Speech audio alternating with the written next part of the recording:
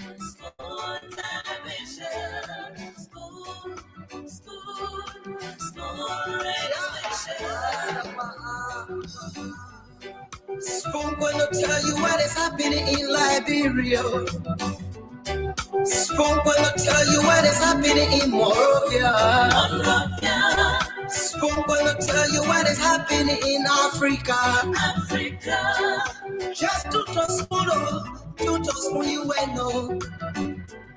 The children crying for starvation, just to spoon. You want to get a news update, my brother, to spoon. You want to know what is happening, Moravia, to spoon. Politicians want to make their decision, just to spoon. You want to know what happening in the ministry, to spoon. Yeah, to spoon. Yeah, to spoon. You from Fonjama, Maryland, to spoon. Yeah, to spoon. If you eat cake, congratulate my brother, to spoon. You got a Spoon TV, you got a Spoon Radio, to spoon. Yeah, to spoon. What? Yeah, Rastafari. Kilibamba.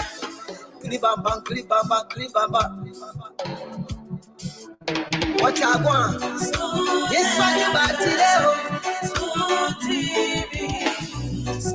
This one you got today. Spoon TV. Spoon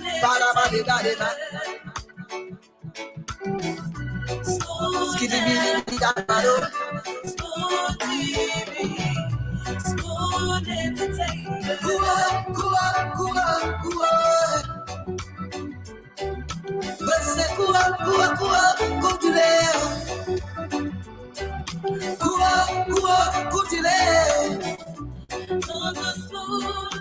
Yes,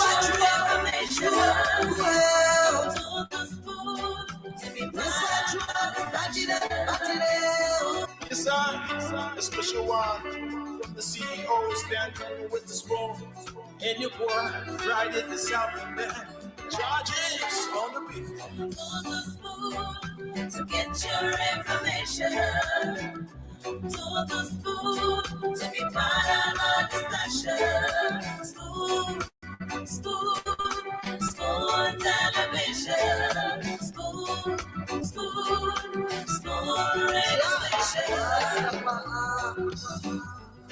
Spoon gonna tell you what is happening in Liberia.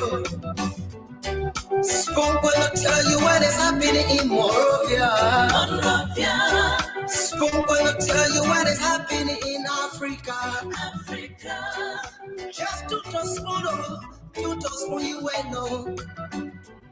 The children crying for starvation, just to spoon.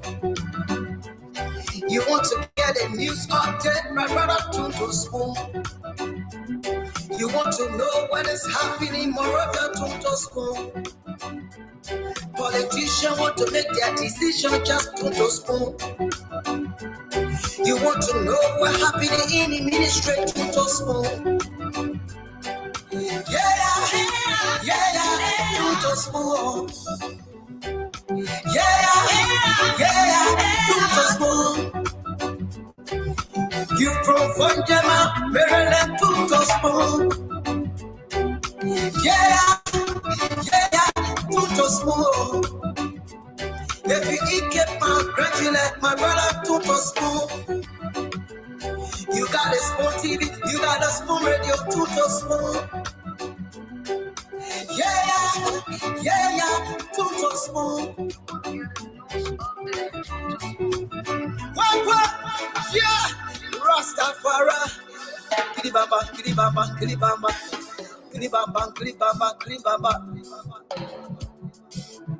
What I want? This one you got today. Spoon TV. This one you got today.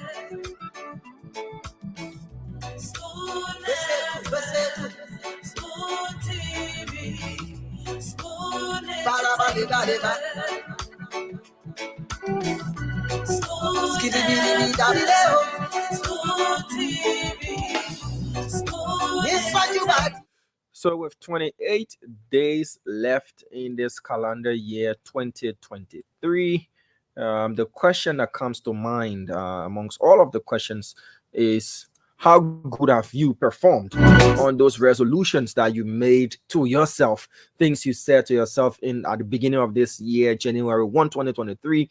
People made a lot of resolutions. People said, oh, 2023, I'll get married 2023, I'll build a house 2023, I'll drop this particular habit 2023, I'll start being a side chick 2023, I'll be the mean man 2023, I'll graduate. And a lot of promises were made, a lot of resolutions were made.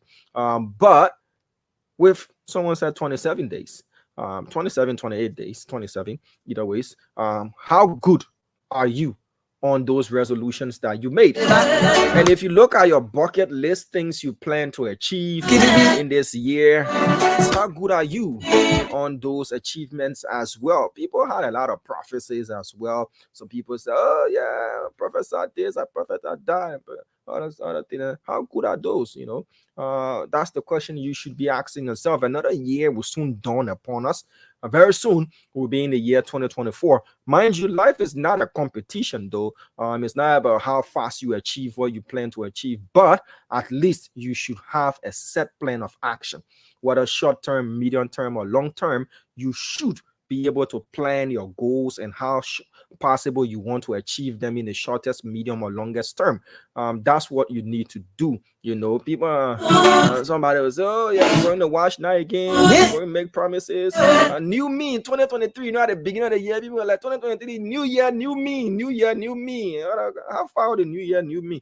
So folks, you're welcome. This is Liberia's biggest talk show. This is the Spoon Talk. My name is Diamond Slanger, so I've been corrected. 27 days left remaining in this year, 2023. Yeah, you still got time. For those of you who, how far now? Those of you who say you are going to get married in 2020, you got 27 more days, to do it. Get married quick. This is my year. Yeah, have you done all of that? Either way, once there is life, there is hope. You can definitely keep pushing what you really, really want to do. But remember, it's not about how many things you put on your list as resolution. For me, I think life is about having a plan of action. What you want to achieve in the short term, medium term, and the longest term. And you work towards those things gradually. You build up, you see the progress that you're making. Now, every new year, you can't say, oh, new year, new me. I'm married by force. I'm going to do that. And then the year again, and you look back and say, oh, another wasted year. But if you plan and you execute, you work on what you're doing year in, year out, you see the progresses that you're making. And all of those things, you see that indeed there is growth, that you're achieving something. Don't count on January 1. Oh, new year, new me. Yeah, they yell at my year. Every year like your year. So, folks, you're welcome. My name is Diamond Slanger. I'm producing tonight on Liberia's biggest show. So, wherever it is you're listening to us from, we'd love to welcome you. Those of you listening to us there in Nimba, in Bong, in Bomi, across Montserrado, Margibi, and the rest of the counties making up Liberia, you definitely welcome. Those of you following us via Spoon TV, Liberia's biggest online TV platform, and those of you watching us via our YouTube page, we love to welcome you as well. The rest of the panelists are definitely going to join in. A lot of things happening in the country. We'll be bringing you some of those trending stories, and we'll definitely go to the phone lines for you to tell us what's on your mind. You tell us exactly what's on your mind, and we'll open the phone lines and you call. But please, my people, the way you have been bombarding our phone lines about rice, any kind of show, rice. Not time for rice call. If you call, you want to talk about rice, respectfully, I'll cut you off. The rice time will come, and then you can call. Our morning show, rice. Our lunchtime show, rice. Our evening show, rice. Please, not time for the rice. What's on your mind? Forget about rice for now. Once the phone lines are activated, you can call in and you win the rice by a year that you won't carry to. But to each his own. If it's not time for rice, please don't call. and talk about rice. We respectfully, hang up on you to talk to others who have issues to talk about that has got nothing to do with rice. All right, so as I said, a lot of things trending, a lot of things happening in the country. We'll be talking about that. The battle for the speakership of the 55th legislature is heating up. Contestants and contenders and the rest are coming up, expressing their interest for both the speakership and the deputy speakership here in the country. Full runners, front runners, anyhow you want to call it. Remember, the NEC is going to be certificating winners of the October 10th and November 14th elections in our country, respectively, on the 8th of December. So we'll be bringing to you live that certification ceremony. Spoon TV is going to bring you live the entire program. And you can rest assured, as we've been doing, we'll keep you informed in real time. Someone said, Damo, like real-time business. Yeah, we'll be bringing you all of the information in real time. And also, just trending news to share with you quickly before we go to the phone lines for you to tell us what's on your minds. Just a few points we jotted down to share with you. So the Liberia National Police on today declared UP's Queen Johnson wanted. According to the police spokesperson, Moses Carter, Queen Johnson and others to be identified, to be arrested. He declared Queen Johnson wanted in connection to the death of Joshua Solomon. So Joshua, who, when he was alive, was a model. A model, if you want to call it that way. He was one time Mr. Liberia, a pageantry guy, into all of those things. And, videos that we've been watching on social media showed something terrible that happened in August. And the LNP has declared Queen Johnson and others wanted in relation to his death. So a lot of stories we're hearing, we're still doing our own, facts finding and all of that. But the LNP have said Queen Johnson and others to be identified, to be arrested and declared them wanted. This is coming off the backs of planned protests for justice for Joshua, and other that we're hearing from other corners in the country. Whether or not the LNP is being pressured, that we cannot say. But remember, each and every Liberian citizen is entitled to justice. So that's a fact, irrespective of whichever side you find yourself. Remember, again, you are innocent until proven guilty. Someone says that doesn't really work in Liberia, but again, you are innocent until proven guilty. All right. So yes, the next story is winner we are. Yeah, I know October 10th got done. November 14th, finished. President Weah didn't win. That we know election-wise, but he has won on the international scene. So the president, His Excellency Dr. George Manuel Fokeklong Gbekugbe Tape Weah, has won another award. This time around, though he's not going to be certificated on the 8th of December as the winner of the November 14th election. We all know that. But he has won an International Peace Prize. I remember one of the editions of this show, the former CEO was asking, what color of flower are you going to give President Weah for conceding? People say red, some people say purple, some people say blue, some people say green, and all of that.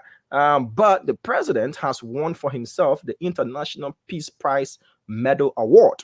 Yes, the International Peace Prize Medal Award.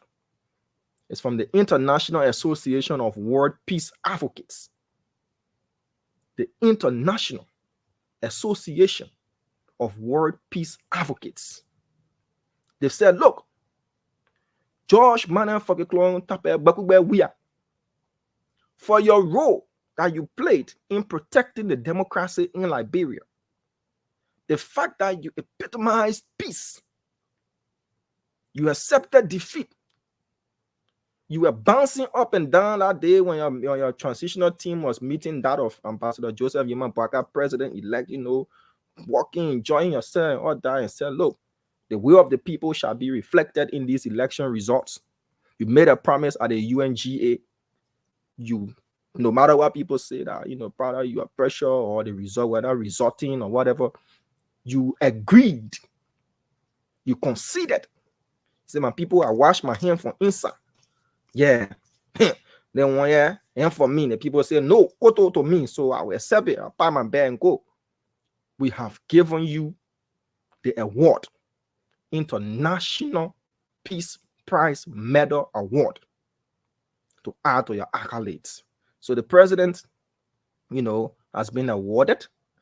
And remember to give a man his flower when he's alive. So this organization, the International Association of World Peace Advocates, have said, Comrade, we salute you for protecting the peace and democracy of your country, conceding defeat, making sure that everything works in your country and you can transition peacefully.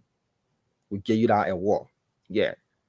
And get no number to it. Nobody should test me and say they call it 14 International Peace Prize Award. No. And get 14 to 8. All right. So move to the next story quickly, and then we'll open the phone lines. CPP or CDC? That is the question now. As the incoming opposition have started making plans, in fact, the incoming opposition, the soon-to-be opposition, there are already others who are waiting in opposition, like those political parties that are not part of the UP alliance. They're already opposition. They're just waiting. Yeah. So the other people that are coming joining, including the CDC and its, collaborating parties, that is the ALP, the ANC, and the rest, they have said they coming from a solid, strong opposition bloc. In fact, the Monrovia City Mayor and Secretary General of the CDC, Jefferson Tambakoji, said they're having conversations with their daughter, the ANC. The ANC broke away from the CDC. So they forming themselves, they're having a conversation. But what would the name be? Will the CPP say, look, CDC, coalition, you have to come join and adopt our name as CPP? Or the CDC will say, look, collaborating, you can join us and let's be the coalition for democratic change. Or they will form a different name in a bid to rebrand. All that in a sad talk. The incoming opposition have said they will form a strong bloc. If you thought the CPP was strong enough to have upset the CDC during the midterm senatorial election, the one they coming from, it will not be easy. But it shouldn't break down when it comes to who will be standard bearer and who will be vice standard bearer. Now, you remember that simply the CPP chakla. I play the whole chakla started from. Yeah. Who will be standard bearer? Who will be vice standard bearer? Then chakla everything. But this one, they say, opposition to my opposition is my friend. So they come from their opposition to my opposition is my friend. And the incoming opposition comprises of those parties that are not a part of the UP alliance, the incoming opposition, CDC, that will soon be termed the former ruling party. So all the opposition to the UP opposition are going to form a strong position to battle the UP. And just one thing I want to share quickly before I go to the phone lines. I saw a disturbing video today. A disturbing video where a coach, a footballing coach that I have grown to quietly admire, I did see him assaulting or attempting to assault a linesman. And the LFA, someone within the LFA have said that they are investigating that. What you displayed as a young man, as a professional coach, you did well doing the district league here in Montserrado County. You the acting coach of Jubilee FC, Coach Samer Kamara, alias Giovanni Trapattoni. You shouldn't have done that. To have assaulted or attempted to assault the linesman, that wasn't fair, especially in the spirit of sportsmanship. What would you tell your players? So the LFA have said they are going to investigate that. And I'm sure as a young upcoming coach, like any other human, we make mistakes. But you shouldn't do that. I even had you in line to be the future coach of the Lone Star. And we don't want that to happen. So you need to find that linesman and apologize to him as a coach. And whatever disciplinary actions that will be taken against you, you accept it in good faith and you learn from that. It's a learning curve for you. But to go as far as wanting to fight the linesman, it happens everywhere, it's true. People would make that excuse, but it shouldn't be happening. Yeah. So find that linesman, apologize to him, apologize to the footballing, fans and everybody in Liberia. Accept your punishment and you move on. You grow from that. All right. With that being said, let's go to the phone lines. 0777 771075 0555 101075. Those are the numbers to call. Call us up and let us know what's on your mind. Remember, please, no rice business for now. Yeah. No rice business for now. Just tell us what's on your mind and we can move from there. 0777 77 1075 0555 101075. Hello. Hello. Yes, sir. Let's hear you out. Hey, Bamon, this is Peterson Sonda. I call from the GSO of my resident. You're welcome. Go ahead. Yes, I want to thank you. Anyway, I'm chairman of the Transitional Justice Working Group of Liberia and executive director of the Victim Survivor of the Liberia Massacre. I want to thank you very much. And what am I now have to do with peace and security in this country? I want every Liberian to come together as one and see how we can build this country. So we need justice. We need accountability. There are a lot of things that are going wrong in this country, and we need to set it up. We need to set the rule for our unborn that will come tomorrow so they can know that indeed justice is good, and when you do something, you need to be accountable for that. So I want for every Liberian, if VACA take over come January, the first thing had to do with national reconciliation. Okay. That was since, I bet you 1 minute.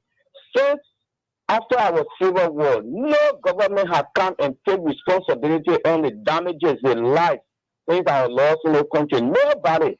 It is now time that we come together and government go, government come. You take that responsibility and make peace among the Liberian people before justice. Okay, Thank you very much. Thank you. Thank you for calling in. Let's take this person here. Hello. Hello? Yes, sir. Let's hear you out. Huh? You live. Let's hear you out, please. Okay. My name is Augustine Zukwa, and I call from Monrovia. Go ahead. I have 100 items in my mind, but for now, I will only give 3. I will only give 3. Yeah. Me one. The first one on my mind is I felt very bad quite recently to see our Capitol building. I went there to do a tour to see the Capitol building looking very bad. Is it bad? What you mean? The ceiling cars, the water system, everything, the people that the past represented, nothing in that building is damaged. The whole building is a shame to Liberia. I felt sick and tears almost came to my eye when I saw how the Capitol building I was looking. Number 2. So I felt very bad. The second thing in my mind is Liberia, we have to forget. And not quick, but we can remember. The arms that were alleged to be discovered at the free port of Monrovia, we're not hearing anything about it. Some of us, we are concerned. Where are the arms? Who keep it there? Where is it? We won't hear about it. The third thing in my mind is those that are coming in, the representatives are coming in. That bill, what is signed in Zambia to bring gay Virginia before. The day entering Liberia, the first representative are holding to enter in that Capitol building to put it down to see what you see now. Your whole body will burn. All punishing it will not happen. Yeah.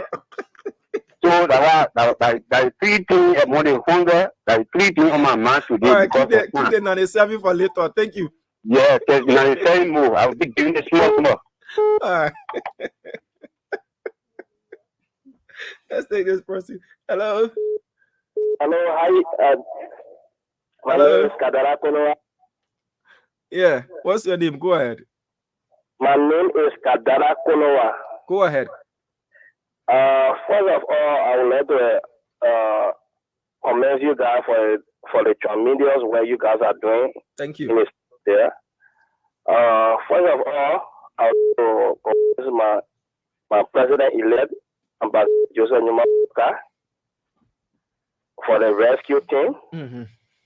Thank you to everybody that did the work. But the queue was very long, so that we're stopping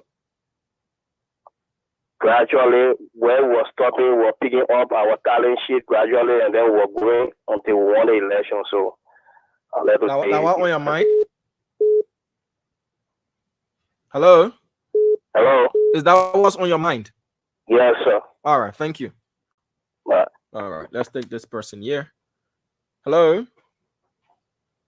Hello? Hello. Yes, go ahead, please. Yeah, my name is Joseph Zion. I'm phone in from my old resident. Go ahead. One of mine is a wake-up call. I want to talk to all Liberians to wake up so that we can be able to appreciate President John Mahama we are for the level of having that he brought to us in this country. Why you say you want base statute? I want us to I'm not getting you. Your line breaking. Did I hear you say you want to build a statue to appreciate President Weah? Yeah, for doing all this big job by allowing peace to prevail in our country, because the Zogos wanted to really look this town using the name John Weah. If they are refused to accept it. So why about the statue that the Do community already? Eh? Why about the statue that already the Do community? I'm talking about John Weah attitude by allowing peace to prevail in this country. What happened to the Do community right now? Oh, okay. All right. Thank you. All right. So we take this last person. Before I do that, Mr. Dwalu and the people. What's up? How are you? What's going on, Damo? Whether the people want to build a different statue, then you say do community statue. Let me know big one. Yeah. See, this you don't want to collect small money and pay some for the man. I'm proud. Okay. Let me take this. Let me take this person here. Hello. Hello. Hello. Yes, let's hear you out, please. Yes, hello. Go ahead. Yes, I'm sure you are calling for the rehab job. Yeah, go ahead from the rehab. Yeah, you know, President Rehab, we know you.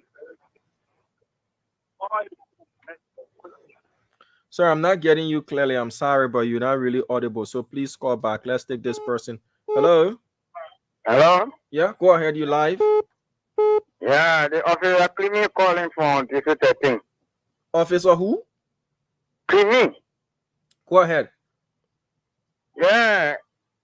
What I want to tell all officers is that the new government to do for is that we are citizens of Liberia, but not accept let everybody reapply.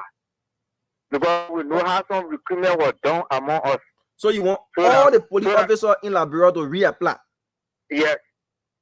Then we will go for in-service training. Why you saying so? Because we know how some recruitment was done. How some recruitment was done, saying you know?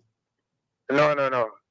Then I can stop. But why you stop like that? You can't give all half information. If you calling for everybody to reapply based on the fact that you know how recruitment was done, meaning you know that it wasn't done properly. So what in it that you want for everybody to reapply? To know how really you went through the run 5 weeks. I want to know it. Well, you just want know. Yeah. Officer, but if you don't call your name everything, then why you don't want just toilet in one time? All right, like we accept it like that. Take it like that. So you want everybody to reapply. All right, there you go. So before we go back to the phone lines, we'll take this short break. I know Boom Breaker and the rest of the panelists will be coming on, but let's take this short commercial break to be right back. Are you suffering from stroke and has been in search of therapy? Are you in pain and require help?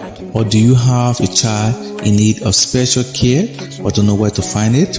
Well, search no more. Sword Rehabilitation Clinic, located Ouro Transformer Community, is here for you. We offer life-changing therapies. We have a modern facility and we offer intensive stroke rehab, which is all designed to help you get back on your feet again. At Sword Rehabilitation Clinic, we offer the following services: physio, occupational therapy. We help you to regain strength in your muscles. Speech rehab therapy, which help you to regain your speech. Autism service. Our autism service help your kid to live and grow. And awareness service, which help you to relax. Contact us today on cell 231-886-219-910 or 7803-423. Or you can email us at swordrehabclinic@gmail.com.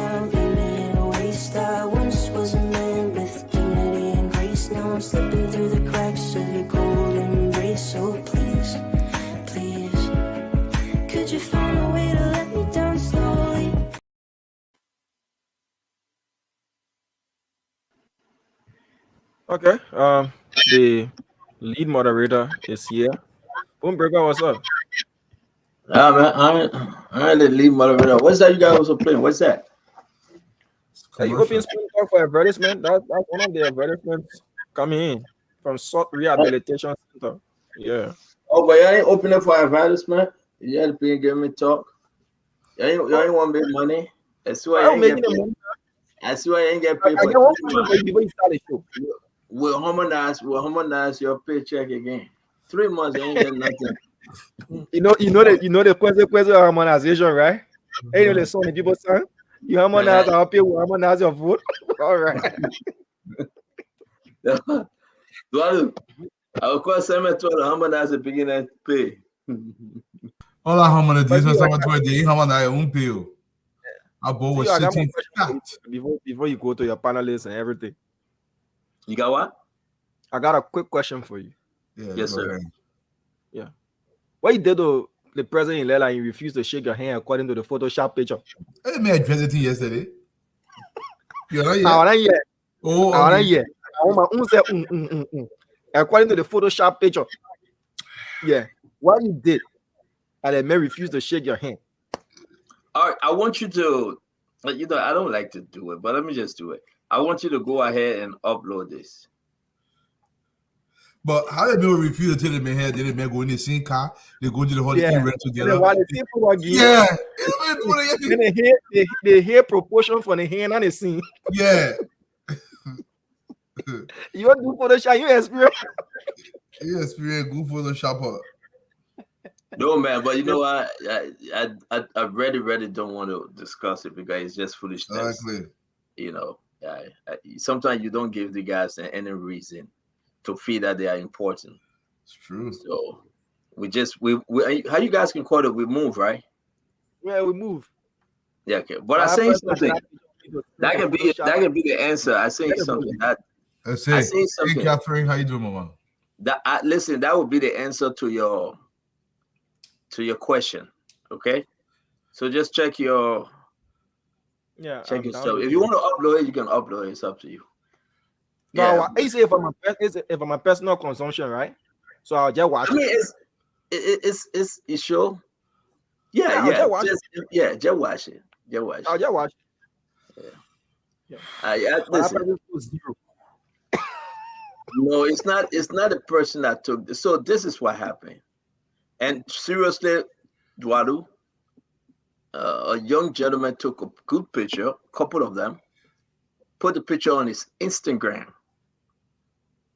page. Somebody went there and cropped one of the picture, edited it as we may say, and decided to share it the way they feel like. So, and the boss, listen, I was so happy to see the president-elect and the CEO, and I decided to take picture. And when I shared the picture, somebody did what they wanted to do. So it's okay. We move. Well, I mean, what a wonderful day. Well, what's going on with Lester Tenney? Oh, you saw the video? Mama? Center, Lester has been saying this for some time now, even though as the I video, beg you, Dwadu, 1 minute. Can you get that Lester Tennant stuff, Diamond? Get them you have ready? it? Yeah. If you don't have it, I can forward it to you. Dalu, you can listen it to me. Okay. I'll send it to you too. Can you get it? And Lester Tennant will be on the show tomorrow.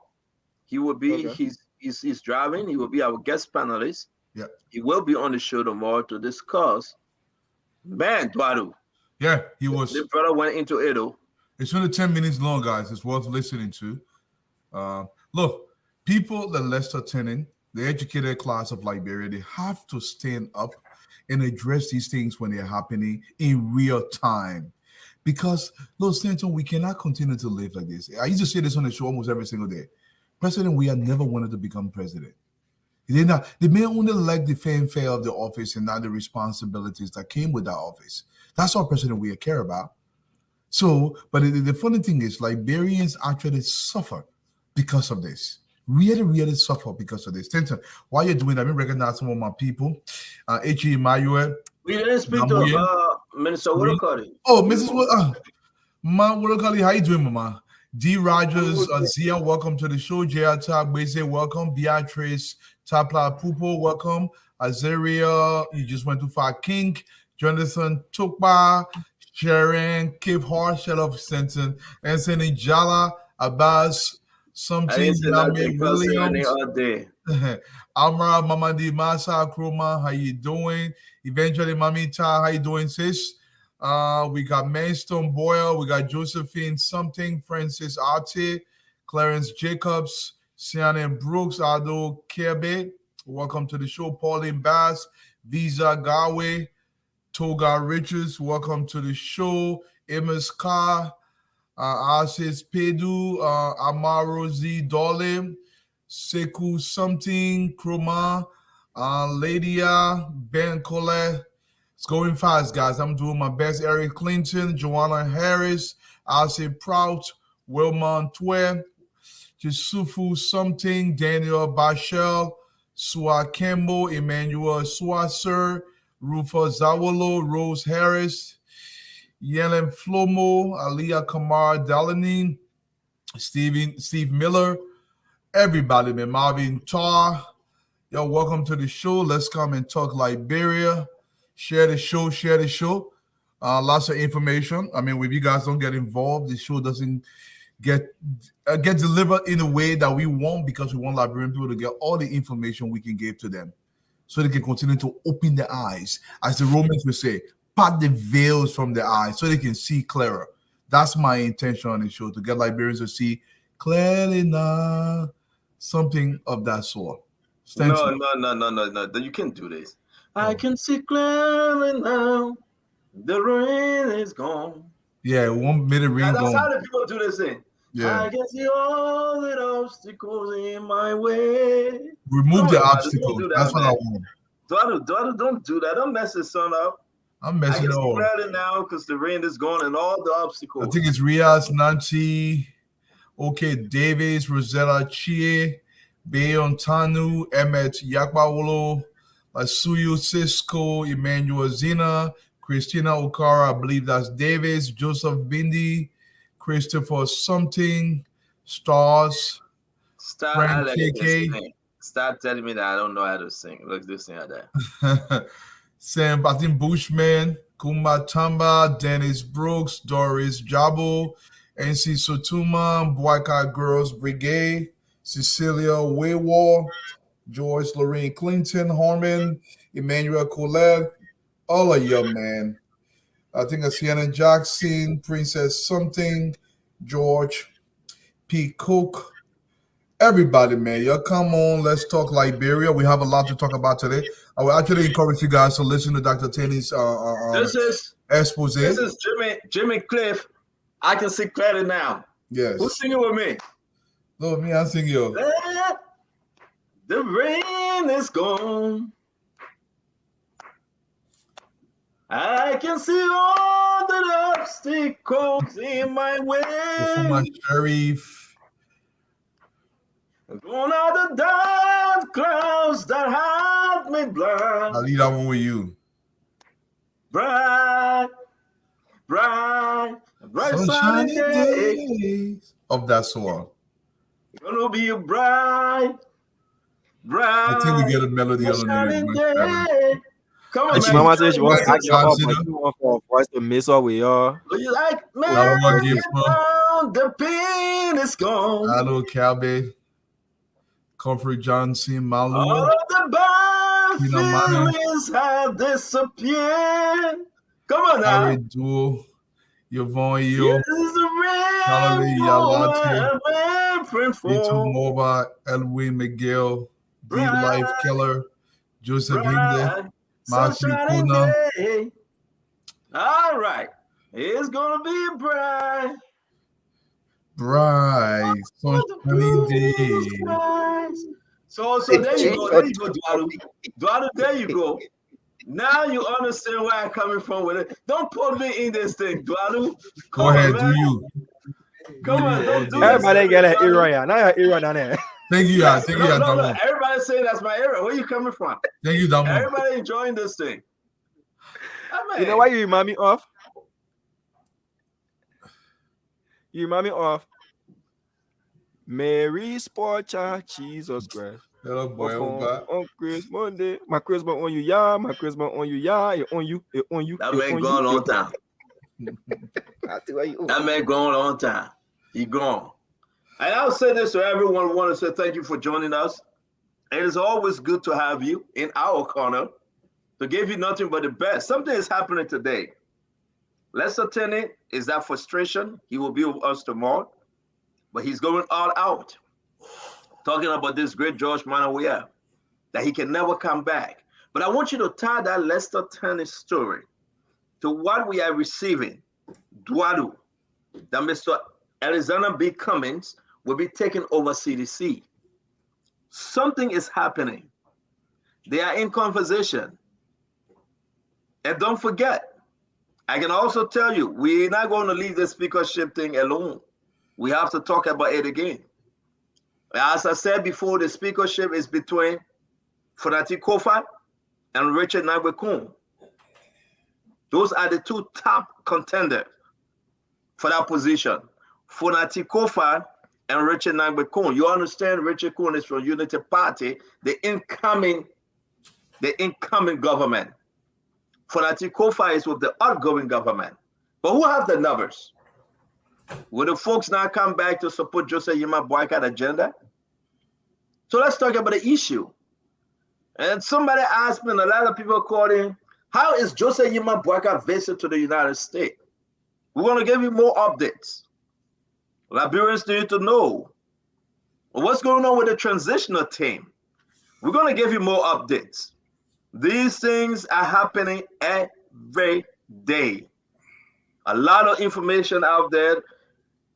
What's going on with the audit? People are complaining and say this is a witch hunt.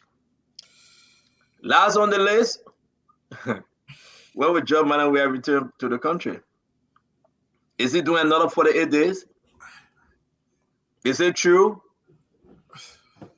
I mean, folks, share the program. Let's have some fun. Let me do best.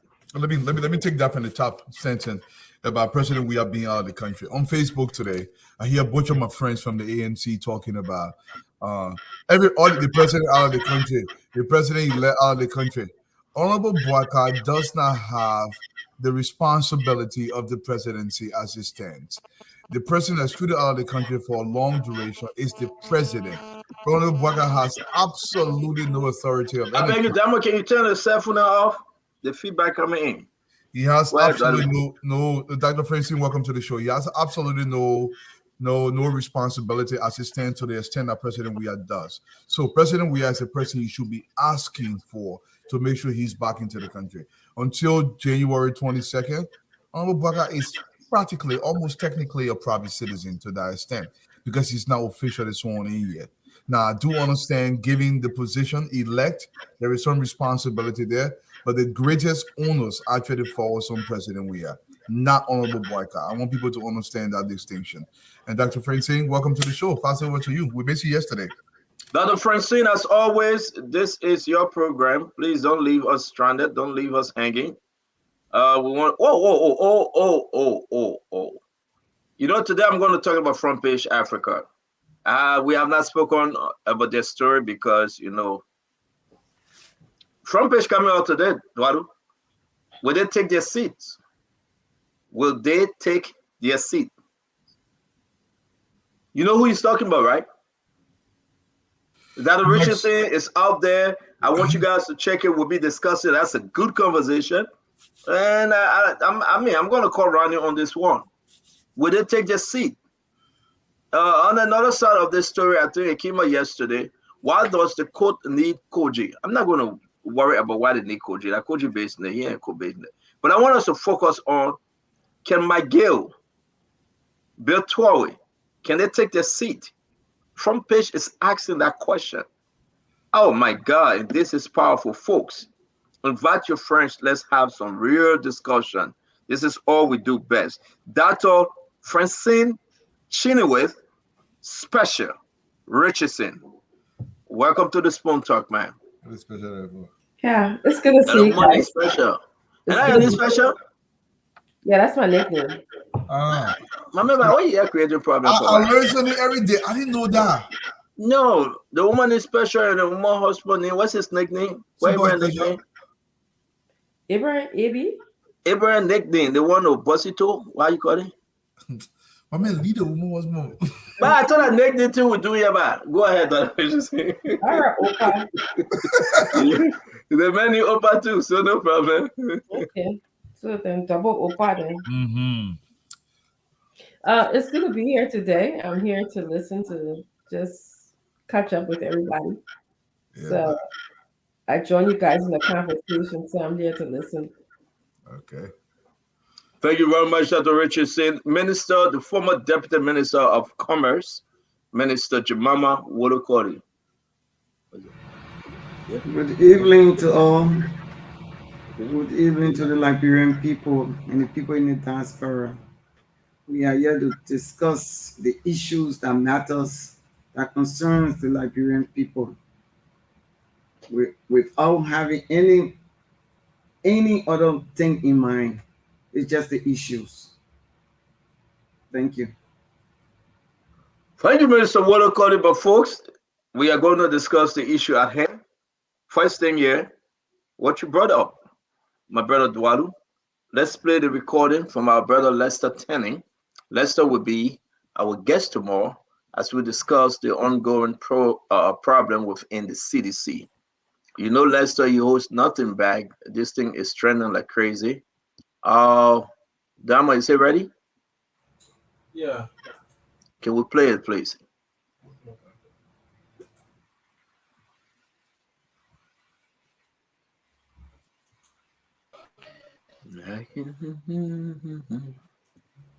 Good morning.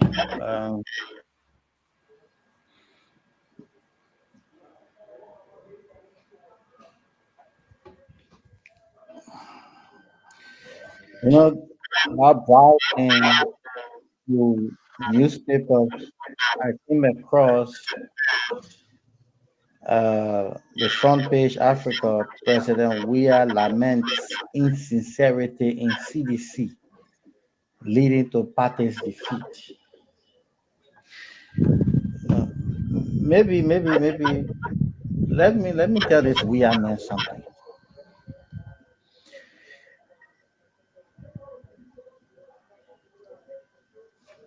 We have lost this election.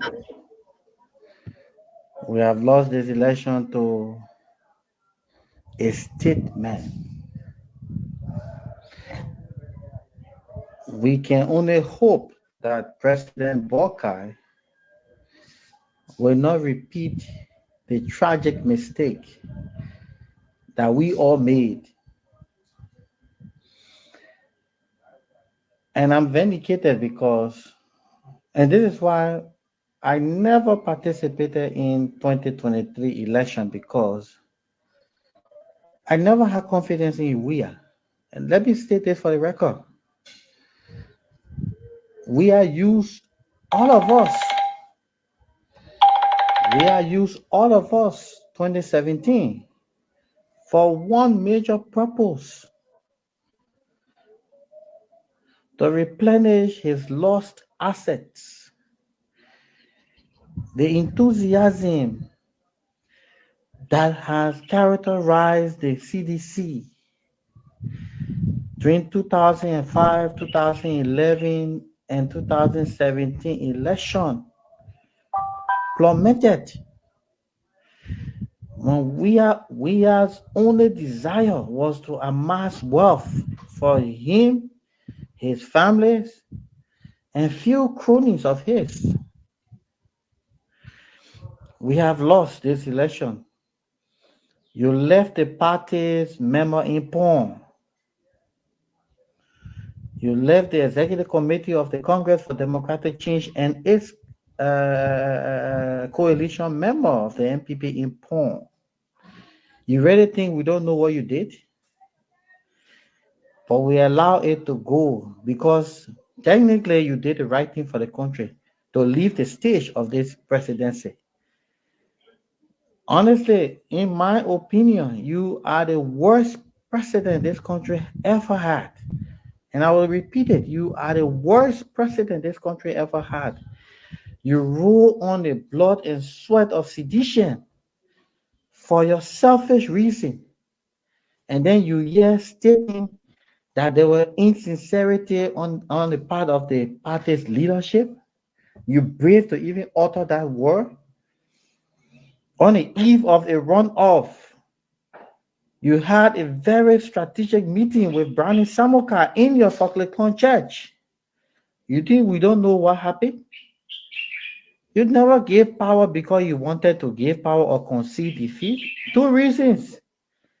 You never even had the ambition to become president again. You were fooling the sedition because your greatest fear was the party. You fear that the party will run after you. That's why you pretended like you wanted to run in these elections. You left our young brothers and sisters in pawn, knowing very well the implication of a defeat. Hundreds of our members will be jobless because of their participation in identifying with you. You left them in pawn.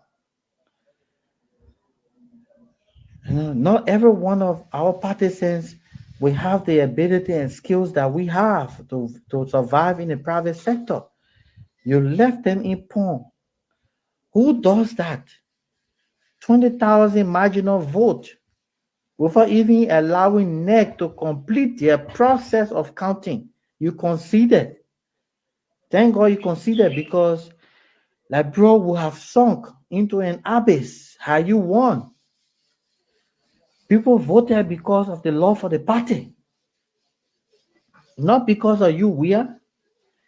You are a tragic failure. And then you blaming the party's leadership for being insincere. Who is more insincere in this political game? Who amass untold wealth unto themselves and their families? Who? Which one of the party's executive committee members amass wealth? Which one of them? Then you talk about insincerity. You know, I have chosen to not bother you because I don't see your existence as relevant. But don't push us to the wall. Because if you think the opposition is your problem, CDC will be your problem. CDC will be your problem. CDC will be your problem. Don't disrespect people of the party as being insincere. Who are you? You put a criminal sanction candidate in the race at the disagreement of the party. Huh? You think the party is a vehicle where few of you chose to ride to untold wealth? Huh? But your day will come. As a matter of fact, don't worry about yourself. The people say president got immunity, but I know your weakness. You can't keep money. In 2 years, you will get broke again. And then you will come act like the party is your private ownership. That's where the fight will start from. You will never, ever run on the party ticket again. We are. Quote me. You will never be the standard bearer of the CDC. You are a phony. You rob the interest of the masses for personal aggrandizement. And then you come here and brave to utter words like insincerity. Insincerity. Look, I'm a professor, so I remain quiet. These entire elections, people were asking me, "Oh, why are you not visible?" Do I look? I made a very great mistake by running your campaign 2017. Do I look like I will continue to be stupid to make a weird president in this country again? So foreign national can flag our diplomatic passport, transnational criminals will be holding our diplomatic passport. Don't infuriate us. Don't infuriate us. We accept the defeat as a party. We will consolidate. We will look at the error, and you are one of the errors. We'll look at the error and rebrand the party. You're talking about you will not sacrifice the country. What are you trying to insinuate? That members of the party wanted to plunge this country into chaos? Are you all of your thinking? Huh? No, you are an ingrate. You are an ingrate. You are an ingrate. You pawn the partisans of this country, of the party. You pawn them. You pawn them. And don't even think you will use the party against the incoming government. It will never happen. We will have a smooth 6 years. Unless they too decide to do things like you, then we have to checkmate them.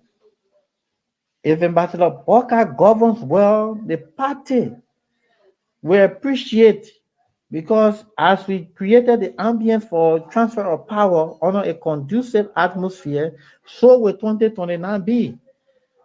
We're not going to generate chaos here because few people think they are smarter than the other. And worst of all, the person who didn't even know anything want to pretend to be smart.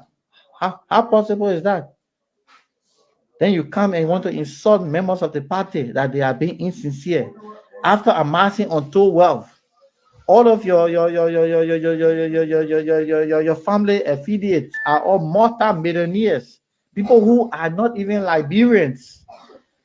People who are not even Liberians are multi-millionaires from our country's resources, while our people remain impoverished.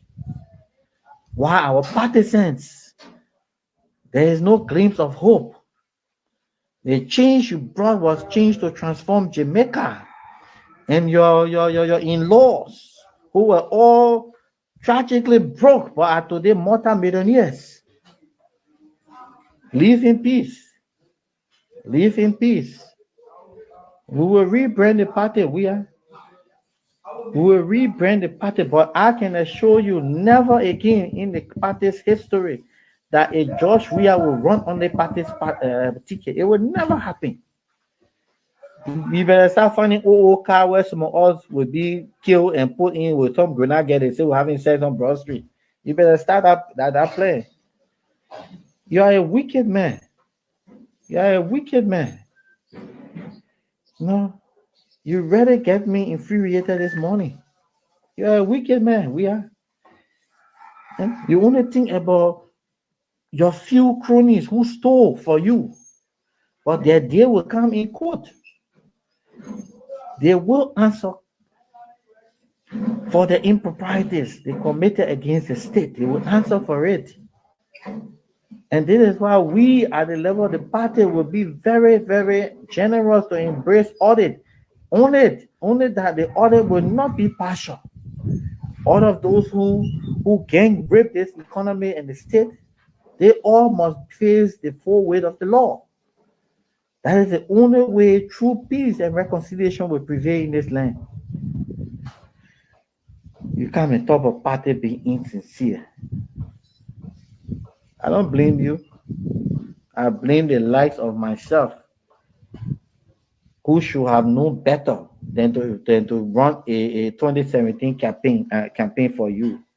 See what you have done to this country. Or because we remember the party we don't want to talk, or see what you have done to this country. But we rebrand the CDC. We reconsolidate the party's executive committee. That leadership will remain.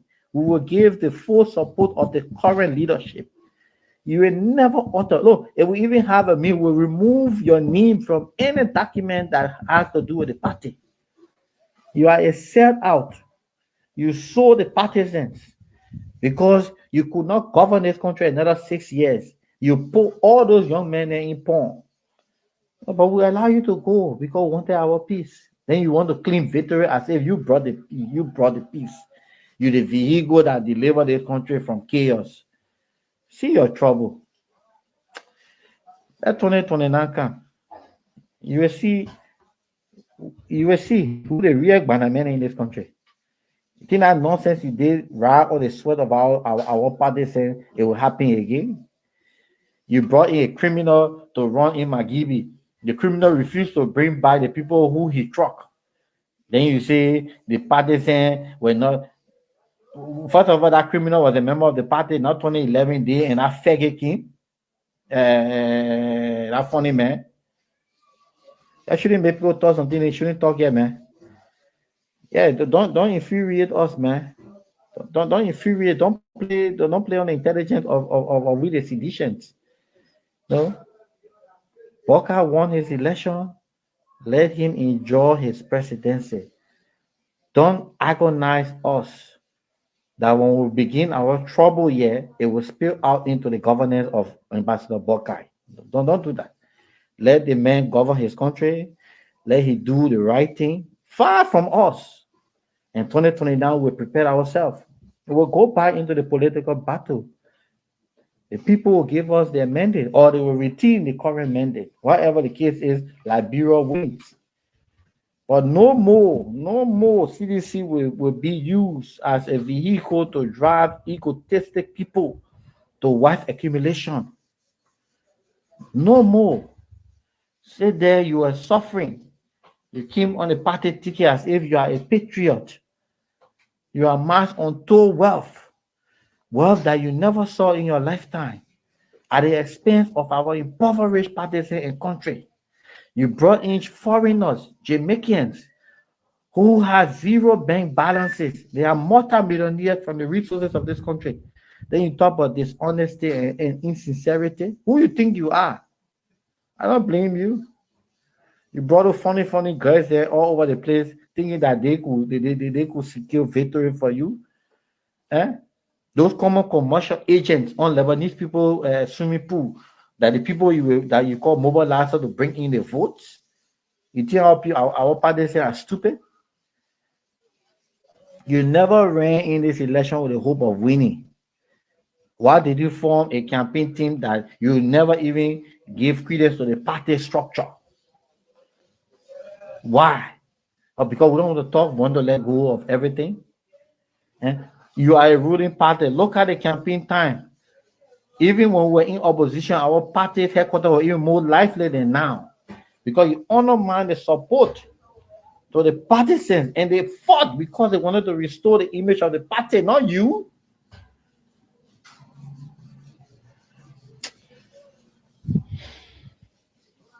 You're the one can give people pressure, you know. So I will leave it there. Let the transition pass. Transition pass, and you will know the trouble here. We ask, let the transition finish, then you will see.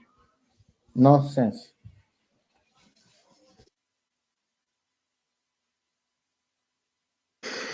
Wow. Dwadu, Dr. Rich is saying, Minister Watercolly, this one is big. I hope you are taking notes. I read it too. I hope you are taking notes. Took notes. The last part, I want to just run this real quick.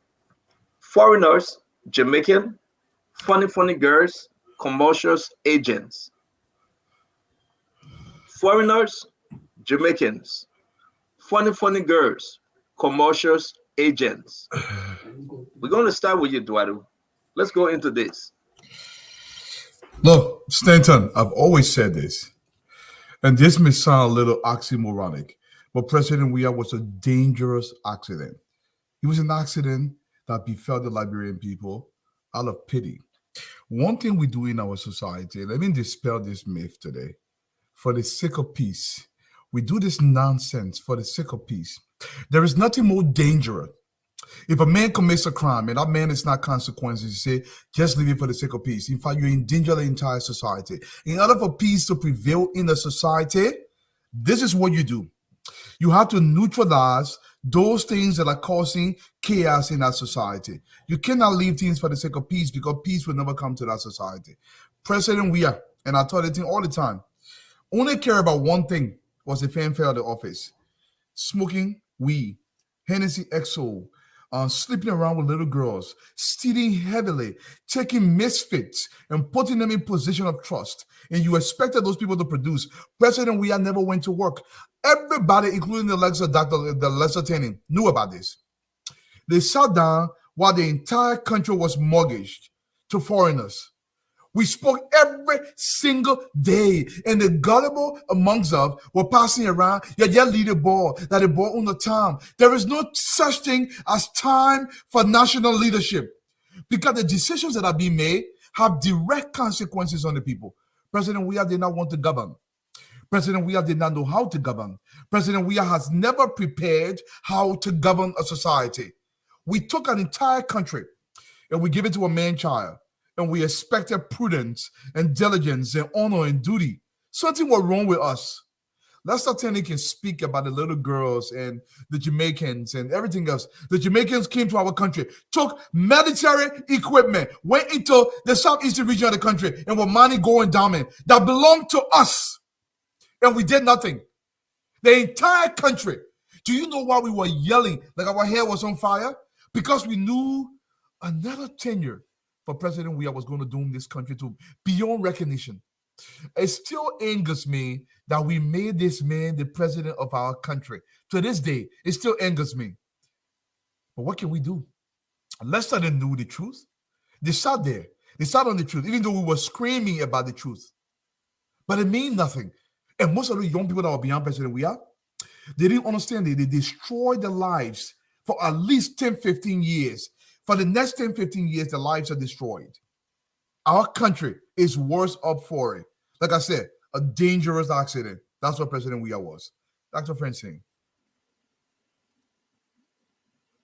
I want to lay this thing out.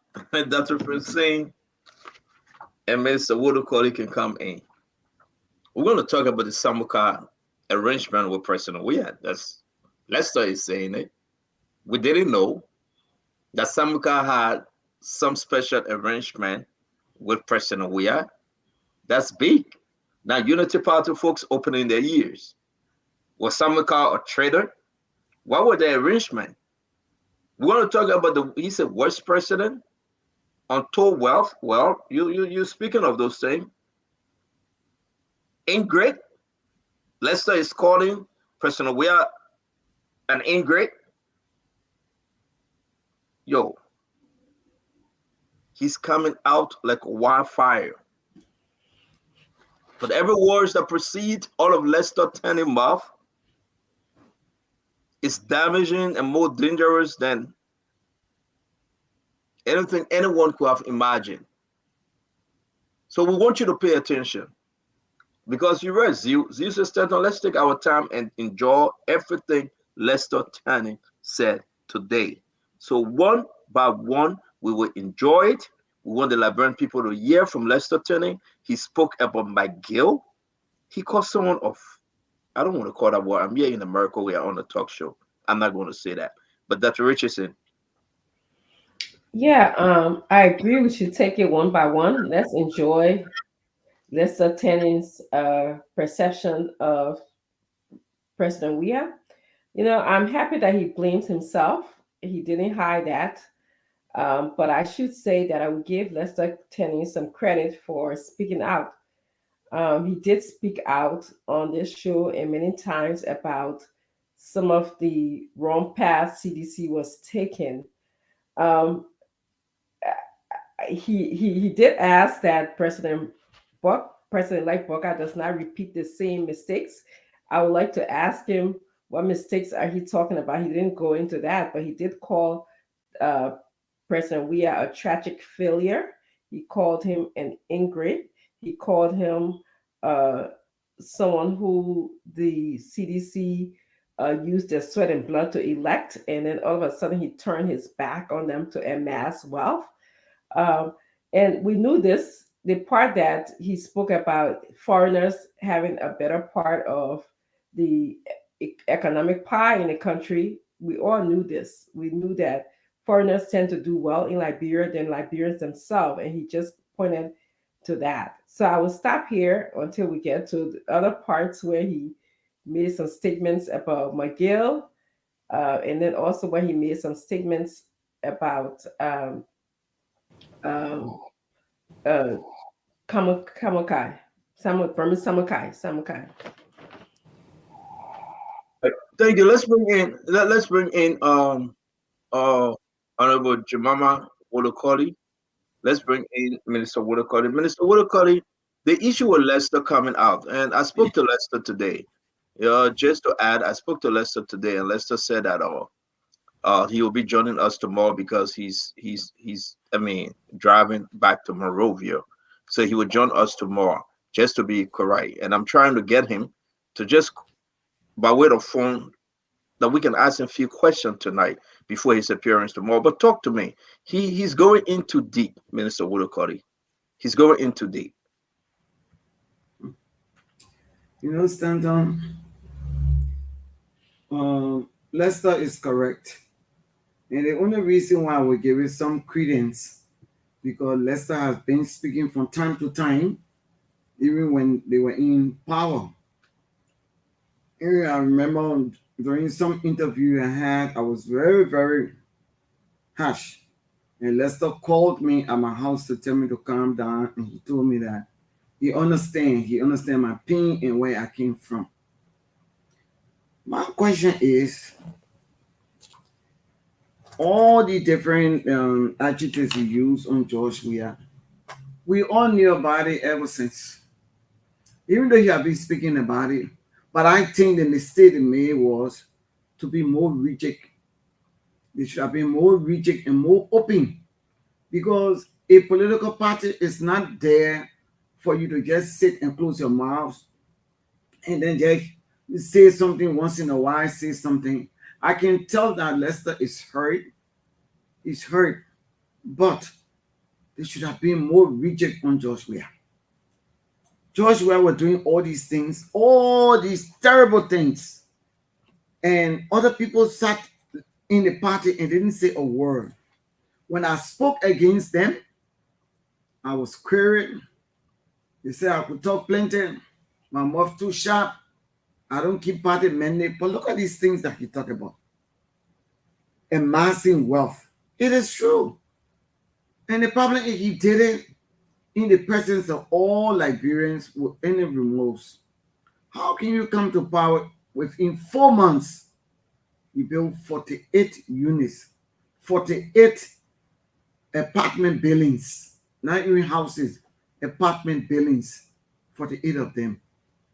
Then within 4 months, you broke your house down, knowing that most of the citizens, the common people, the masses that were in the party, they didn't have jobs. Those children were suffering. But because of the love for the party, they stood with him. But he didn't care. He didn't care. And now he's saying he did it for love for country, he did it for the people in the party, and this and that. That's, it's horrible.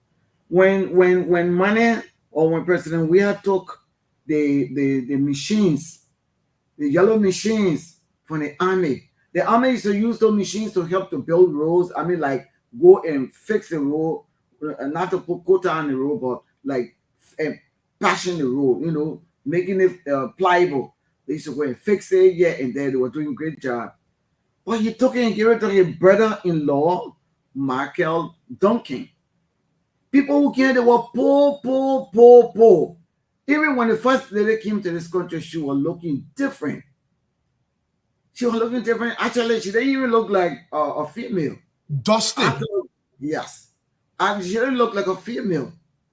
She looked different. And now They are millionaires in your country now. She building her country and everything and left Liberian people to suffer. So Lester is saying the truth. And then what else again then? Again. Like he said that he pawned the seditions. He pawned them ever since. They just now they know. They worship him. All the terrible things that he did to them, they were still worshiping him. And I feel that it is too late. Lester did his part. He was the only one that was speaking out. Even when he was in government, he was speaking out like me. And people have problem with that. Now, Lester is feeling bad for the majority of the people who happen to be the masses. Because handful of them already have the riches and they don't care. Right now, most of them go on a trip with the president to Dubai. Some of them stop in Ghana. And the masses are here suffering. You go on Facebook, you see most of the masses are there crying and regretting why they even supported George Weah all the years. Sorry, I have to interrupt you because we got Dr. Lester Tenney on the phone. Though he will be joining us tomorrow. He will be joining us tomorrow, but notwithstanding, we have Dr. Lester Tenney on this phone. He's coming today to speak about this thing. Welcome to the show, Minister Woolsey. But let's bring in Dr. Lester Tenney. Dr. Lester, good evening. Yeah, good evening, my brother and sister. How are you? Is there a lady in the studio? Are there ladies in the studio? Yes, you are right to say so. We are both. We are here. But let me ask you a question, dude. I mean, what prompted you today to come out so vehemently speaking on what is going on and what you perceive as to the failure of CDC? Okay, so I was going through the online newspapers and I read the Front Page Africa, and where there was a caption which says that the President Weah lament CDC for being insincere, the leadership of CDC for being insincere that led to the defeat. And after browsing through his version of what led to the defeat, it really infuriated me. And for a man like Weah to see a responsible institution who vehicled him to prominence and call that institution and its leadership ingrate and insincere, I saw that as crossing a very dangerous line. You know, Stanton, we want peace in this country because our people have gone through so much economic hardship. We tolerate some of these situations because we want to grow our country, we want to move our country forward. It does not mean that we can be bullied by people who have run on the vehicle of our party to prominence and wealth. And we needs to understand this, that CDC is not his private property. It is a brand. It is a political institution that has prominent citizens as well as the intellectual class, as well as the grassroots. You do not come and insult every one of them simply because you don't want them to see into your scam. There are more sophisticated people in the CDC than he thinks. And we needed to erect this checkpoint because this is how dangerous lie can permeate and cause and foment chaos in the society. For the sitting president, a defeated president, to say that he did not want bloodshed in this country, he did not want a youth to get involved in crisis, so he denied the party from pushing him. That is in itself an indictment on the leadership of the party who was pushing him to create a robbery in this election. Why would you want to indict the party as if you want to present yourself as a saint? When did you become a saint? You brought in Jamaican people who can't even speak proper English, but pata. They are multi-millionaires today from the trade of all sorts of activities, whether illegal drugs and our resources. We remain mute because we want a smooth transition. But you don't come and insult all of us who are members of the party as if it is your private property. So we needed to erect that checkpoint. But is there any way before? Okay, now you have everybody coming on. You got Mame, Minister Fagon, and we all sit here and listen to you, and a lot of folks following you right now, Dr. Lester. Is that the best way to go?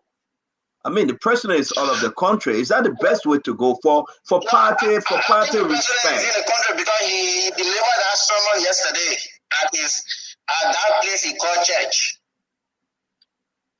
No. Because yesterday he delivered. Hello? No, I think the president is still all of the country. Or wherever he is, but he delivered that sinister message. But is that the best way that let's say your discipline do? We know that. Is that the best way to go for the sake of the party? Stanton. I have always been an outspoken person. I have never seen myself a coward to a man like we are. As a matter of fact, my upbringing was very noble. I did not grow up in the slum. Not to disrespect those who grew up in the slum, but I came from a proper home, a nurtured home. So you cannot expect someone of my caliber, a man who went to Catholic school, who rose to the rank and file of academia to obtain a PhD degree and be bullied by an unsophisticated man who deceives all of us as being a patriot. I've been very outspoken against bad governance in this country. Stanton, as I speak, it was the same who instructed Safwa Megre, the CEO of Local, to deny me pay. I work in Local with all pay simply because I could not. There are plenty of things we don't want to talk on this platform. $42,500. Even Eugene Facor intervened to Nathaniel Fallow Market, but your pay Lester walked away. And he didn't want to cause problem. He walked away. Why people denying him his pay? Up to present, they have refused to pay me. I don't mind that. I really don't mind that. So let me bring the other guys in because I know we'll have you tomorrow. We will have you tomorrow in studio. We're going to have you in studio tomorrow, but we just appreciate you on the phone line if you have more time. Let me bring in Mr. Duadu, Mame, Eugene Fagon, and Minister Wodo Cody, so the others can join us. But again, folks really need to dig deeper into this program you just had today. Mr. Duadu. Brother Lester, Dr. Tenney, my question is just simple. What will be the consequences to Liberian lives, given now that we know the death and ramification of President Weah's presidency? What does Liberia stand to gain in the negative for having this man as president? Well, the symptoms are all around us. Our people are impoverished more than ever before. Our people are impoverished. You can see physical hardship on the faces of our people. But we have to move on. We have to move on. We have to recollect the broken pieces and move on. The best thing that ever happened to this country was a mandate from the people not to grant this man another 6 years. And the other best thing that ever happened was that power had been transferred to a statesman. Even though he likes to sleep, or at least his experience in government will send out a signal that we are ready for progress. And 2, 3, the CDC is a brand. It is a political party. It is a party that tends to legitimize the democratic process by creating a strong political force. Liberia cannot have a one-party state. So you have the CDC, you have the Unity Party. These are all political parties that tend to legitimize the democratic space we all are occupying today. So we have to rebrand. We have to rebrand this party after we expel this man. will be expelled. Must be expelled from the party because he is a cancer of growth. And if you don't cut this cancer off, after 2 years, we are going to get broke. You're going to come back again, take his personal property, and of course, giving the culpability of our society and the wealth, the untold wealth he has amassed over the years, he could be a formidable force. So we have to thwart any future attempt by this man to resurface on the political landscape of this country. Thank you very much, Mommy. I'm sorry, Mommy. I will go over to Minister Woodacody. Yeah. Dr. Tenu, how are you doing today? Mama don't come in Dr. Tenu, come in Lester. I said if we come in Dr. All right, Lester, how are you doing today? Okay, like I said before you came on, I said you have always been the only person in CDC, you and I, who have spoken on issues that affected the people. So I've always respected you for that. So it's not strange. But my problem is, I think it's too late. It is too late. And I want to ask you, the meeting with Brownie, what was it all about? Liberian people want to know. Because I was a little bit nervous when I saw that thing on Facebook. I was really furious and I wanted to know. But he came in the studio here and he danced around it. He played around it. You know, Brownie has sweet mouth in the way he can get around things. He only said if you were in my position, you would have gone. So what was the meeting all about actually? My sister, you see, we who have been blessed with knowledge can make inference. Brownie Samukar cannot be a friend of this regime. It was this regime who denied him a senator to senatorial position. It became too suspicious that the fourth night of the election runoff, he appeared nowhere else but in the funny church name?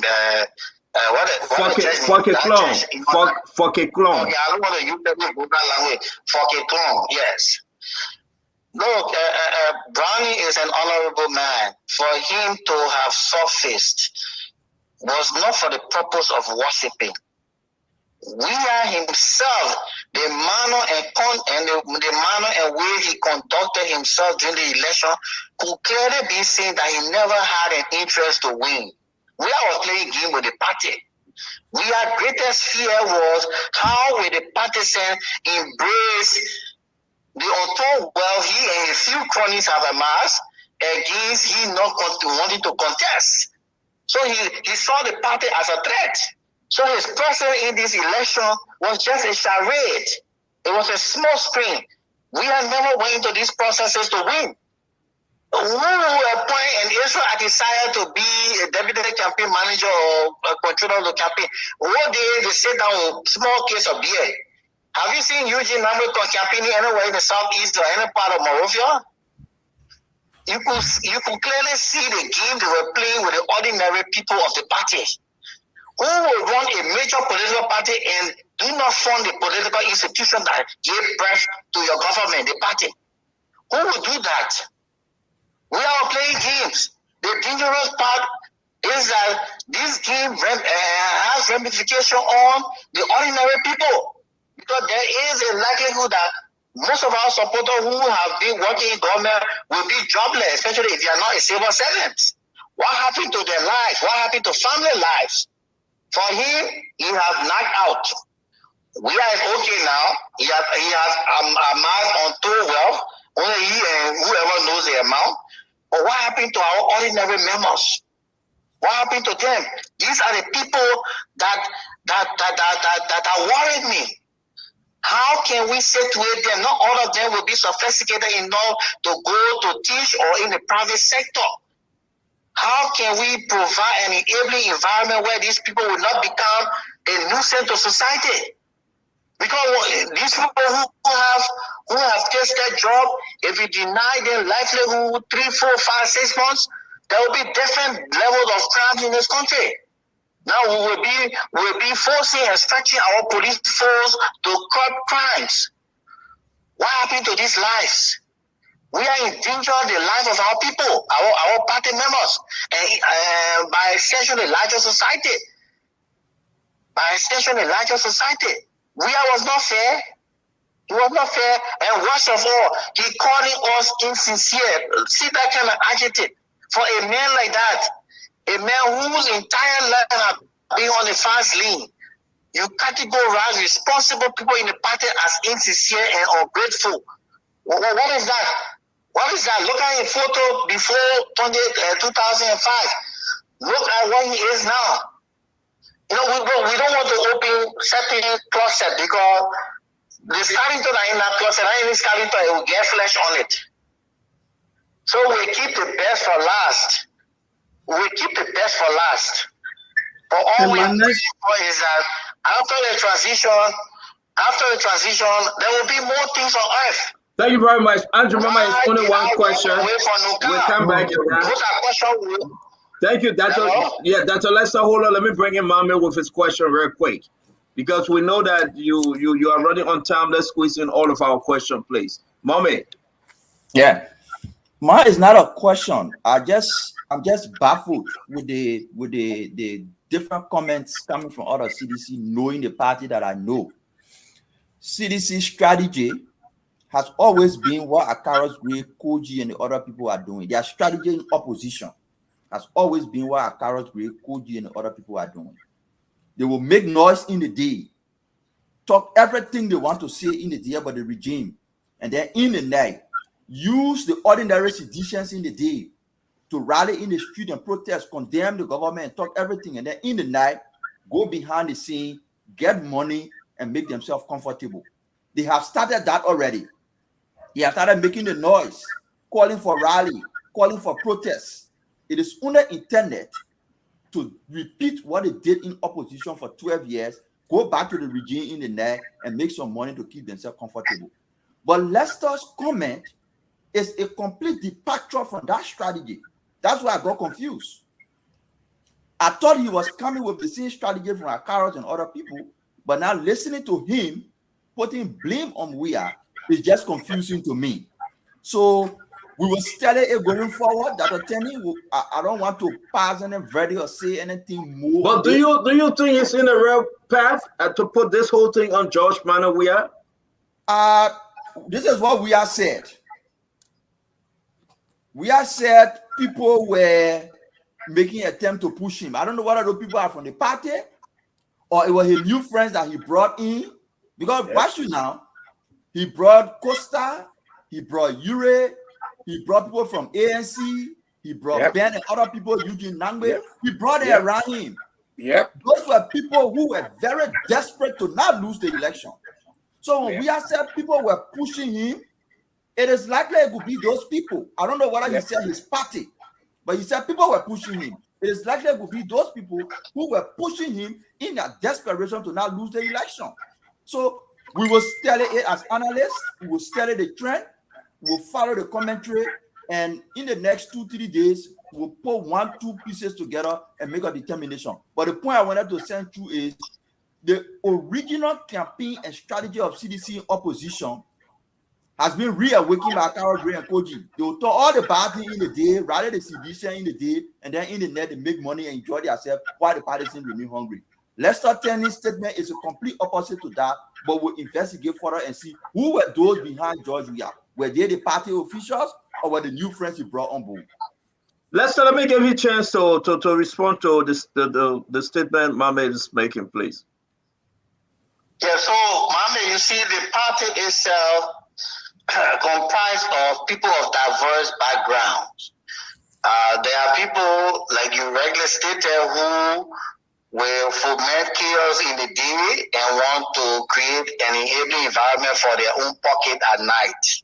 However, the party has been a responsible party, only that the party was misled by a very greedy man who became president through popular vote. Very greedy man. So I don't want to believe that the likes of Costa or Ure would have instructed Weah. Weah was even playing game. It was Weah who destroyed Costa. How can even Costa be so naive to think that this man he has instructed for 6 years will in 1, 2, 3 months become his friend? The objective for Weah was to destroy all those who has raised him to prominence. And only the smart one didn't fall for his gimmick. You know, only the smart one didn't fall for his gimmick. You know, look, we know Weah. Weah is the evil genius. Weah pretends that he's dummy, but he is the mastermind of every criminal organization in this country. Wow. He is the invisible hand that pretends that he's a dummy. You said every criminal activities in the country? Is a dummy must be. Hello? I want you to repeat what you said. Every criminal activities in the country, you meant to say that? Stand on. I'm saying that, and what I'm saying is that Weah pretends as if he's not aware of what is unfolding in this country. Everything that goes on in this country, it is impossible that Weah will not know and approve. Everything that goes on in this country, it is impossible that Weah will not know and approve. And you see, I will tell you something. Weah has a check and balance mechanism in all the ministry. What he did was he always created problems between the head of the institution and the deputy, so that he has a reporting channel. He did not want anyone to collude. Look, this man, I don't know where he got his evil training from, but he seems to master his art. He pretends a lot. The truth is that many people, including me, fell for that gimmick at some point in time in 2017. I campaigned for this guy. I campaigned for him as a member of, as a stand-up bearer of the party. Until I found out his trickery, I walk away. I walk away from Nuka because I could not steal. I refused to steal. And because I refused to steal, a moratorium was placed on my salary. I worked for several months while other executives were being paid. I wasn't getting paid. The books are there. The important thing about our payment is that it went through the banking system. Tomorrow, when there's an audit commission, people will ask for how come all the executives were being paid and Dr. Tenney was not being paid. People will make inference, and of course, I will talk. That just maybe we reached that stage yet. Let the transition pass. I hope she better get a ticket to go back to the U.S. So why are you hoping for her to return to the U.S.? Because Moreover will be small for the two of us. How so? She will not be in a position to withstand the evidence that we have of what she did in Lokar. We will not speak without evidence. I was a vice president for technical affairs. I know what happened in Lokar 3 years back after I walked away. I know we're having you tomorrow. Let me bring in Minister Fagon. No. You can listen. You will say anything you want to say. I'm not going to ask you to say this or say that. It will be up to you. I'm not going to push you. It's up to you. What you want to say? Broad Street, because no hotel in the country. I beg you. Let the transition pass. 20 seconds. Let me bring in Minister Fagon. Minister Fagon, please. Well, thank you.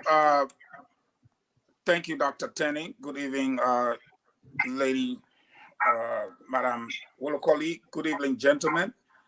The good news is I am on this show because it was Dr. Tenney call that woke me up, or else I would have got out of bed and said, oh, the show. But fortunately for me, Dr. Tenney called me and woke me up, and both of us did not know the show was on because he was only checking on me. So I looked at the time and I put the show on, and I saw you playing his video. So I said to him, Baba man, your video is on. He said, oh, really? He called me, but I'm on my way from Ganta, and tomorrow I will be in studio. and we continue our conversation. What Dr. Tenney said to you, Dr. Tenney had gotten so frustrated to the point where he attacked McGill seriously, and McGill's wife was brought into the picture. I went in, I intervened, we smoked the peace pipe. Me, him, and McGill had a three-way conversation. McGill told him, "My man, I ain't got nothing to do with that thing, but I will make sure to pay your money." We settled. And at the end of the day, I made it clear to McGill, Tue, and others, pay this guy his money. He's not fighting you guys. He's walking away peacefully. Pay his money. And in all fairness to McGill, I was there when McGill called Tue. At that time, the money was $48,000. And I told Lester, I said, "Yo, when can I take that money? You have to give me small." We joke about it. But what year? What year was it? What year? We're talking about, is it 2022 or 21, Lester? Yeah. Yes. So we're there fighting Tue. Oh, my man, the man will get his pay. On about a week after that, Dr. Tenney called me and told me Safua told him, Dr. Tenney, that the president said I shouldn't pay you. Oh, yes. There you go. The president said I shouldn't pay you. I got furious. I got annoyed. And because of the friendship between me and McGill, I ran into McGill's house. I said, "You see why you say, oh, my wife did this? This is something that can make anybody angry. This is not about the president. This man has worked for his money, and he earned his money. To say because you are having issue with him, he should not get paid for work done is naivete to the highest." I was there again. McGill placed the call to Tue. Tue said, "My man, tell the man to call the president." McGill said, "No, pay the man before this thing get out of hand." Until today, Safua Gray, Tue, President Weah refused. I called Dr. Tenney back personally and appealed to him to let it go for now before the unthinkable happens. And I know what I was talking about. And I'm happy my brother just let it slide. So I agree with Mambe. And what I have to say to Dr. Tenney, I know what it's like. What Mambe said, you and I know is true. If you don't praise sing these guys, you are perceived as an enemy. Another victim is sitting right opposite you. You already know Wozi. You know what happened to Wozi, and up to now, they are indebted to Wozi to the tune of $82,000 for media work. You know what happened to other well-meaning seditions. I just hope that you will be protected as much as possible. Me and Stanton have discussed this in the back. Gene Barney is taking his NPP to the alliance because Joel is no more. Alex Tyler is taking over his LPDP. He's moving it to the alliance. The Congress for Democratic Change will be me, and they will expel. I repeat, the Congress for Democratic Change will expel President George Weah. It will be time for rebranding the party. I hope Dr. Tenney and others in the party will begin to take their pickup trucks and motorbikes from people who they were assigned to that are now using it for private businesses, Fireco and others, and try to rebuild their party, the Congress for Democratic Change. And I want him to comment to this, and I will say it to his face. The Congress for Democratic Change will grow again, but the Coalition for Democratic Change will cease to exist. And I want him to comment to that statement I am making. I'm confident that there will be no more Coalition for Democratic Change after the walk away of the small parties. But the Congress for Democratic Change will have the opportunity to rebuild. Dr. Tenney, thank you for your bravery. Thank you for the level of patriotism. Thank you for the level of truthfulness. Like I said to you in our conversation tonight, the new government will look at what is owed you, but rest assured that they will not pay it until they find out the truth, and that those responsible for that check be brought to justice. Only then will you receive that pay. Thank you very much. Comment. Thank you very much, Fagon. You like to respond to Fagon, Dr. Lester Tenney? No, I think Fagon has spoken well, and Fagon has been a good friend of mine, long time, from Ghana days. So we have mutual friendship, and we share ideas on many things. In fact, it was Fagon who had attempted to get me over to the broadcast camp, and I told him, I said, my brother, I'm not running We Are campaign, so I prefer being neutral than to be seen as one of those who contributed to the defeat. And thank God to my conscience, I never flipped to now the ruling party, the Unity Party. I remain a citizen, and I remain a patriotic Liberian.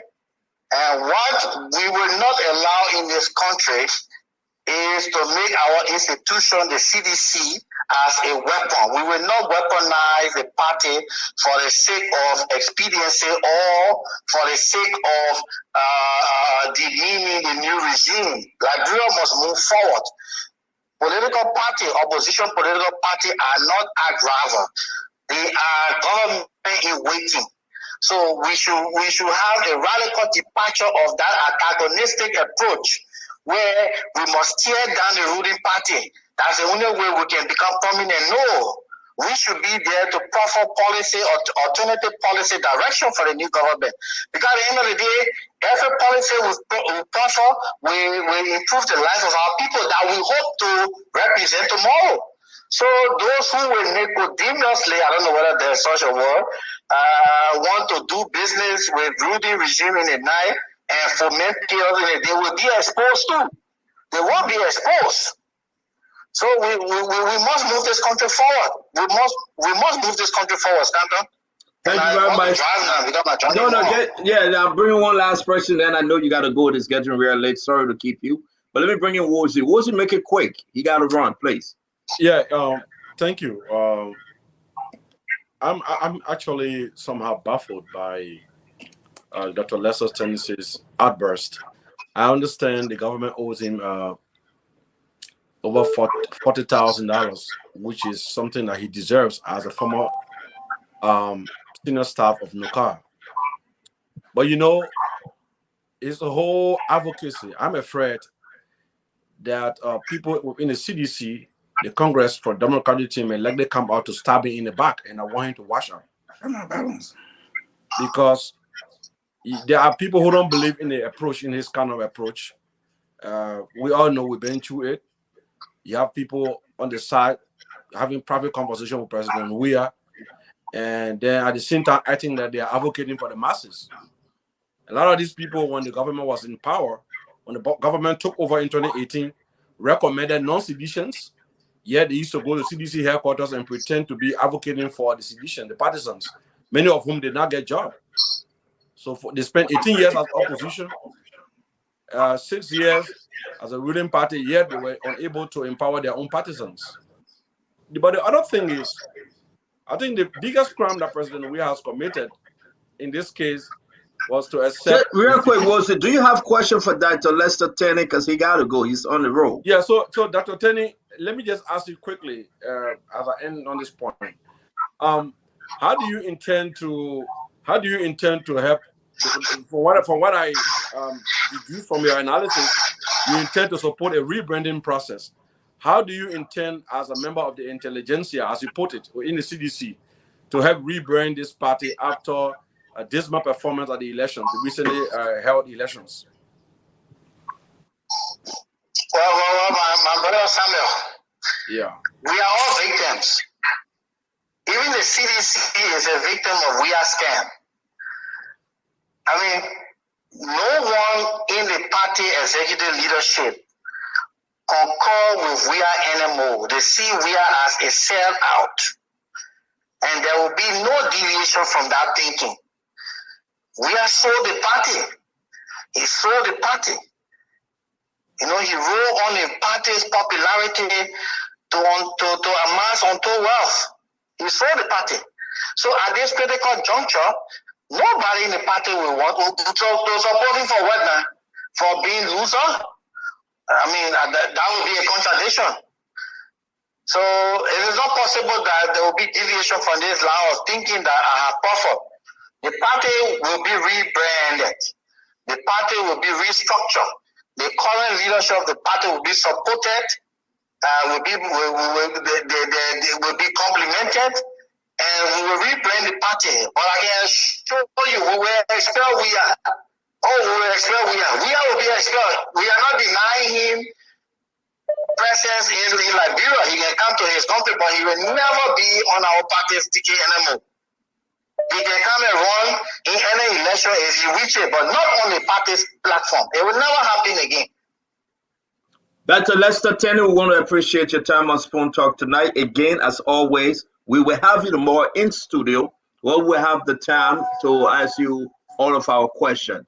Thank you very much, Dr. Lester Tenney. Thanks for taking our call. All right, so let's come back. Let's come back. Let me start with my brother that put in water on our show live into another container of battle. You know, let me ask Ed. Ed, you couldn't ask a question because that is on the road. He got to run. Here we are, Ed. These guys are coming up. Man, Lester's a soldier. He shall line the stage. A soldier, man. We are receiving information just to add to what Dr. Lester Tenney is saying, that you guys are in some members of CDC. They are saying that they are in conversation with Mr. Cummings to take over the party. And listen to what Dr. Lester is saying, that they will expel George Manawia. What say you? Well, why would they expel one loser and bring in another loser? What sense does that make? Let me start the conversation that way. Good day, everyone. The problem with the two men. No, he caught you on that one, CEO. He caught me. Yes, he did. He did. That one is a line that will go down in history. The problem of both men is they don't know leadership. Everywhere they go, it will break down. Just a matter of time. They individually hold aggrandizement, something that will benefit they alone. They are not masses classes, related. So you're taking one loser, you bring in another one, the result will be the same. So I'll leave it there, my brother. But it will be a sad mistake for even the ANC to be dragged into the CDC. That's something I will never support in my as long as I'm alive, because the ANC was formed out of the growing acrimony. This kinds of style of leadership in the CDC was why the ANC was brought into being. Now you have another guy who is just the flip side of Weir. So if CDC wants to take him, that's fine. It means some of us will be on the other side, and I've made it clear. I don't mince my word, because when a man does not have leadership capacity, they break down institutions. That's all they know. Even if they try to make it work, it will not work, because all they know is how to break it down. And my brother, are you referring to Mr. Cummings, that he doesn't have both of them, whether it's Weir or whether it's both Weir and Cummings? Okay. I can name about 5 different institutions Mr. Cummings broke down. 5. Very viable, standing up. As soon as he took over the helm of leadership, they plummet. What are those institutions? Well, there was a big AfroCare, was one of the largest African movement in the United States. Very powerful. Mr. Cummings, because of his own leadership with, board leadership with some other, institution, he became the leader of AfroCare. He broke it down flat. He made it very viable Those people could influence the Black Congressional Caucus. They could influence any global movement. He went there, brought it down. He jumped into the ANC. When he came into the ANC, less than a year, Mr. Cummings took the ANC, went to election. He came third. It was not by accident. The ANC was one of the most promising political organizations that ever existed at that time. So he found himself in that platform. What happened? Today, the ANC, I think, it's extinct or it's defunct. Does not even exist. That's the kind of leadership acumen he has. You take him out of the structured environment, you say build something, he does not know. So I'm not even moved by, I like the way Lester plays it. We're weaponizing the CDC. Go bring anybody. Leadership in Liberia, it takes special skills. Cummings does not have it. Weir does not have it. They're two equals. If you want to throw one away and pick the other, the result will be the same. Thank you very much. I'm going to bring in Mame before we go to Minister Woolacott. Mame, I mean, Ed Ramin is saying something that folks would sit behind the door, the Jade, back door, not in the public, man. And he's saying Cummings and Weir, they are the same just on the opposite side of the coin. Yeah, I was shocked by that. He said replacing one loser with another loser doesn't change the story. I mean, that was shocking to me. But it points to the reality. You know, we came to this campaign process, we analyzed the different candidates, we saw the challenges. We concluded that Cummings was not an formidable candidate. Not because we hate him or not because of any reason, just because of his style of doing things. You know, most of these people who become successful, sometimes maybe just through divine intervention, they tend to believe that they have all the solutions. They tend to believe that they have all the ideas. They wouldn't listen to people. George Weah is the same. George Weah will tell you when you proposing ideas to him, say, $1 million not enter your account before. He said that to me. We went to him several times. He said, $1 million not enter your account before. He said, no. He said, but I will want $250 million buy my account. I mean, I can't have how to do money business. So people like that who by some means manage to get money, manage to get fortune, they tend to be arrogant and not want to listen. Cummings took ANC from the communities, from the villages, and brought ANC in the conference room. That was the beginning of his failure and dropping from 5% to 1%. He took the parties from the community and brought it to a boardroom because that's where he feels comfortable. If you take him to CDC, where the base of the party is in the communities, he will sit in the boardroom and CDC will collapse. But that is their own to worry over. That is their baby to cry over. We see them struggling. They can continue to struggle, and they can do that whatever way they want to do it. We only want to caution seditions. People who supported CDC years in, year out will tell you this. During the election, a friend tempted me and said, "Man, you got all the evidence on the people. Why you don't release it?" I said, "No. Election will come, election will go. I do not release private conversation between me and people. I will not do it. But CDC, those people you see shouting today, calling press conference 2 times in a day, in the morning and in the evening, they are Carol, the Koji, the rest of the other people. That is their modus operandi in opposition. That's how they operate in opposition, and that's how they're doing now. They're not even waiting for Joe Baka to take seat. They have re-engineered their strategy.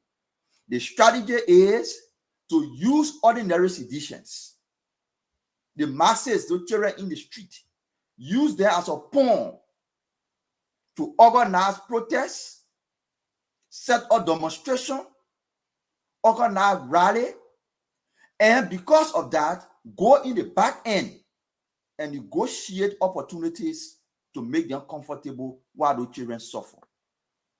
I gave you an example here.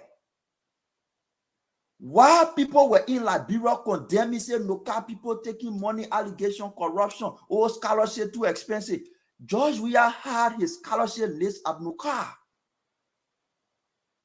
And he was providing lists of people who were not citizens and other citizens to go to school.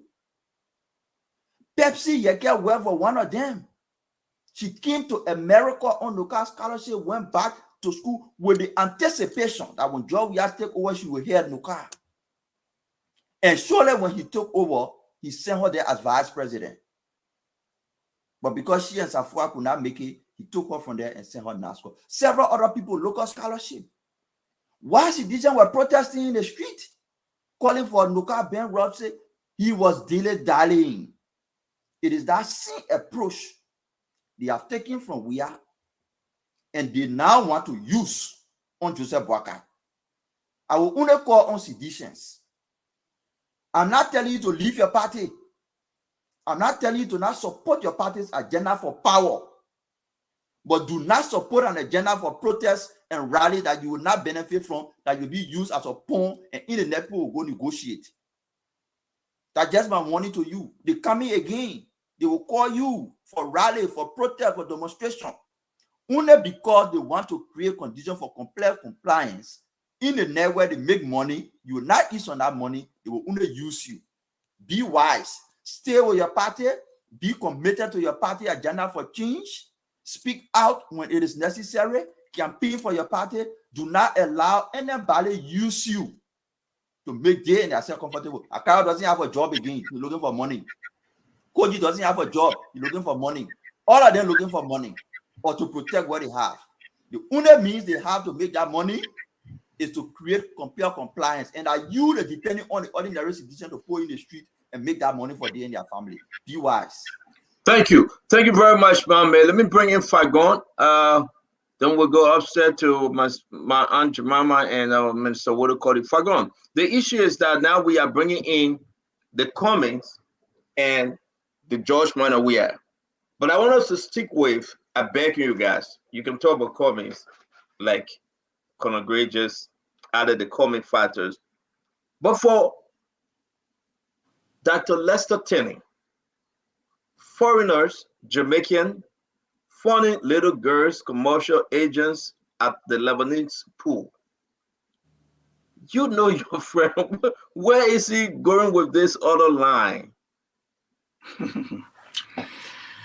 Well, the line, Stanton goes in line with that song my friends in Virginia who invited me said they like for you to play where the baboons are dancing.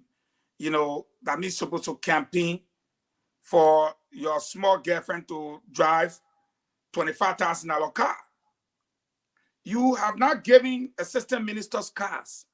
Neither have you given them motorcycles.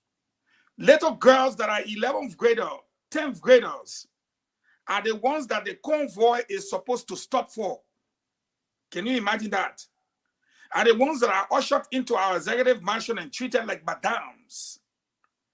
And so he's alluding to the fact that you have these commercial pool girls, meaning the likes of Edwin Snow, you cannot erase that. He's notorious for that. He's on record for that. They all take them to the pool in bikini. Even 2 nights before the runoff, did you not see the little girls twerking in bikinis? That's their fantasy. That's their pleasure. But again, like I said before, and I will say again, in 3 months' time of the Joseph Boakai presidency, the coalition will cease to exist. Meaning one CDC will die and the other CDC will try to rebuild. How they do that, I'm not sure. But the first step will be what they're promising to do. Expel the political leader who did not perform, kept them in opposition for 12 years, got to power for 6 years, marginalized them, denigrated them, humiliated them, and now wasted them into the political arena with no leadership. And then they will have to look at the individuals who were complicit with such a move. Now, let me be clear on this, Stanton. I know for a fact, I don't know about Moluba Molu.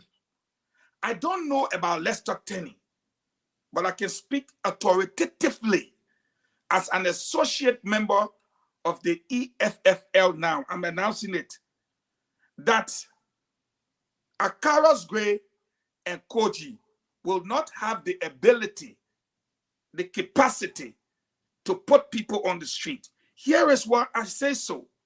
Maybe Rennie Gray and Dwalu will have to school me better than I know now. His invasion of a public institution causing maximum damage to public property and more so injuring students, victimizing them, will not go unpunished. Let's be clear about that. So maybe they can educate me. I'm going wrong. And when he is going through that punishment, I don't think he will have the capacity to put people on the street. I double dare him. Mayor Koji is noted for carrying on acts. Now, but one of them that is recorded that cannot be erased will be the fact the boy that was tied to the pole in his yard, the column, and flogged butt naked and jailed in the generator room. That is not something we are saying with our mouth. Both incidences have got videos and audios. Now, if you want to put people on the street, then we rather start implementing the laws that you are protesting about.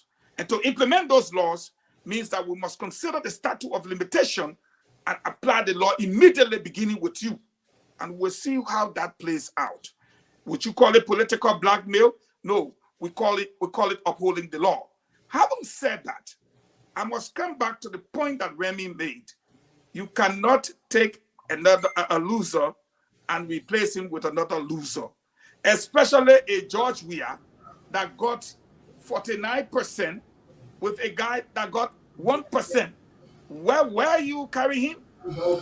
Thank you, Chief. And we can conclude by saying this, that no matter what you do, what the CDC government allowed and did, if you listen to Dr. Tenney carefully, he said, and I quote, "Now that we have a statesman," then he threw in a jab, even though he can sleep, but he will deliver. What that message said to all of us here is that those things that were allowed under a George Weah presidency and those things that happened under a George Weah presidency will in no way happen under a Joe Boakai presidency. You will not cause public disturbance in the day and come looking for bundles of money at night. It will not happen. Thank you. When you cause the public disturbance, it must be in consonance or compliance or conformity with the law. Anything beyond the law will take its course to the full extent. Thank you, Chief. Look, gentlemen, there's a lot of us on the show now, so let's just try and keep it to the 2 minutes. We'll go. I think the next person was. My man, you've been talking here for. No, not you now. I just saying because we plenty. Yeah. I was sick. I nearly died. Listen. Call up the talking. That's true. That's true. Was it Minister Wozi or Jimama or next? I know. Was it you, Minister Wozi? Yeah.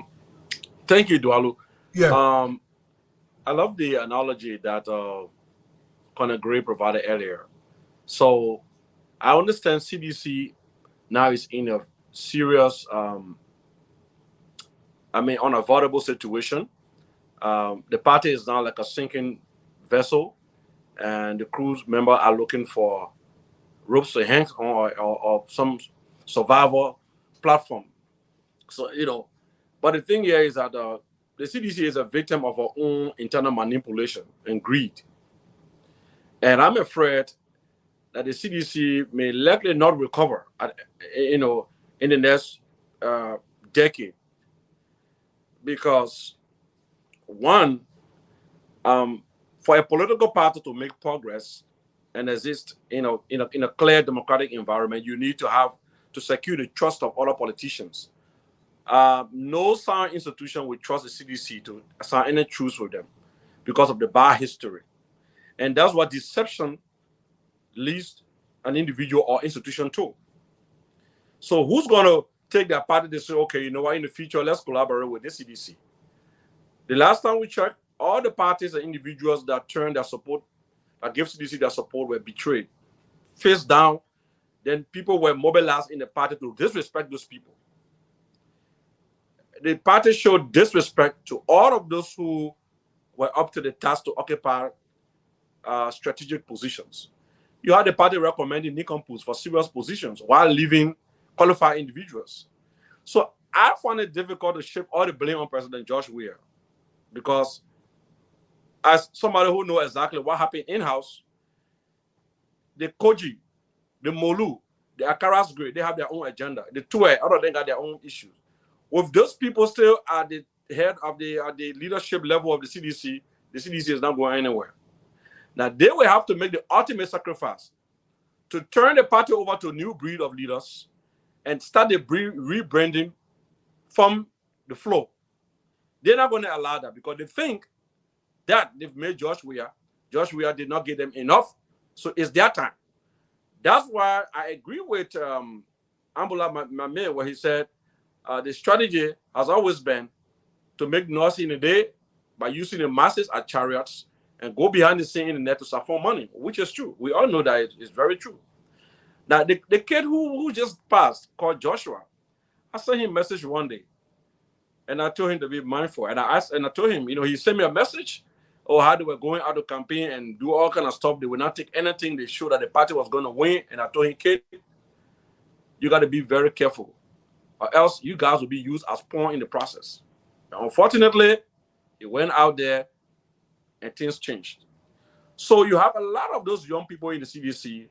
They've been indoctrinated to believe that the CDC is a party that cannot be defeated. And I said that to most of the leaders, even President Weir himself, even Minister Tue, and he sent me a message on one occasion. He said, "Oh, you clueless like hell." And I just smiled. So I sent him a text recently. I said clueless, and he didn't reply. Now, people became very dismissive and arrogant. They took a very dismissive posture. They didn't want to listen to anybody. So that's why President Weir did not waste time when he realized that he was not going to win the elections. Now, the biggest crime I think President Josh Weir has committed is the fact that he conceded. Now, most of them, mind you, most of them, they didn't want him to concede. So the thing, because he decided to concede, means that he sold them. Thank you, Chief. Says Jemama, same question to you. Can Mr. Cummings take over the CDC and the form of collaboration that Mr. Cummings can actually hear this thing and rescue the CDC? Well, Mr. Cummings can, but I would advise him not to take over CDC because CDC is a party that is known for using people, use you and then they throw you away. I will advise Mr. Cummings not to do that because they only want Mr. Cummings for his money. In their mind, they know they're not in power anymore, and they know that they have to find somebody who has enough money to take care of CDC. They're not going to be working all things with Cummings because they love him or they think that he's capable of running that party. They want him to be there, and they will run. They will call the shot, and they will use his money.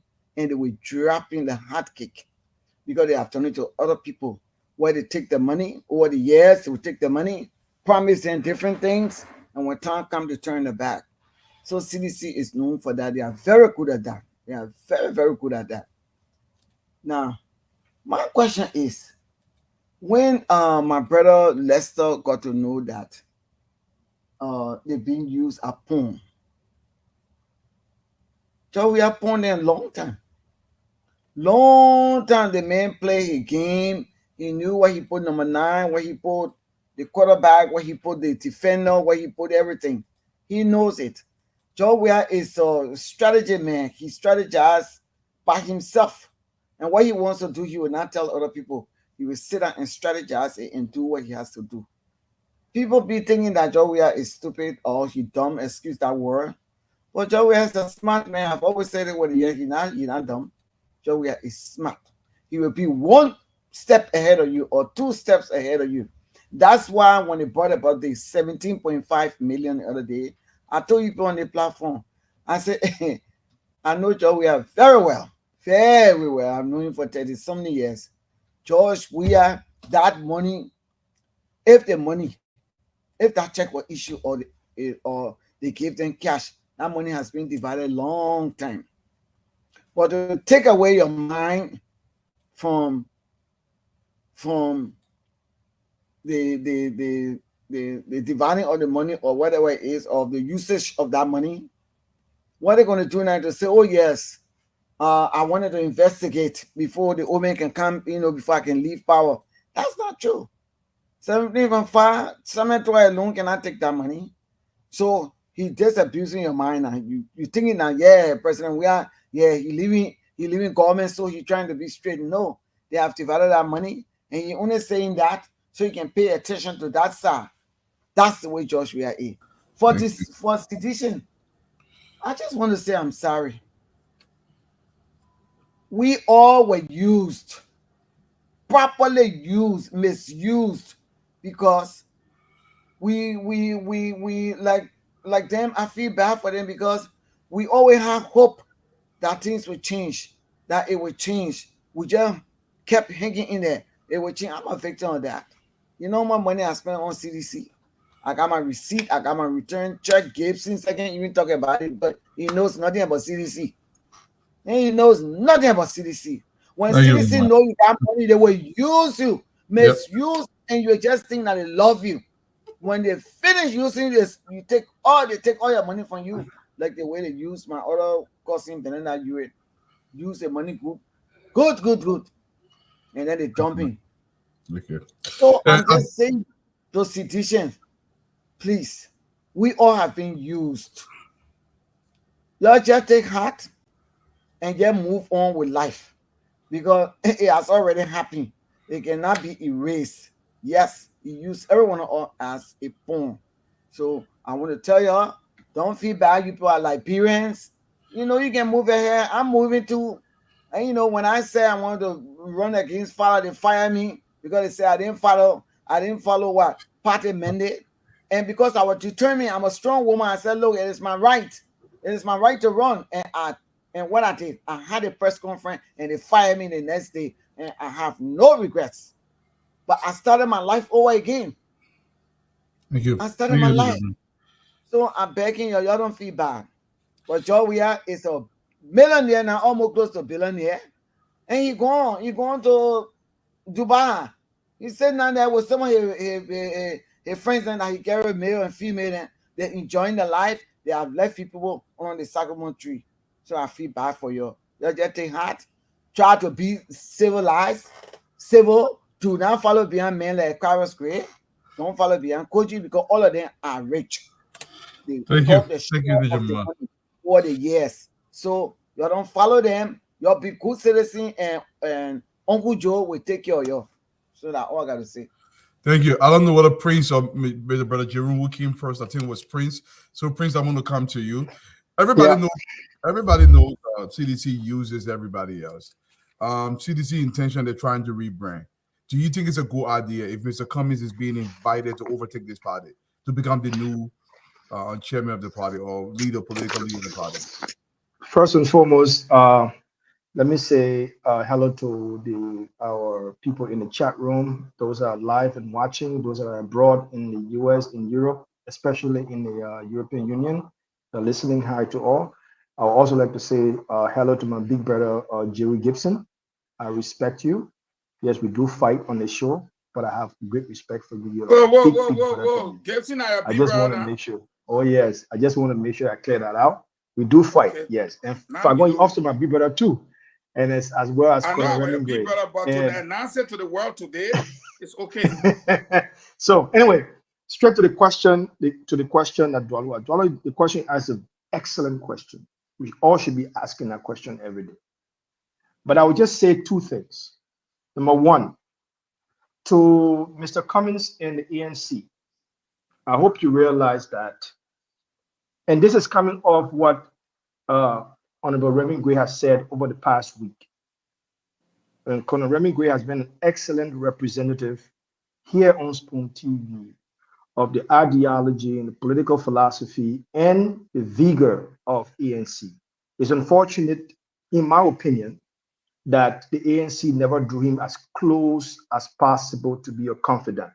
But let me say this. The CDC is a parasitic organization.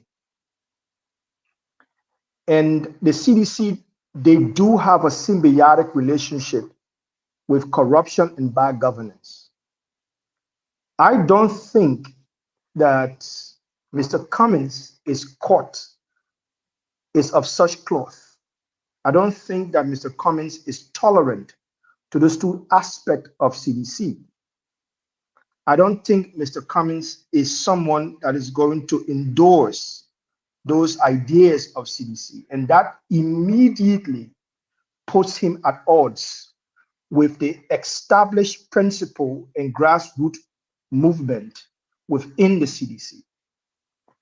So Mr. Cummins blending himself at this time with the CDC because he thinks, or they may think, that CDC has a widespread grassroots appeal will be a fatal political maneuver if he doesn't in any way decides to first reform the mentality of the CDC base and cultivate a new form of leadership, like people like Minister Samuel Woozy. CDC right now is in disarray. They are running amok. And right now, people are jumping ships and saying things that we did not expect them to say. CDC is no longer a formidable party in the country, in my perspective. They have weakened their political base. They have failed their promise. And now they lack purpose. They lack commonality of singular thought. Now, we all knew from the very beginning that George Weah has always fooled the CDC. Now, listen, to ordinary citizens, your appeal and your demand for a changed Liberia is valid because you're the generation of the war. We believe that. You want peace, you want prosperity, you want end to poverty. We know that. But the people in which you placed your trust did not serve your trust. Unfortunately for you, you've seen the facts now. And Ambassador Boyka, his presidency elect, has come about to change that. To Jefferson Koji, mayor, let me tell you something, my man. You are nothing when it comes to the political life of Liberia. You are a speck of a dust when it comes to the political life of Liberia. You are nothing. You don't even know the history of Liberia. You don't understand it. You are only a beneficiary of the corrupt mentality that brought in place the George Weah administration based on the confusion of a civil war. That's all you are. Stop running amok in the country and act like you're some kind of giant. You are nothing. You're not even close to what Bako Matthew was. So please calm down, my young brother, because maybe I might be older than you. You are nothing. You are privileged enough to have the political will of a president. That's all you will ever have. Stop acting like William Ara Tobin. Stop acting like William V.S. Stockman. Stop acting like Tokman Tipote. Stop acting. Because that's all you are doing. Stop, my brother. The last person that spoke to you to stop was Ibrahim Ye. I read his post. Just go to your case, find a better way to get better education, and serve your country in the best way in the next time you get an opportunity. Because nobody is going to listen to that nonsense you're talking about. We all sat in the war and bloodshed. We saw it. So please end that. Thank you. Thank you. Brother Jerome, the question back to you. Do you think Mr. Cummings could be this new conduit through which the CDC could be revived or rebranded? First of all, Mr. Cummings is a beneficiary of the renegade CDC outburst, which is the ANC. ANC is an outshoot of the CDC. When those guys broke away, Mr. Gu and others broke away, they formed the ANC, and Kwame Clement tried to take over, and he didn't take over, and Cummings came and bought it over. So going back to the CDC doesn't look good, and that's the reason why CDC don't even like Cummings, because they think that he is an enabler of a breakaway group. Okay, so when Cummings go back to CDC, there's something they call strange bedfellows, but I don't think it can work in this situation because Cummings himself will not be comfortable to be with CDC, and sedition style of politics may not be akin to Cummings' disposition. So that is how I think. But here is the thing I want to say here. All of you that are writing off CDC, you are making a big mistake. There are only two strong political parties in this country, CDC and Unity Party. Will you like it or not? CDC is not going away. And if you think that the protest you saw during George Weah government, you think they were anything, wait and see what seditions are going to do. You wrote out Jefferson Koji. Jefferson Koji is the nucleus of CDC movement, and he will be the nucleus of CDC movement moving forward because the gentleman is focused, he's loyal, and I don't think Moluba Molu is going to do it anymore because they've killed Moluba's spirit. Moluba Molu's spirit was killed, so he may not be as pivotal to CDC movement in the JMB administration as Jefferson Koji is going to be. Jefferson Koji is bringing him with all the anger from all the seditions who are angry now. Two reasons why they are angry. They are angry that George Weah conceded without hearing the last result. They are also angry that there was a huge political outflame against them, and so they will turn that anger into political capital. So don't write off Jefferson Koji. Jefferson Koji is the next person in Liberia who is going to ring high in terms of political agitation, protest, and political rallies. Don't run. Look, let me just tell you something. I was looking at this is just a joke I'm going to say. I don't know. I have somebody send me a picture where JMB was refused to shake Stanton hand. And I was looking at him, I'm like, why would the old man, you got a general trying to shake the old man hand, the old man put his hand in your pocket? I'm like, he acting like George Weah? I mean, George refused to shake Jeremiah Kuhn hand, you refuse to shake the man who made you. Let me just say up today, JMB government will be the most problematic government for three reasons.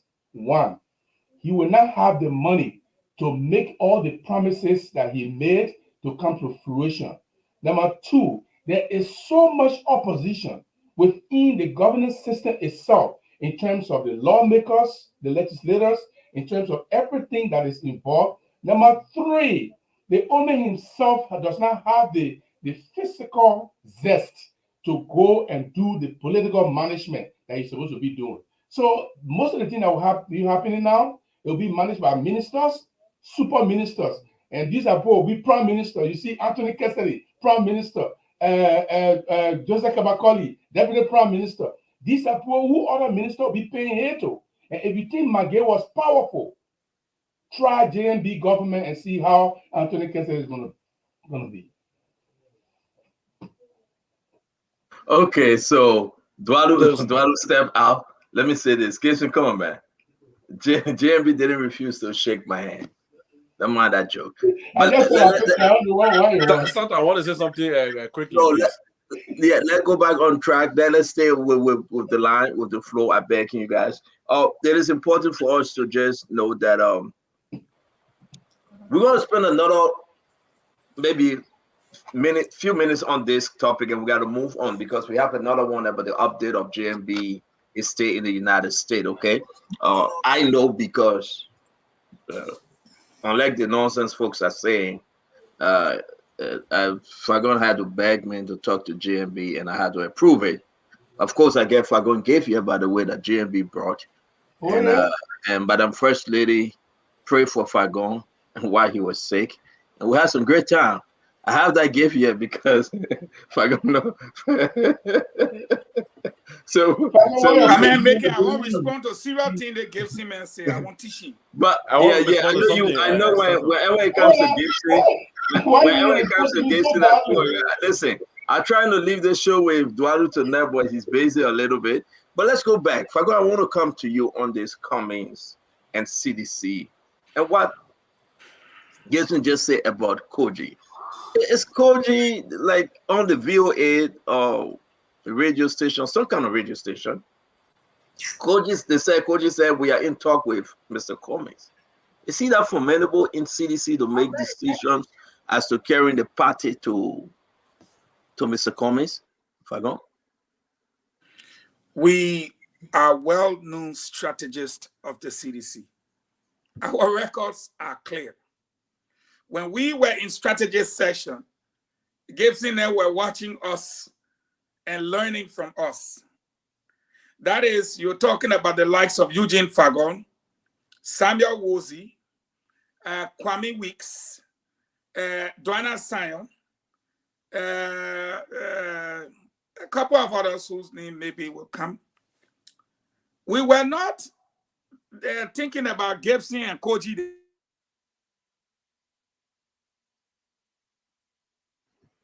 Don't forget, Fagon, he's in a hotel and the hotel internet is giving problem. Fagon is... What Fagon doing cheap hotel? No, Fagon get No. Listen. Fagon travel, Fagon hotel costs $150 plus tax. You mean $50? $150. Okay. And, if you add the tax and thing, everything will be $169. That's the best Fagon can get. So, folks, Fagon is in a $169 hotel. So you expect the internet to go up and down. Guess why are you doing that? The man is in the most expensive hotel in Maryland, $169. Am I kidding? I mean, is it a joke? Baswell. Yeah. Go ahead. The highest in Maryland are $60. No, Fagon is in a $169 hotel. I you say hotel in Maryland at $60. What are you talking so? There's no, hey, my man, you're not going there for the last time. You ever go? What do you mean, man? Go there for the last time? Fagon is in a $169 hotel. The internet just doesn't work well. They're making a morale. The highest you pay in Harper is $60. What do you mean in Harper? Fagon in America. Okay.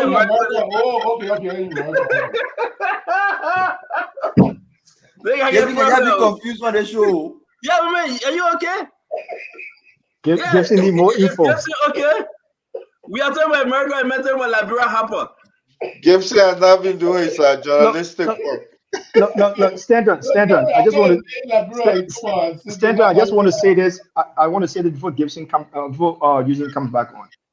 We need to understand the state of mind of the CDC and the CDC hierarchy right now, where they are. There is something, and Big Brother. Let me ask you this question. Yeah. You listen to the Tanning, Dr. Lester Tanning. Yes, I did. Yes. I want us to go back to it. It's very important. I don't want to put this thing as Koji, to put this on Koji. Koji to me is not entity when you talk about CDC. He's nowhere. Absolutely. I don't waste my time on the show to talk about Koji. He wastes his time talking about me. And that's why I beat him and his president. Because he took his eyes off the ball, let's focus on Joseph Boaga. He was focusing on Stanton, and we beat Joe Minor. We are now Koji will be jobless for the rest of his life. So I don't talk about Koji on the show. But let's go back to what Dr. Terry said. I just wanted to continue with a point, similar point that Fagon was trying to make. Look, man, I don't take this thing from Koji Woolsey. No, I'm not even mentioning that name. I'm not mentioning that. No, but we'll come to you. Let me ask a question now. Yeah, ask a question. Go ahead. I beg you. Let me ask a question. We'll come to you, Mr. Woolsey. If you go through that, I'm begging you. Mr. Wolokoli asked Dr. Lester Tanning. He said two things that I'm very, very concerned about. and I want to invite everybody to come back on the show tomorrow. One, he spoke about Safwa Gray. He said after the inauguration, Safwa May Gray should have a one-way ticket to come back to America. Because what he had, he would display for the world to see, and there will be no place for Safwa May Gray in Liberia concerning Nokal. You work with Nokal, Mambe.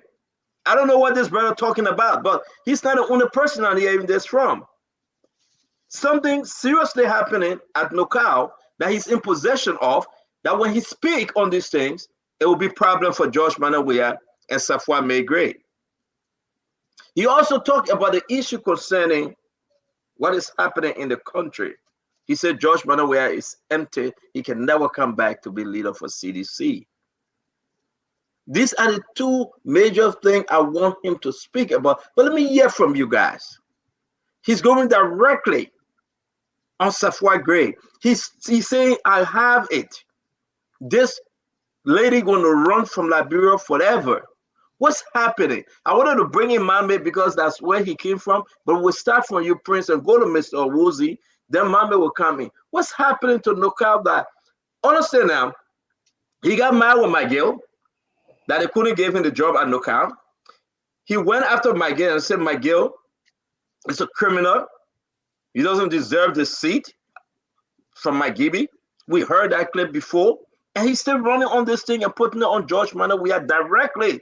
And said George Manawia involved in every criminal behavior and activities under his 6 years administration. Yep. He is indicting George Manawia. So Prince Maxwell, talk to me. Let me categorize it in two terminologies that I know best that describes this situation. And Colonel Remy Gray will understand these two terminologies that I'm about to speak of, because diplomats and people in the military service, intelligence specifically, are very familiar with these words. Number one, people need to understand fully that the CDC right now is in what we call the spoils of war movement. So many people or many things will go amok. Now, let me speak directly to let me categorize what Lester said. What Lester said in intelligence, we classified that as friendly fire. He is pointing out exactly what anyone will want to hear from a group that is completely confused and do not know their modus operandi anymore. They do not understand their purpose. So as a result of that, you can extract information from them as best as possible because they don't know how and where they need to go. Now, how do I sum this up? It is imperative that the government, the incoming government, call Mr. Sandy, because the information he has are not only intelligence information and national security information, but they are information enough to guide our foreign and our sovereign rights in the country.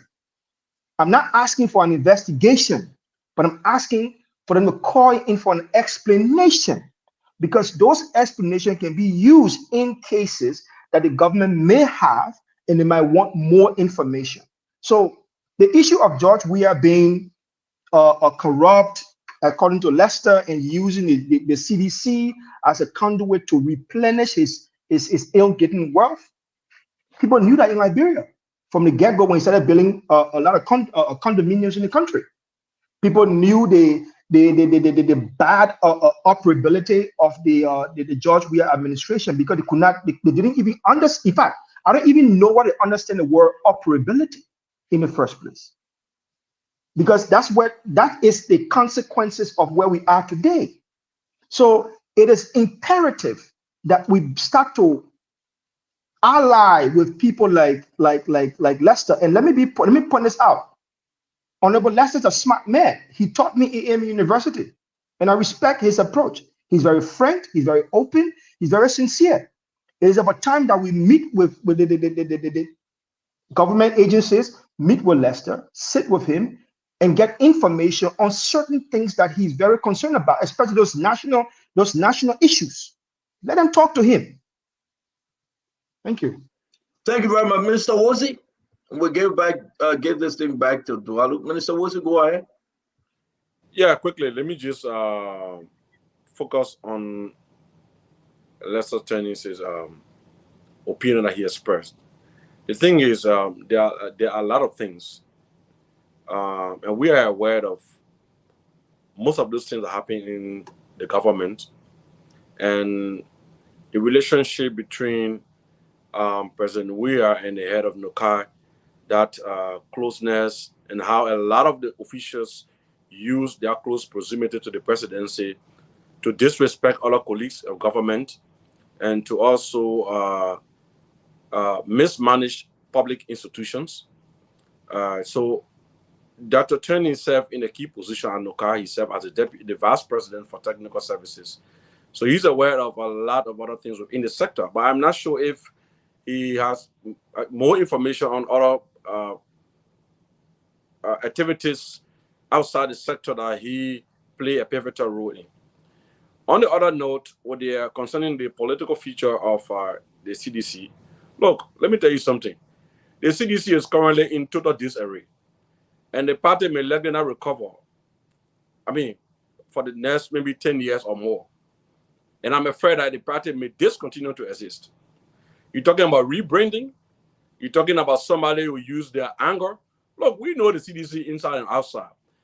We just let people analyzing the elections, the October 10 elections, and they never knew anything about. The honest Liberian politics, you have to understand exactly how political institutions within the dispensation in Liberia have been operating, or how do they operate. You can't just sit down here and be terrorizing. Look, the CDC is finished. It's finished. You got internal power struggle. You got cross-pollination of interest.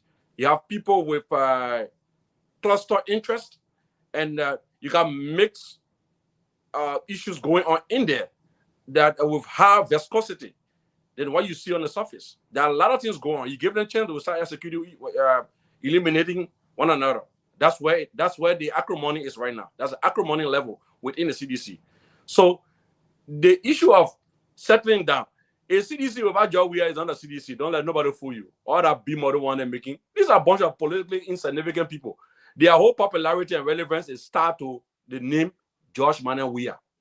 They do not have what it takes to even suspend George Weah from that CDC. Should they do it, that means it will be a permanent end, unless detonating, being in the car and detonating a bomb. So I'm not telling you this about terrorizing. I serve as the winning chairman, the winning chairperson of the Joint Coalition Committee on Press Propaganda and Strategic Planning. I know what I'm talking about here. So this is not a guesswork. So we said these things to some of the people who were providing flimsy analysis before the conduct of the October 10 election. We told them, and everything that we told them came to pass. Former Minister Jemima Wolokoli is a veteran. She understands what I'm talking about. She worked with these people. They are deceitful. They are fake. They are not reliable. Nobody does business. Nobody would prefer to do business with an institution that is not reliable. When they tell you A, they actually mean Z. They don't mean B or C or D. They actually mean Z, the last letter in the alphabet. Thank you. So with that kind of contradiction, that kind of total lack of reliability, you cannot sit down and say, oh, you use your anger.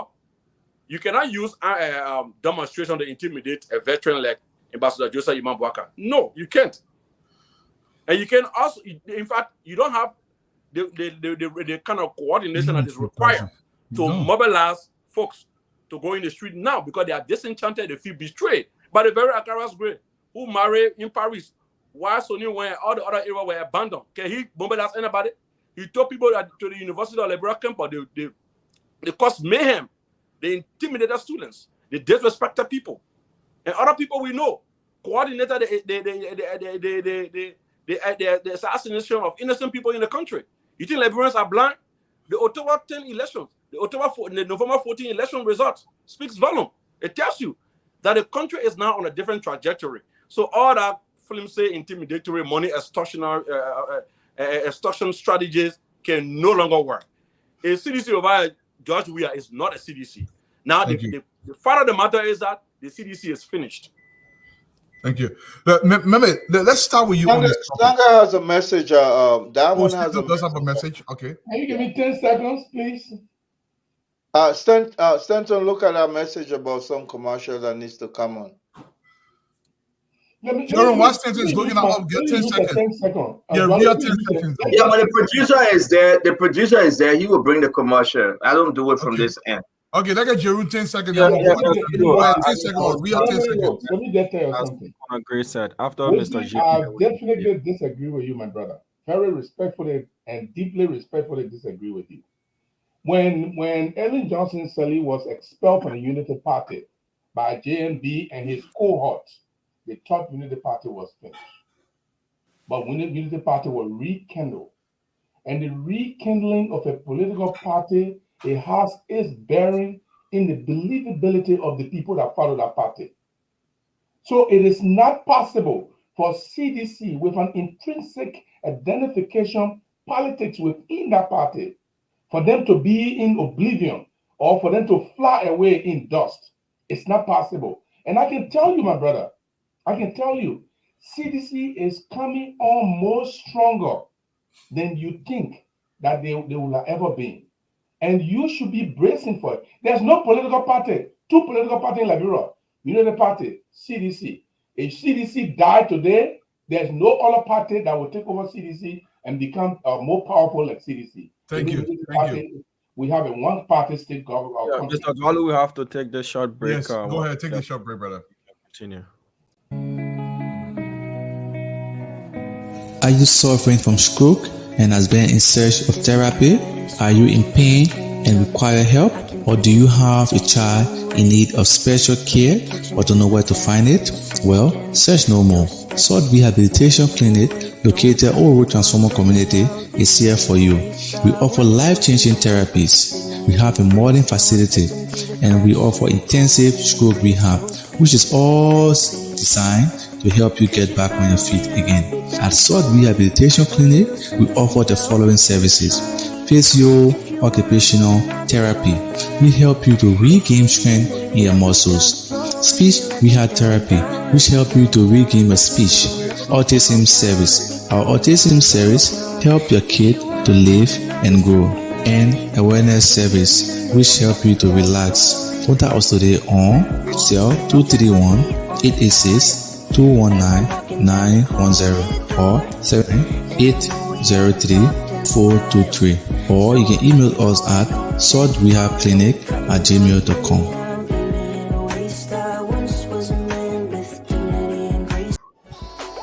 We getting down and we having fun. We not sorry for Johnny. Hey, we getting down and we having fun. We not sorry for Johnny. We getting down and we having fun. We not sorry for Johnny. Happy birthday. Hey, hey, hey. Happy birthday. And somebody.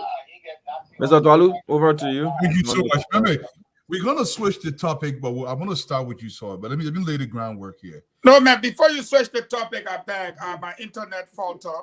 Okay, so they'll give you the 2 minutes so you can do that. Yes, please do. Thank you very much. Yes, sir. Let me say to Brother Gibson, blowing this hot trumpet about CDC. I don't think you understand the political physiology of the party you're talking about. So let me test your knowledge. And you can take only 10 seconds, does not require a statement. Do you know the difference between the CDC and the CDC? You are muted. Do you know the difference between the CDC? The difference between the CDC and the CDC is that Eugene Fagon is a CDC. He just joined CDC after he ran away from Bernard Ure. So he doesn't know a fig about CDC. He only posture that he knows CDC. Madam Jemama. No. Let me take my time now. Don't take my time. You've answered already. Thank you very much. No. Thank you very much. Thank you very much. You are a CDC. Hey, now, that's my time, bro. That's my time. You talk for 5 minutes. They only give me 2. They only give me 2. And what I wanted to do was to reduce you to public ridicule. That you do not know the difference or differences between the CDC and the CDC. And I was right for asking the question. The CDC is the Coalition for Democratic Change. The CDC is also the Congress for Democratic Change. One is a single political party. The other is a coalition of political parties with an RES. So because you don't know, you limit your mentality to one political party called the CDC. That's why when we spoke, I said the coalition will not exist. The Congress will now have to start to rebuild. That's because those of us that are knowledgeable know that George Weah had to intervene to allow Jewel to continue as the political leader of the NPP. And when you saw the signing ceremony, Tyler refused to sign. Now that her 2 terms are over under the NPP, she is poised to resign because they want to give her that honor. James Barney is taking that party to the alliance. Alex Tyler is taking the LPDP to the alliance, which means the Congress for Democratic Change will stand on its own because the 2 signature political parties to the coalition will withdraw. Gibson, you do not pay me to teach you political science. I come here, you waste my time. Okay? So let me answer what you said before Dwali did this with me. That they killed Molu's spirit, and now somehow Koji will rise up. And that at the end of the day, Koji will be this vibrant guy. You forgot to know that the people that killed Molu's spirit were the very Koji and others who did not stand with him. They left him to dry and be ostracized and marginalized and be made ineffective and inefficient. But he still carried on. So he has more weight with the ordinary people who, according to Dr. Tenney, were left in pawn. Now, without the NPP and the LPDP and others who've aligned themselves, I use a careful word again because they were not members of the coalition, who aligned themselves with the coalition will no longer be there. So the 2 signatories are gone. The Congress for Democratic Change is on its own. So will that party now, the Congress that you know, be able to stand on its own without the LPDP, the NPP, and all of the alliance parties that collaborated with them? I say no to you. Secondly, all of us on this platform, including Brother Dwalu, knows it will take money and it will take the will to move the Congress now for democratic change. How many members of Congress were allowed to have a lucrative job to where they share in part of the loot, which of course we do not support, to have the kind of resources to be able to carry the party on after the expulsion of George Weah? Eugene Angbe? No. Israel Akinsanya? No. Kanio Bagbara? No. So again, I wanted to answer you. You're not a student of political science. You are a student of behavioral science. And sometimes I wonder whether that have not transferred to you. Thank you. Thank you so much, Fagon. And Fagon, just to add a couple of sentences to what you just said, most of the people that supported CDC, most of the people that supported CDC initially, they were from the US. Most of them were alienated. But I want to go to Meme, and we're going to change this topic. The Americans, and even those in Liberia, we don't know whether the likes of Nathaniel McGill or Bill Twawe should be allowed to take their seat. I would say should be allowed. I don't know whether they will take their seat. And how do you think the Americans are going to perceive this if Honorable Bwaka allows them to take their seat? Any comment towards that, Meme? Yeah, but you know, I will not make comment on that team just flying over CDC. You know that, right? So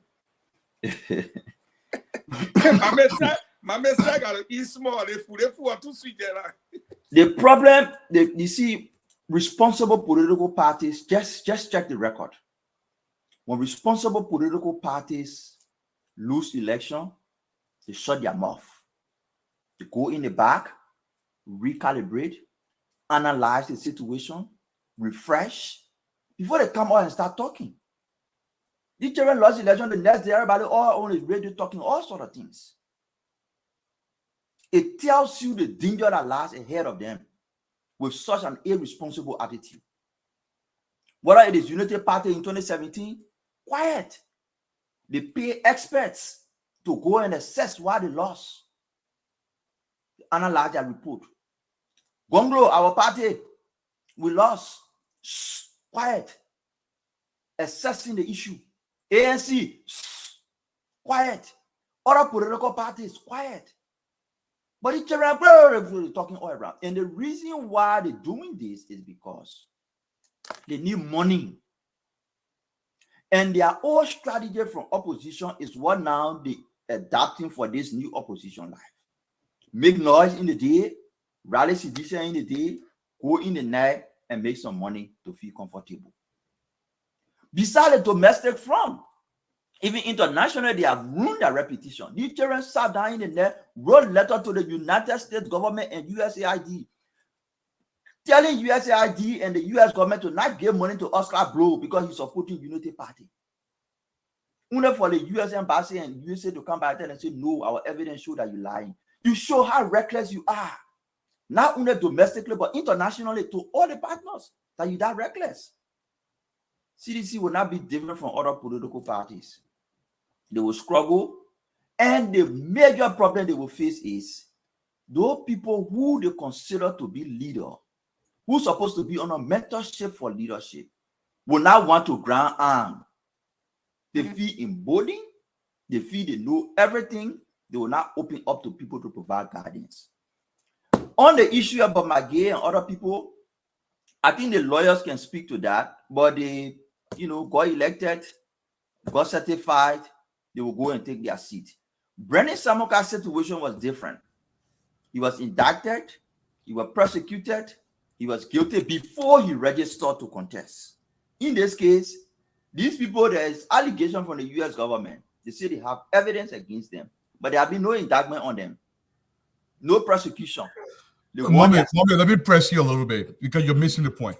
The problem here is when when the claims came from the American, there was sufficient time that has lapsed where President Weah literally refused to address it.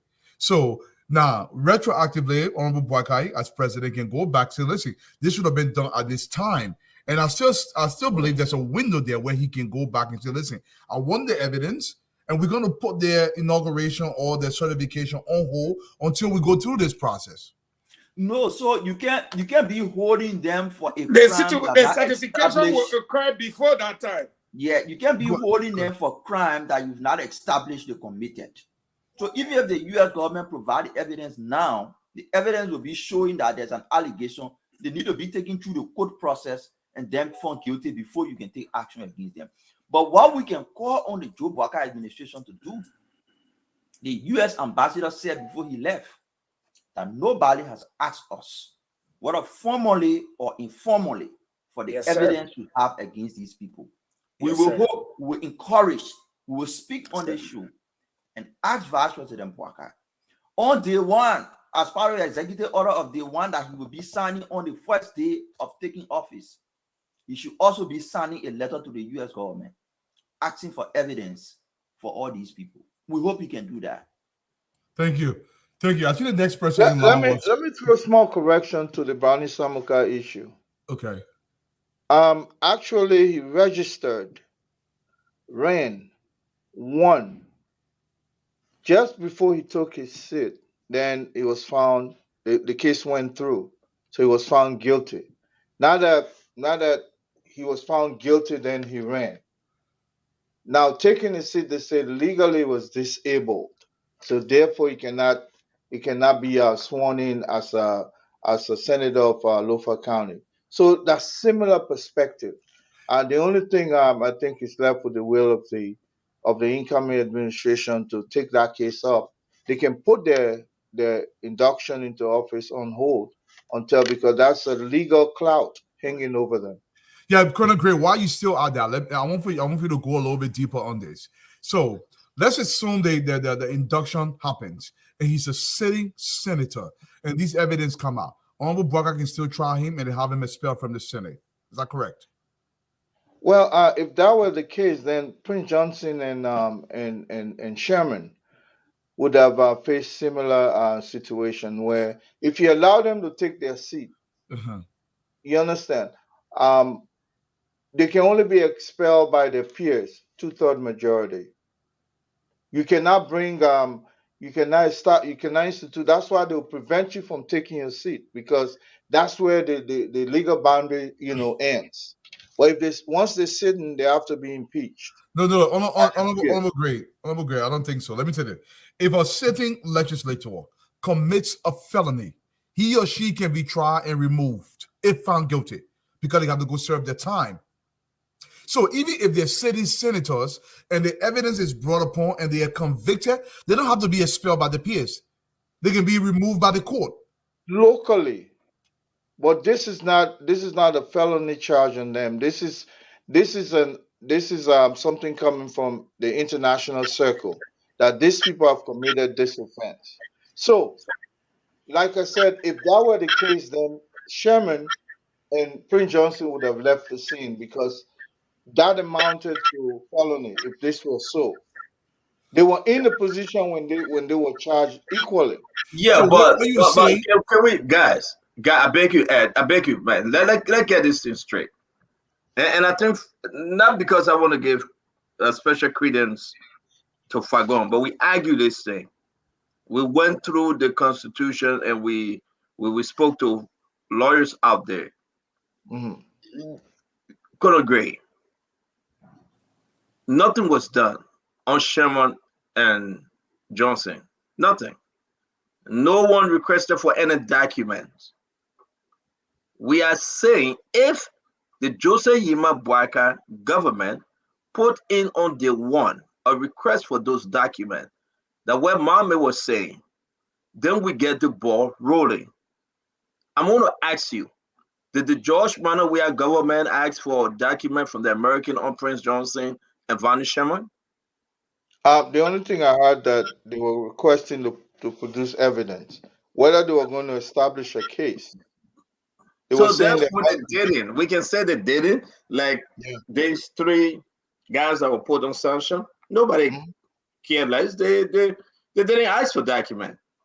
But we're talking about the new government right now. Not to pull this thing all the way. If they request from the American those documents and the American turn them over, now the next question remains: will the Justice Ministry persecute them? Why, in the process of prosecuting them, if they are found guilty, will then the Senate come together to remove them? And I think Fagoyama said, then we agree on principle. That will be left with the Senate to take their action as a body, a body. And I think we shouldn't. To me, that's why I want to come here. Let me provide some clarification on this. Let me provide some clarification on this. Let me What we are talking about here, Stanton, is the issue of. What's your own opinion? Was it clarification? No clarification in the sense that because what we're talking about in terms of McGill is the issue border on international law. That is the clarification. I'm schooled in international law. I'm an authority in international law to speak to that. But we are not saying that. Then I'll interrupt you. The international law will not supersede our own constitution, the law. And that's the reason why I'm about to explain. The American is saying your government should request for these documents and go through the justice system of our country. Exactly, that's what I'm about to explain. Liberia is a sovereign nation, but as much as we are a sovereign nation, we are ascribed to international protocols within the nation of democracies. And we have to respect these international protocols within the nations of democracies. Now, America is not going to come to us to force us to implement our own standing rules and regulation and rule of law when it comes to our jurisdiction and rule of law processes in Liberia. Now, there is something in international law called extraterritoriality jurisdictional protocols. They are not going to chase us to implement those rules and regulations. Please, but let me let you know something. You're going too far. No, I'm not going too far. Let me let you know something. those guys that have been indicted under the Magnitsky Act are going to participate in Liberia because we elected Liberian people, elected these people. It does not matter. But their participation in international affairs are going to be prohibited. No, that's not the issue. Let me rephrase the question, Mama. You're missing my Can question. I answer this No, question? I want to say if I want, I'm begging you, who you're for. Let's assume for everything else. Dwalu is a representative. I raped a girl in Liberia. If I get convicted, I get removed from the Senate by the court, not my peers. This is the law. If McGill gets convicted with the evidence provided, he doesn't have to get removed by the Senate. He gets removed by the court. That is the law. Fagon, I mean, I'll let you finish, Prince. You're talking about conviction. Conviction is different from indictment. Exactly. Conviction is just for indictment. Once the evidence comes, my go your Prince Fini, then you come in, then Fagon come here. Conviction. Look, what we are talking about is an intellectual discourse. And Ambula said it correctly. Conviction is different from indictment. We're first talking about the fact of indictment. How is it going to play out that leads to prosecution? Prosecution has to take place in Liberia. That's the first thing. But Prince, right here in America, Menendez is indicted for federal crimes. That's why we're wasting our time. He will remain in Congress and for his case. Let's move on. So there's technicality to this. That's what I'm trying to explain. There is no technicality other than raw facts. Fact number one, and let me correct Remy Gray. You think that Brani Samuka won his election before he was found certificated, before he was found guilty? Then you are not following the case. Because the state presented a case that Brani was a convict and should not have been allowed in the first place to contest. Go back and do your research. And that was the case against Brani that the Election Commission said they did not, no one brought a complaint of that nature. We were there. And it became hula baloo. But because the law said a convicted person cannot hold a seat, the Supreme Court looked at it as the law. Let's come to the case of McGill then. McGill or LFA or Bill Twawill, our laws say every person is presumed what? Innocent until what? Proven guilty. That's why the U.S. ambassador said nobody have asked us, as Mambe said and quoted right. So in the event where you have to ask the U.S. government, it will require a president with the willpower. And when Joseph Boakai does that, by then these people would have been seated and affirmed, because they have to be before Joe Boakai can take his seat. That is the law. Now they will already have the seat. The only reliance you have in this case, they will be there working for probably up to 2 to 3 years, because the case might be delayed. The case will be long, whatever way you want to put it. But your only reliance is Article 37. Yeah, right here. And what will happen will be Article 37. That in the event of a vacancy in the legislature caused by death, resignation, expulsion, or in our case that we're discussing, otherwise.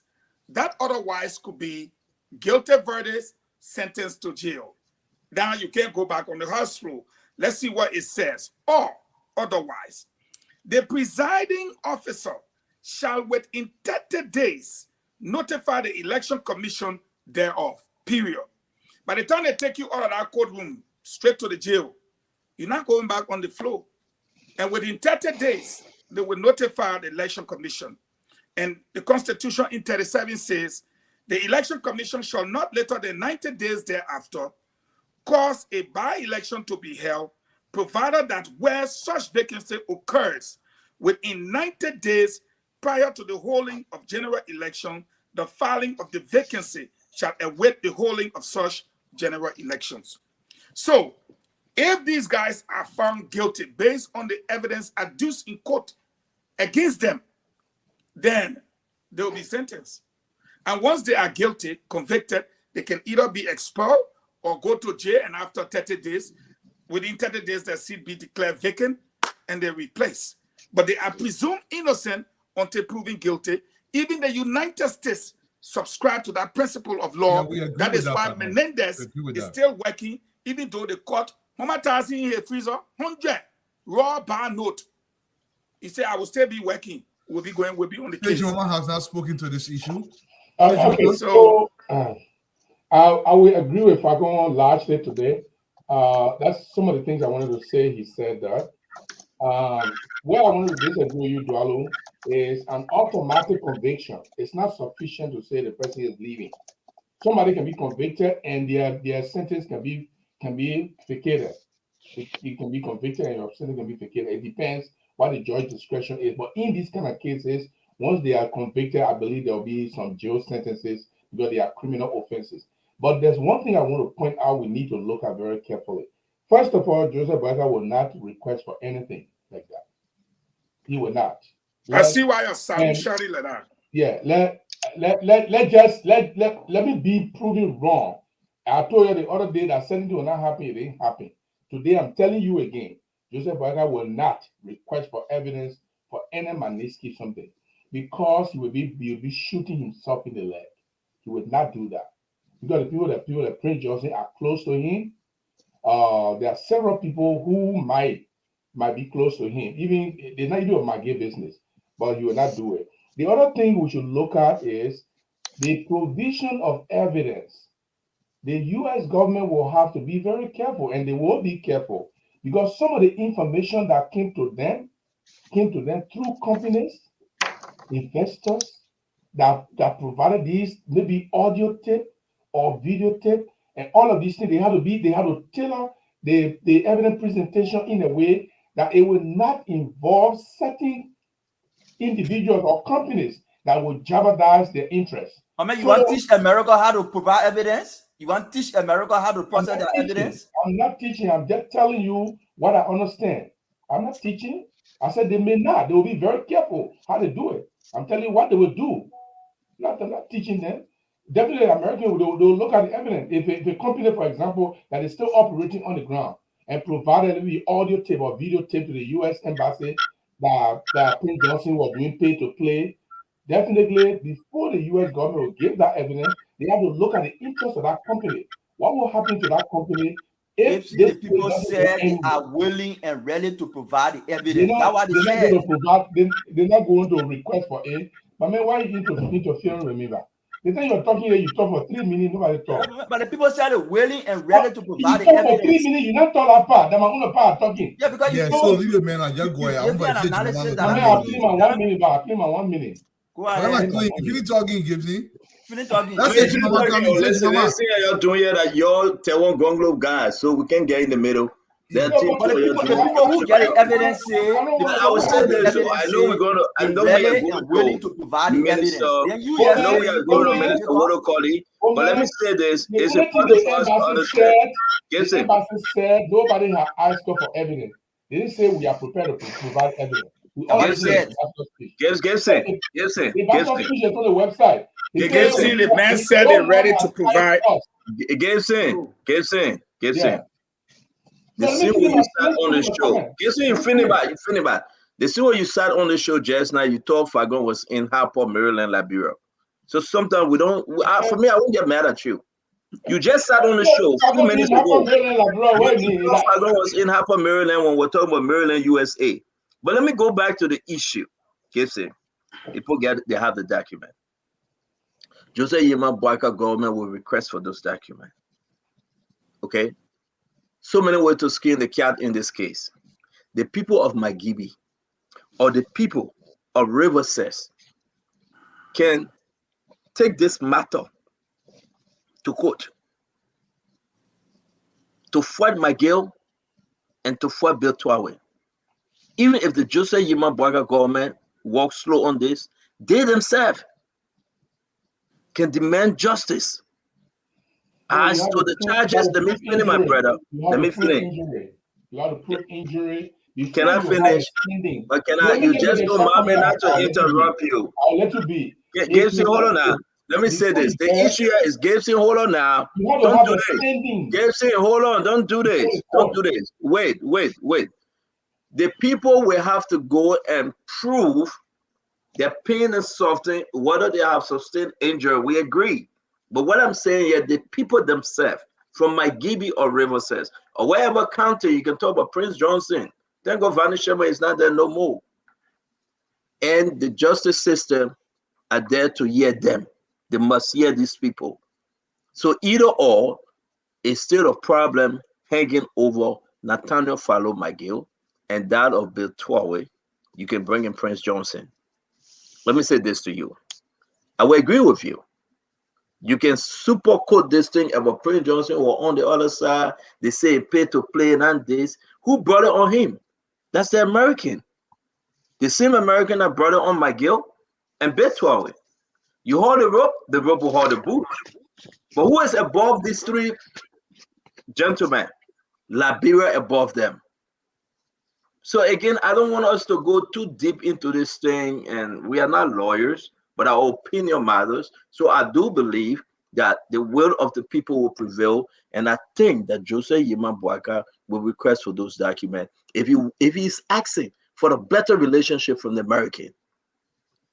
If he desires a better relationship from the American, he must request from those documents and set an example. And I think he will.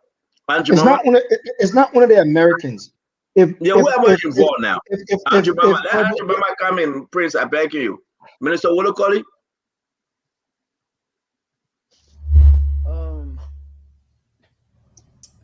First of all, I don't know why we are arguing about this case, because the people involved are not saying that they don't want to go to court.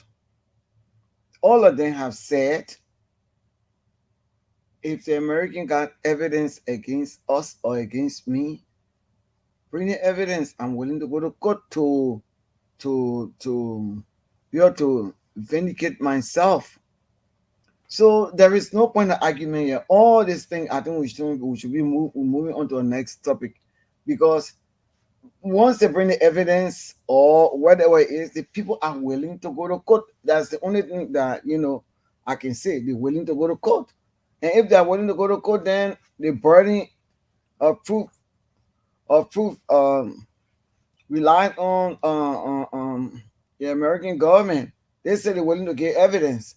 And the person say, okay, we're glad, we're willing to go to court. So I don't see anything difficult in that. All the people that young people have spoken about here, they all say they are willing to go to court.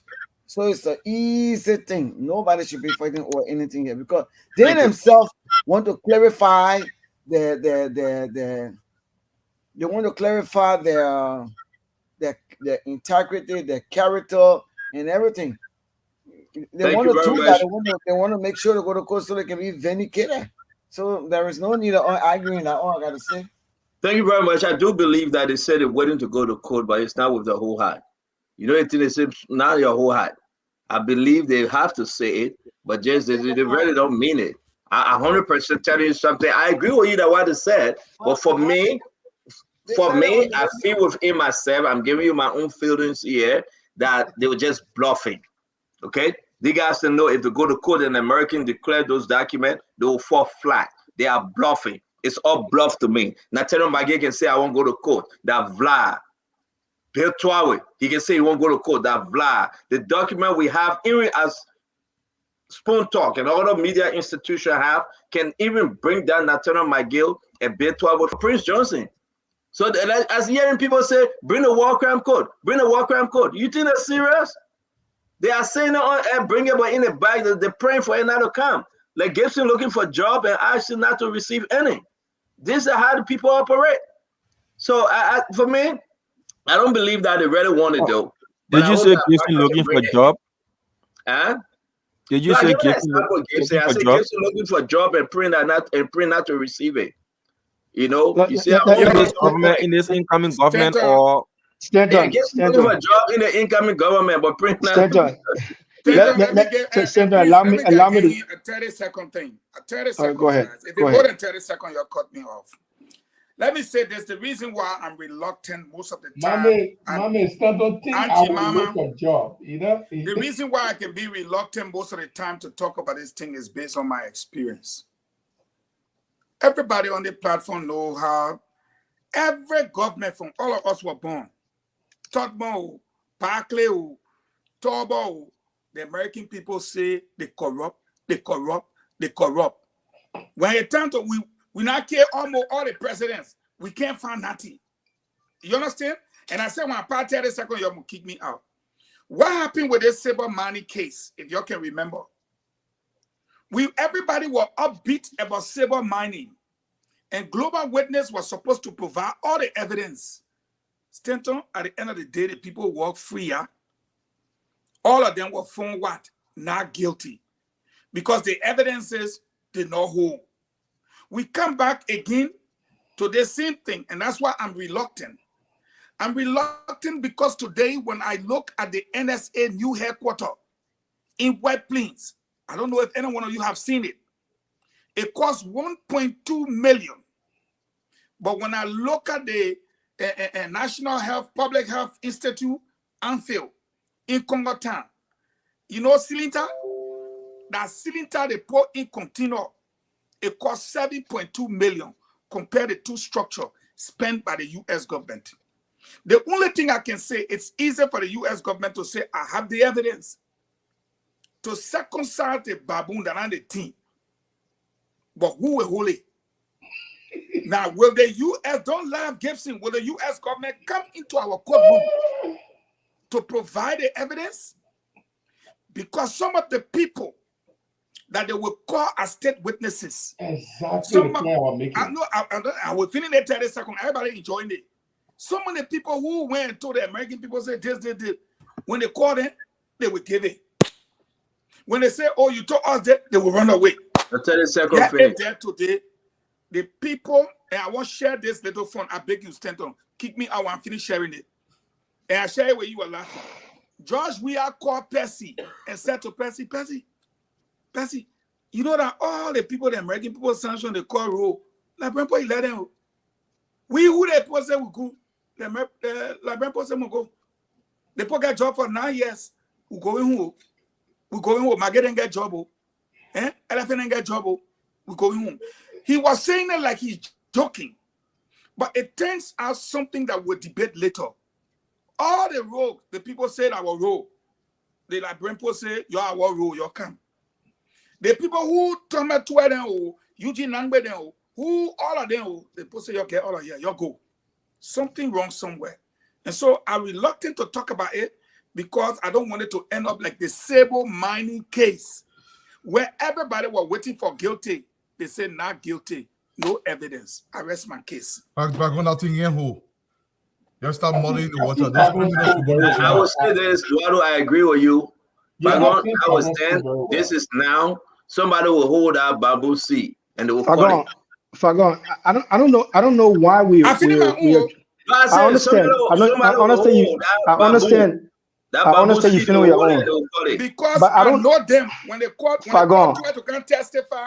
He was saying, okay, you know why you were talking. They got long fire this time. They got long fire. You can hold them at distance. Fagon.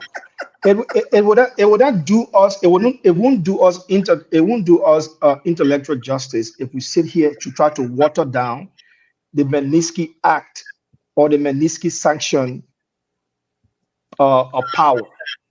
We should be reminded. Doing that, bro. We have I'm coming. We should be reminded. We should be reminded that the Magnitsky Act set a precedent against Russia, and America would not allow any country around the world to play with that legislation because it sets a great precedent. I'm coming. I'm coming.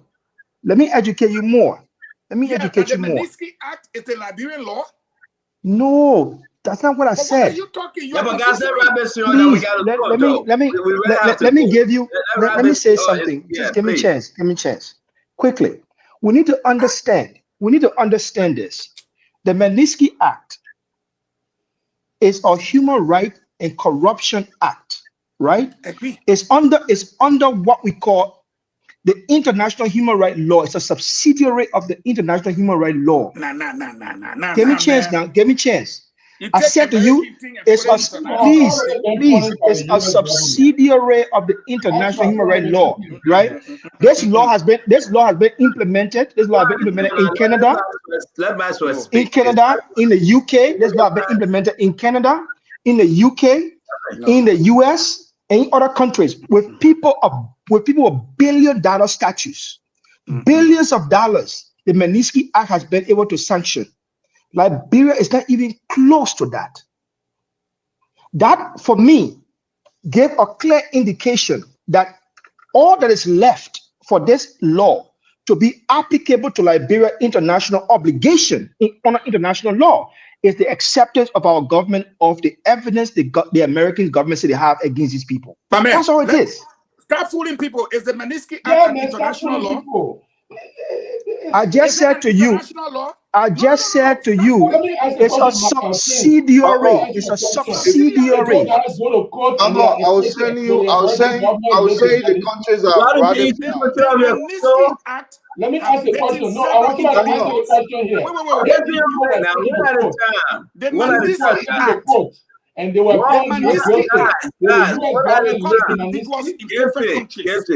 Get you one time. Fagon, wait.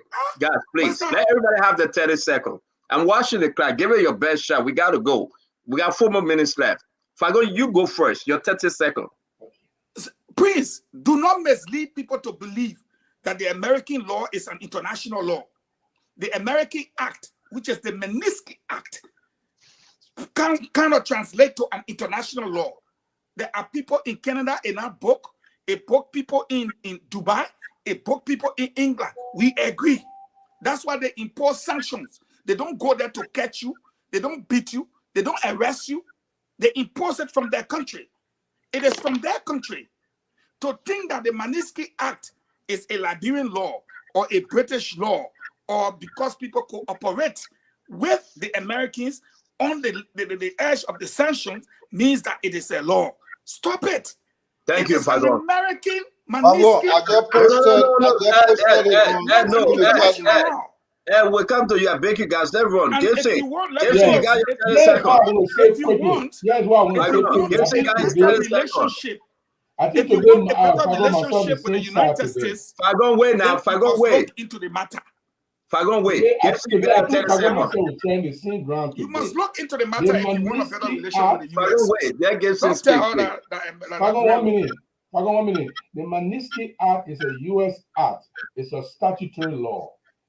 Yes. If the Liberian government want to refer to the global Magnitsky Act, not the Magnitsky Act. Guys, you don't do this. No, listen, you don't do this to one at a time. No, Ed. Let Gibson speak. I beg you. The people on the radio land want to understand us. We cannot talk over each other. The reason they post said global is because America sanction everybody where they find around the world. Global. But the act itself is an American. Let the man speak. The act itself is a statutory law. The court, when you go to the court, the Liberian government or the Liberian law system, legal system, can refer to it if there is no law that is holding locally. But if there's a law holding locally, they don't need to refer to it. But the greater question we need to ask ourselves, what if they were taken to court and the evidence brought against them were not sufficient and they were found not guilty? Do you think America will respect that not guilty and leave the Magnitsky Act when Magnitsky function? They will not do it. They will not do it because they do it to certify themselves. They not do it to certify Liberia or anybody else. That's why they are already punished them. Thank you. People are already being punished. Thank you very much. Yeah. Thank you very much, Gibson. Prince Maxwell, your 30 seconds. First and foremost, I made it clear to you all that the Global Magnitsky Act is a subsidiary of international law, and Liberia is subscribed to international law. Now, when you violate international law, what does it trigger? It triggers sanction. It triggers international revolt. It triggers international condemnation. It triggers international disassociation. It triggers many things. Now, if Liberia fails to honor its obligation in arresting international corruption, which I believe in due process, there is a statutory responsibility in terms of money laundering, terrorist financing, everything else on these issues, which has to be investigated. If Liberia does not stand firm to open up this case and investigate, Liberia will be fulfilling its obligation under international law. It means that the countries of democracies around the world will take a position against Liberia for not honoring those processes. That's the reason why I say it's a subsidiary. Thank you, Prince. Avula Mame, let's come to you. I mean, I'm not a lawyer. I'm just looking at the circumstances around the different cases. Look, if Vice President Walker requests the evidence, the U.S. government will provide it. And will provide it in a way to prove that they were right and they were not reckless in indicting these people. That's what they will do. When they're presenting the evidence to the Liberian government, they will do so to uphold the intelligent integrity of the U.S. security and the U.S. government. They wouldn't present reckless evidence that somebody will just walk and pass through the code. They wouldn't do that. So I just wanted to point that out. The second thing is, don't argue that because America's name is on the line, they have placed their integrity, their security, intelligence integrity on the line. They will provide the evidence to defend it. On the issue of what the people need, Sabo money or whatever the case is, there was a compromise between George Weah and those people that were indicted. The compromise was, support me, I will drop the charges against you. That's why Vani Sharma and the other people were in the Senate and they were pushing Weah line all through. Everything he took there, they passed it. Look at the time. Look at the time. Look at the time the verdict came out. The verdict came out in the heat of the campaign in July. Because they did not want public outcry. When everybody's attention was on that May 10 election with Dillon and the other people, that's when the verdict came out in July. It was a compromise case. It was a political case that was compromised. George Weah let the people go free because they supported him. Plain blank, finish. If Joseph Boakai decides to follow that same suit, it's up to him. But he called on the Americans to provide the evidence. America will provide the evidence to protect and uphold its integrity, to protect and uphold its security, intelligence, morale. They wouldn't submit reckless evidence and they will not be made shame. Thank you very much, Ed. Very great. Where you, Vlado? This is your show. We'll try to just bring some order. I just comment too, that's all. Go ahead. Yeah, I'm going to give it to you, please. Firstly, I posted in the chat room the countries that have ratified the Global Magnitsky Act. There's a Magnitsky Act that emanated from the United States, then they globalize it. Countries are free to ratify it. What that means, if you ratify a law internationally, it becomes binding upon those nations. And those who are partnershiping with those other nations can also subscribe to the idea based on what is stand to lose if they don't do so. But to argue that the Global Magnitsky Act is just an American act is to tell me that because he emanated from the United States, therefore it cannot become global.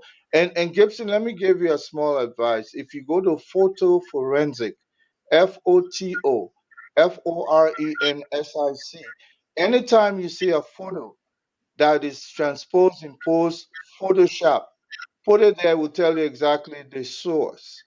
You being a journalist should have done that to know that. Matter of fact, the hand Mr. Stanton used is a different photo. It was the left hand was direct, it just stretches in. But that photo was transposed. He doesn't know that. He doesn't know that. Now he's giving intelligence information to the man. Now he doesn't know that. He doesn't know that. You didn't know that, man. You are a man that can go after the evidence, man. You should have known that. Look how that picture looks. It looks funny. They don't even relate the two photos. But anyway, let's go ahead. Thank you so Thank you much. very much. Let me bring in Woozy, your 30 second, Woozy. I don't know why was that so important for you to mention. Yeah, thank you, Stanton. Quickly, the debate surrounding the Magnitsky Act is very simple and clear. The fact that Liberia is a signatory to the International Magnitsky Act tells you that as a country, we are under obligation to live up to the stipulations of the Act. And that is just simple and pure. So it's not something difficult to really understand. In the interest of working to uphold the integrity of our governance system as a country, I think the new government is on obligation to engage the United States government to provide the evidence against those who were indicted. It's important. I think that will, in fact, be part of the government's proof of the government's commitment to the fighting bad governance in Liberia. Is fundamentally important. And I'm in support of the government going after the evidence so as to subject those who were allegedly involved in such an act to our jurisprudence. So action should be taken. Thank you. Thank you. Minister Watercolly? I forgot you wanted us to move on, right? We're not hearing you, Minister Watercolly. Damo, we are not hearing the minister. Yeah, she said we Let should me put move this on. up. Why she got this? This is it. The Global Magnitsky Act of 2016 within the NDAA 2017 authorizes the U.S. government to sanction those foreign government officials worldwide that are human rights offenders, freeze their assets, and ban them from entering the U.S. All right. So I'm going. Oh, are you okay now, Minister? That is as far as they can stop. Yes, ma'am. Yes, ma'am. Okay. No, I was saying that when it comes to the sanction, the people involved are not refusing to go to court. So there's nothing much I have to say. And they're saying that if they can bring the evidence, they are willing to go to court. So I have no other argument. Thank you. Thank you. So, Mr. Duarte, take this thing away now. Hold on, no, 30 seconds first before I take it away. Yeah, that's why I'm giving it to you. Go ahead. Despite what anybody says here, if you're convicted, even as a legislator, you will be kicked out of the legislature. I will say that to you. You are gone. It's on a Liberian penal code. You'll be out of there. And another thing I want to say, the Magnitsky, we have to understand it. Liberia literally is a cassava leaf country. We're always begging. Okay? If the Americans present evidence to you, they're not just going to sit by and allow the court case to go sideways. They may not interfere with our court, but they will be present. They will follow the case to make sure the evidence is presented. And I'll say another thing. Some people are mentioning, oh, there's a possibility the American got the evidence wrong. Let me tell you something. The evidence was not gathered one day. This is not just one evidence. It's a slew of evidences, tons of them. So there are instances, several cases they put together to generate the evidence. At the end of the day, we know this with complete certainty because the likes of McGill did not have a pot to piss in before 2018 that he could have shown with the salary he was making. According to Sambatua himself, this man was making less than $7,000 a month. There is no freaking way he could have done what he did within the span of the time. So even the layman can tell you there is something fishy here. But the evidence will present itself. At the end of the day, I don't believe these guys should take office because they ran into these locations. McGill truck heavily into Mangidi. Bill Traore went all the way into River Sessi in that bush, took the money, they literally stole from the Freeport. Even our LACC indicted the likes of, what's his name, Bill Traore. He made Kanio Babala, all these guys. So there's a bunch of evidence to try these guys. We should not be allowing criminals to get away with this stuff and say, oh, they will play with the case. Look, this case can take nothing more than 1 year. 1 year is more than sufficient. They're not going to go gather new evidence. The evidence is already gathered. We have the evidence. It can go to court right away. And Honorable Baka is in his best interest because he needs money from the Americans, expedite the case through the court, convict these criminals, and kick them out of government. And let it go to jail for 1,500 years. So we're going to say this, Eduardo, and I concur with you right there. If for any reason Baka won his good standing relationship with the American, Baka need to request the document and let the justice system, the Bwaka justice system, take its course, right? People jumping around and say, bring the war crime code. I want to go to court. I want to do that. To me, it's all game. When they bring war crime code today, some of the guys will be crying under the bed and they will be running somewhere else. To me, it's all game. Let me be real with Liberians tonight. For my 30 seconds, the people make the thing very clear. Whether it's global, whether it's not global, they're saying you will not come to the country. They will freeze your assets. They will ban you from coming. They even put human rights offenders. This thing is no joke. If you cannot do business with America, every country have some connection or all connection with America. How dare you to say, I will leave America and go to Europe? They will catch you in Europe and they will chase you out of Europe. To be frank, it was said now, our brother Ed Remy Gray put this up. Let me share with you guys. I'm not saying Liberia on this one. All other countries, even the state New Jersey is on it, but I'm not saying Liberia on it. So I hope we can find place to what, I mean, maybe Liberia, honor George Manor, we are signed onto it. I don't know, but Liberia name is not on this No, I think list. Liberia is a signatory to the Magnitsky Act. Yeah, don't think. Let's be sure. Okay, all right. The reason why I'm saying it, I know because what I'm saying here tonight. all the country on there, and Well, Liberia we is can look it not up. there. We can look it up real quick. Okay, I'm not saying they are not signatory to that Magnitsky Act. America asked Liberia to jump, Liberia will say ha. Because we get it on our own, so there's no question. But folks, I will say this thing, President Joseph Yema Bwaka should put in a request, get that document. And McGill said he wouldn't. So Bill Tower said he's willing. Serena Sifa said he's willing. That they can go ahead. Even Prince Johnson said he wouldn't. They all can go ahead and solve this problem. Liberia people will be so happy. Yeah, I'm and that's waiting for my how next question to provide all right. information. So, And I guess again, we are coming back with the final round of this conversation. Folks, join us tomorrow. Don't forget, we'll be having Dr. Lester Tenney. He's saying it all. It's something big on Safwa Gray. Something very big hanging over Safwa May Gray. I don't know why it is, but he's coming to tell it. He's coming to say why President Weah can never ever come back to that party. And I want us to talk a little bit about the transitional team and Joseph Yema Bwaka. On your time, you can say what you want to say, but the topic on the floor is the transitional team and the way forward. We are but how many more days? Maybe a month, 16 days or so to the inauguration. Your own opinion, your own speak to Liberians tonight. How are you observing the performance of the transitional team, both from the George Manor Weah side and to that of Joseph Yema Bwaka side? Let me add this. We have been informed John Molu Jr. is not going to Liberia. Folks are saying they are waiting for Molu to come to Liberia. People are threatening John Molu. His security is of concern right now. As I speak to you, John Molu is in Ghana. He will not continue his trip to Liberia. People of old, the Madam Salif government, and those in the George Manor Weah government, they have formed a clique, some of them, to go after John Molu. So John Molu will be given a U-turn from Ghana back to the United States. I just spoke to him.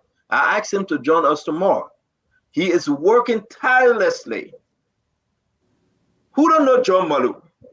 This is the guy that went after everyone. Maybe if I go and explain more about John Molu. His audit. Now he has become a target. So John Molu, folks are saying, only go when there's a change of the guy. Of course, after the inauguration. If you go and hang around in Liberia now, it is not safe. And he's concerned about his own safety. And he asking the word President JMB is not there right now, President-elect. He will not be going till maybe in the next 2 weeks. John Molu said, let me stay in my corner because my safety is of major concern. So we can announce to you, he will not be going to Liberia as planned. He will be catching the next flight and be coming back to the United States till this government is out and then they can do a real forensic audit on all of the ministry. I asked John, are you going after, would this be all ministry, all entity? John said, from heaven to earth, everybody will be involved. He said from heaven to earth. When you talk about Liberia, every mosquito, every spider, every opossum hole, they must go in and find something. Mr. Eugene Lamin Fagon, former deputy minister, you have your one minister. Any other thing? But we are talking about the transition team. Talk to us. Well, thank you, Stanton. Let me say, if John Molu goes to Liberia now, he should write his will, leave it with his wife, and tell us how he wants to be buried, write out his funeral wishes, and I think we will honor that. He's not different from Baten Niswa, Gifty Lama, Abba Peters, George Fambutu, Matthew Innes, and the list can go on. He's just one of those Liberians who wants to do a job. And the job he's going to do, there were people who went there before him, and today we see them as martyrs in the fight and as patriots to our nation, but they're gone before him. We do not have too many of those left. I know Stephen Kimet is on the other side, John Molu. These guys are all CPAs and what have you, but they have to stay away until there's a change of the guards. Now, as far as the transitional team is concerned, you and I, unless you can convince me and tell me that they have had a press conference of late and have briefed the nation, we've not heard anything from them. So I cannot speak to what's happening with the transitional team. Now, let me say to all of my colleagues on the panel, you find me different because the lady that was there first, the U.S. ambassador, my first cousin, Michael McCarthy, and the new U.S. ambassador have tried to shape our thinking that everything America, even when a Liberian goes to PP, they can say the American people should can't hold their peckle. What kind of life is that? The people are saying we have the evidence. Nobody have asked us. You can clearly see what Stanton put on the screen. That is how far they can go, period. They cannot go beyond that. They cannot arrest you. They cannot do anything while you are in your country. But I want to draw all of you attention to Article 2 of the Liberian Constitution. And this specifically goes to Prince Maxwell. Article 2 of our Constitution states, and I read for your learning, the Constitution is the supreme and fundamental law of Liberia, and its provisions shall have binding force and effect on all authorities and persons throughout the Republic. I want you to pay attention to the second paragraph.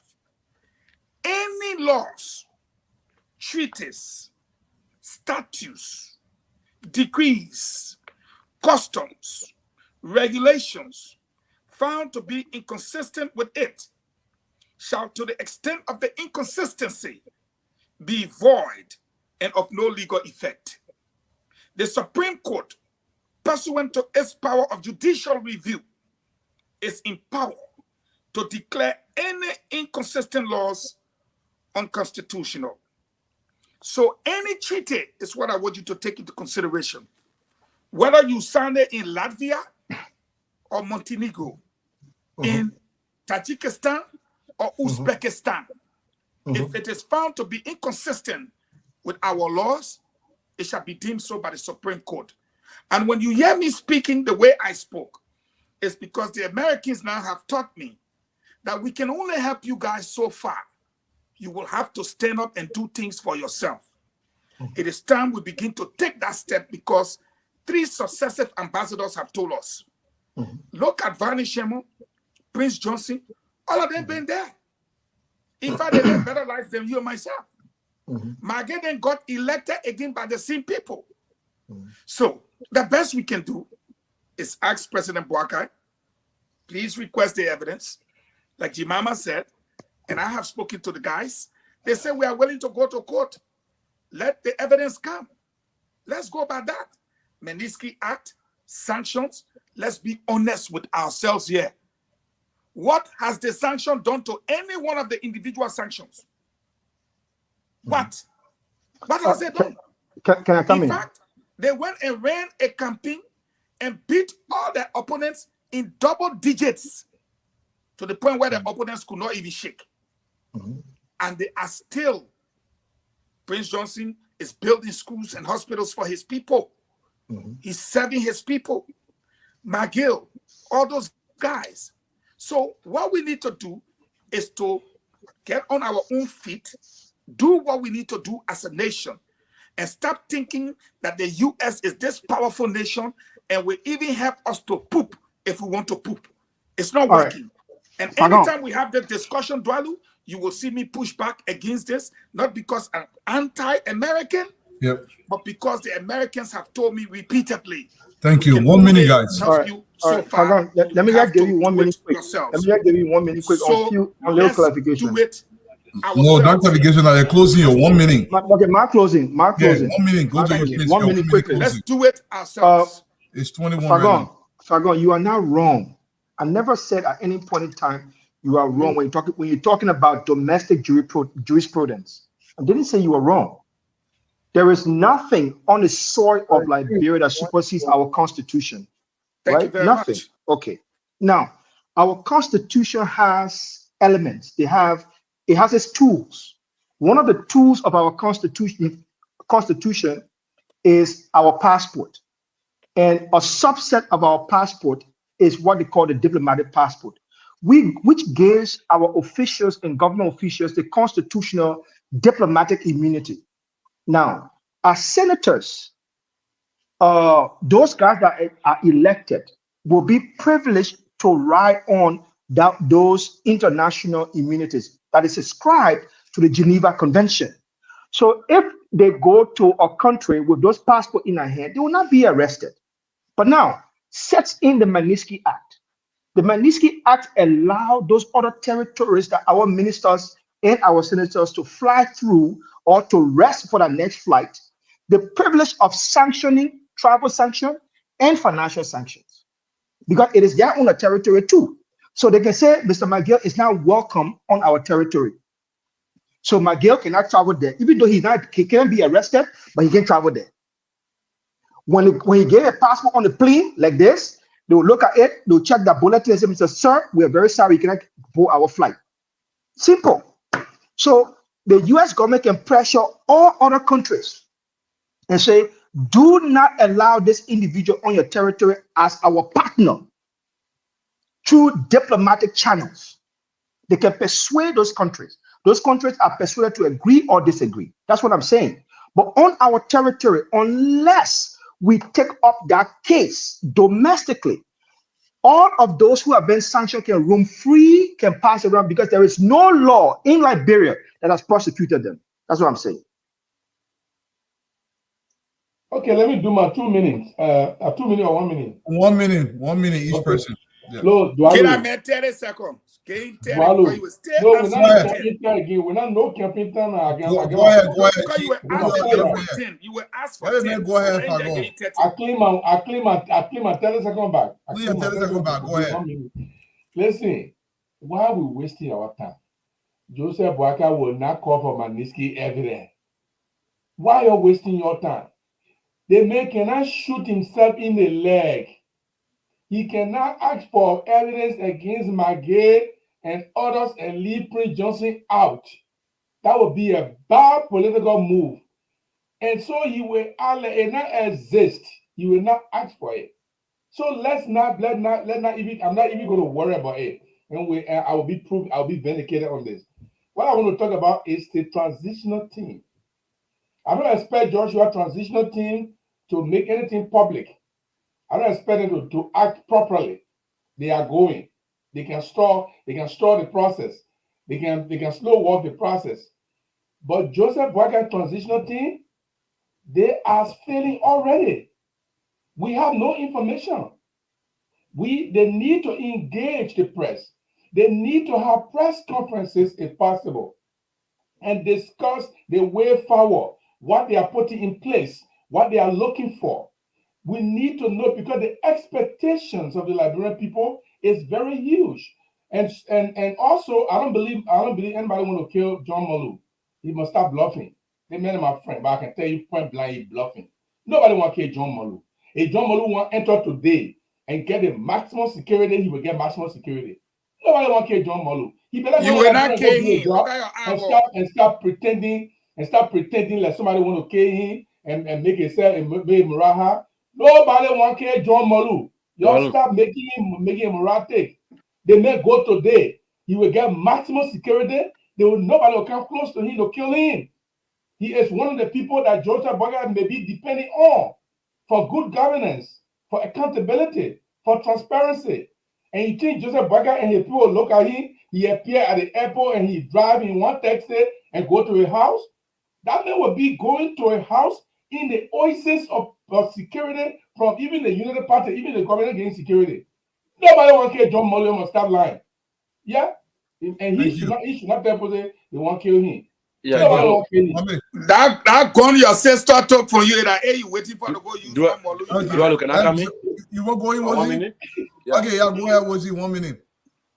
Yeah, Dualu, look, sorry to say, but Big Brother Gesem Jeru is a terrible old man who is badly uninformed. Look, let me tell you what. To say you want the transitional team from the incoming government to engage the press, I don't know where you've seen that before, but it doesn't work like that. So I'm just afraid that at their level you'll even be saying that. The first thing, I should tell you how many hello. transitional teams It's have a done it. committee. Hello. Do I tell you how many transitional teams have done it? Yeah, hold on now. Give me a chance, please. I serve on a transitional team. Zero, don't lie. Hold on now. You don't have experience on that. Come Don't on, talk guys, about you let don't have experience me about. finish, we Give gotta me get chance. Me get experience on that. Give me chance, my friend. Let me finish. You don't engage press. Hello. You don't engage the press. You are not a government. You are not a government as a transitional team. You cannot be engaging the press on behalf of the incoming government. No. There are protocols set. What you can do is what I believe John Molu is flagging. That's why there is a national security threat. And look, the reason why John Molu's role is being targeted by some individuals is very simple. Because the last set of notes that the outgoing official will be leaving are key source document for future audit reasons. That's why they got to be reasonable enough. And that's the reason why you need an auditor like John Molu to be on the ground or to be part of the process. That's all you can do. You cannot be there engaging the press and talking. If you ever saw that anywhere, maybe that was a military junta government that was kind of arrogant and flamboyant. But in an organized democratic setting, the paper will have to be done in an organized way and in a way that is not all into the press. That's why you set up a responsible transitional team. I don't know why you saw that. Maybe that bunch of men who caught shot or just misbehaving, making noise, you learn that from them. You got to go back and learn something better. Thank you. Brother Meme. Transitional team. You're just making yourself happy by saying all the things. Transitional team. KFC, you want catch John Molu? I see you want food John Molu. Stay happy. I cover Ghanaian election. KFC, it's not your time. KFC, not your time. KFC, the mommy time, please. I agree, man. They can speak, but he go nowhere. And I took people. The man want to take time. I cover. Whole day you cover. You take money from my. I have more experience than anybody. All the way around the world. You can say I cover. Go ahead, Mame. So there is no standard operating procedure on how the transitional team should release press statement weekly or monthly or whatever the case keeps in. Don't do that. But if the transitional team engages the government and the government is not responding positively, the government is not providing the information they need, the government is not cooperating, then in a sense it takes press conference or press interview. But you can't be responsibly engaging the government on stock taking and every day in the press. What's that? You don't do that. But, and maybe we could talk more about this tomorrow, Stanton. It's serious.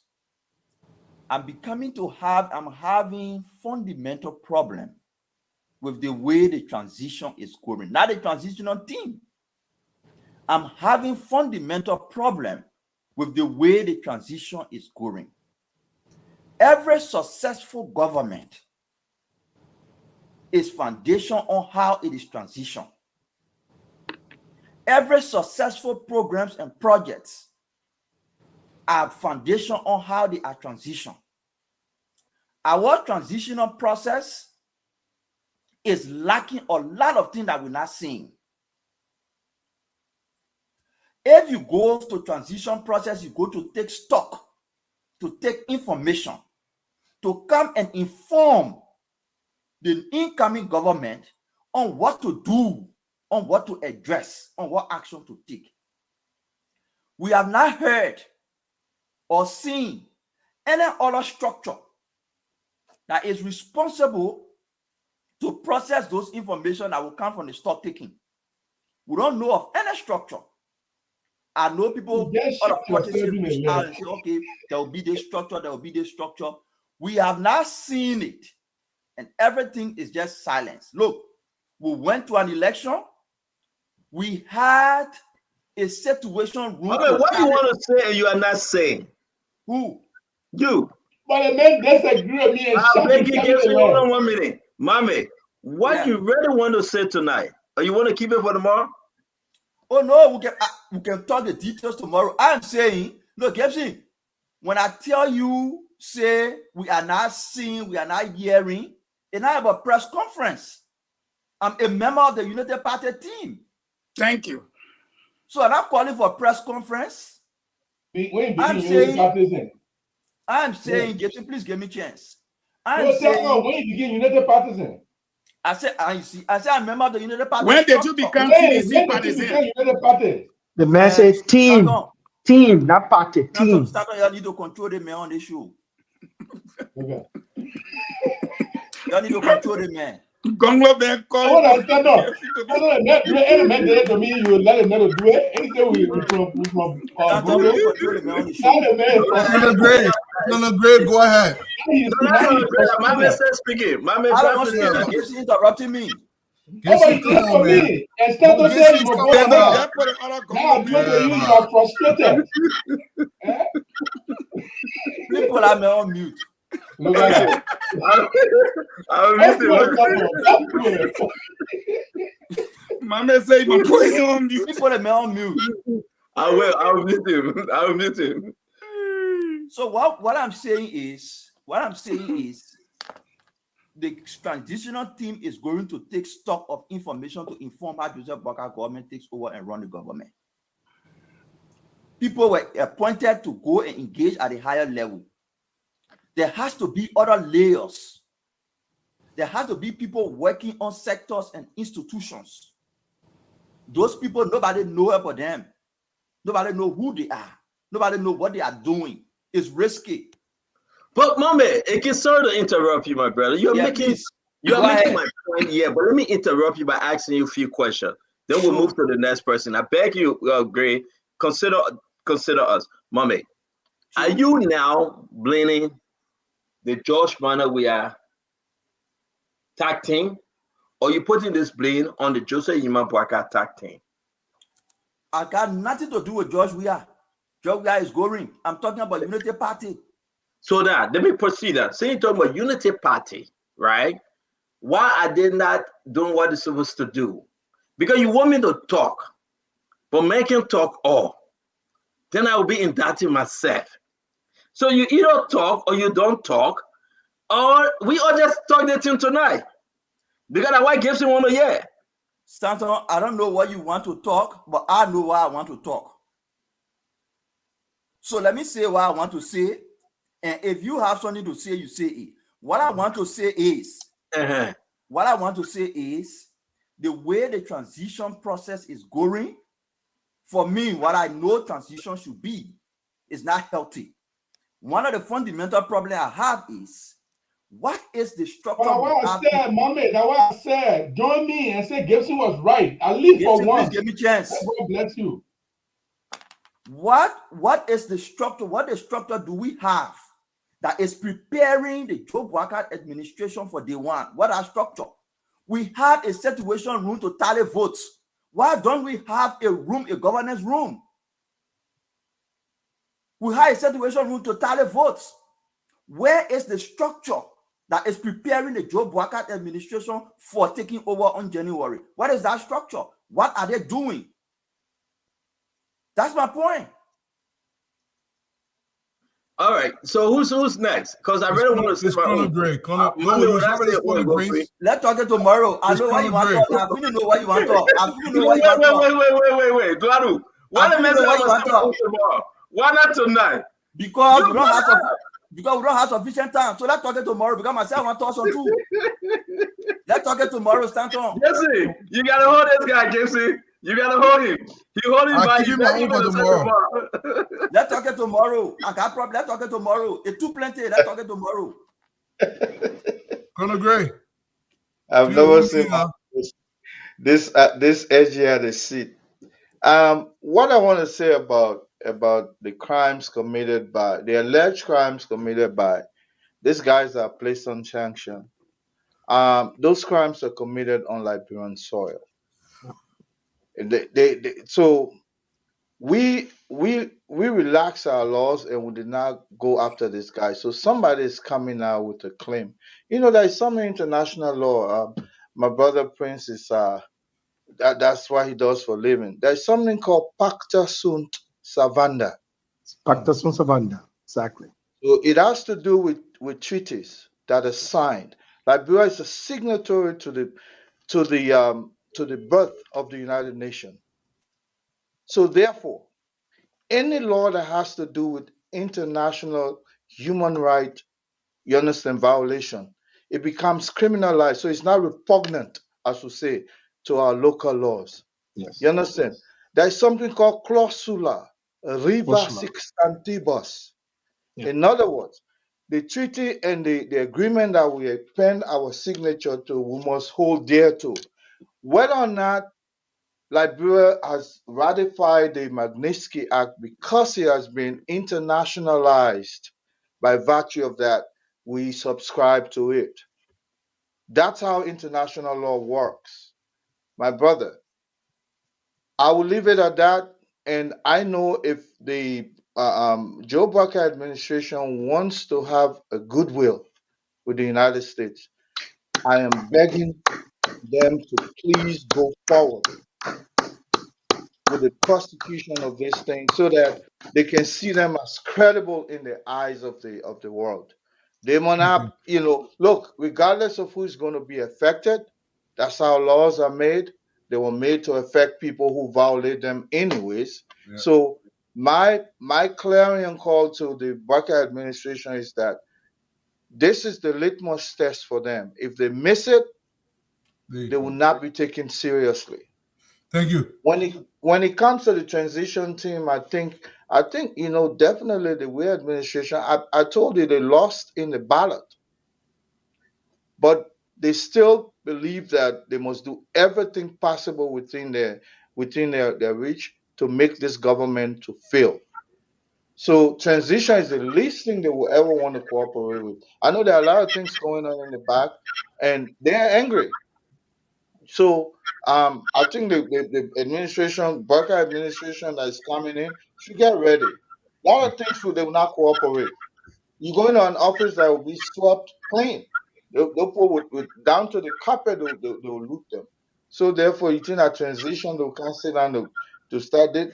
Look, I tell you what, we have to tighten our laws. Thank you. Thank you. Is that me coming in?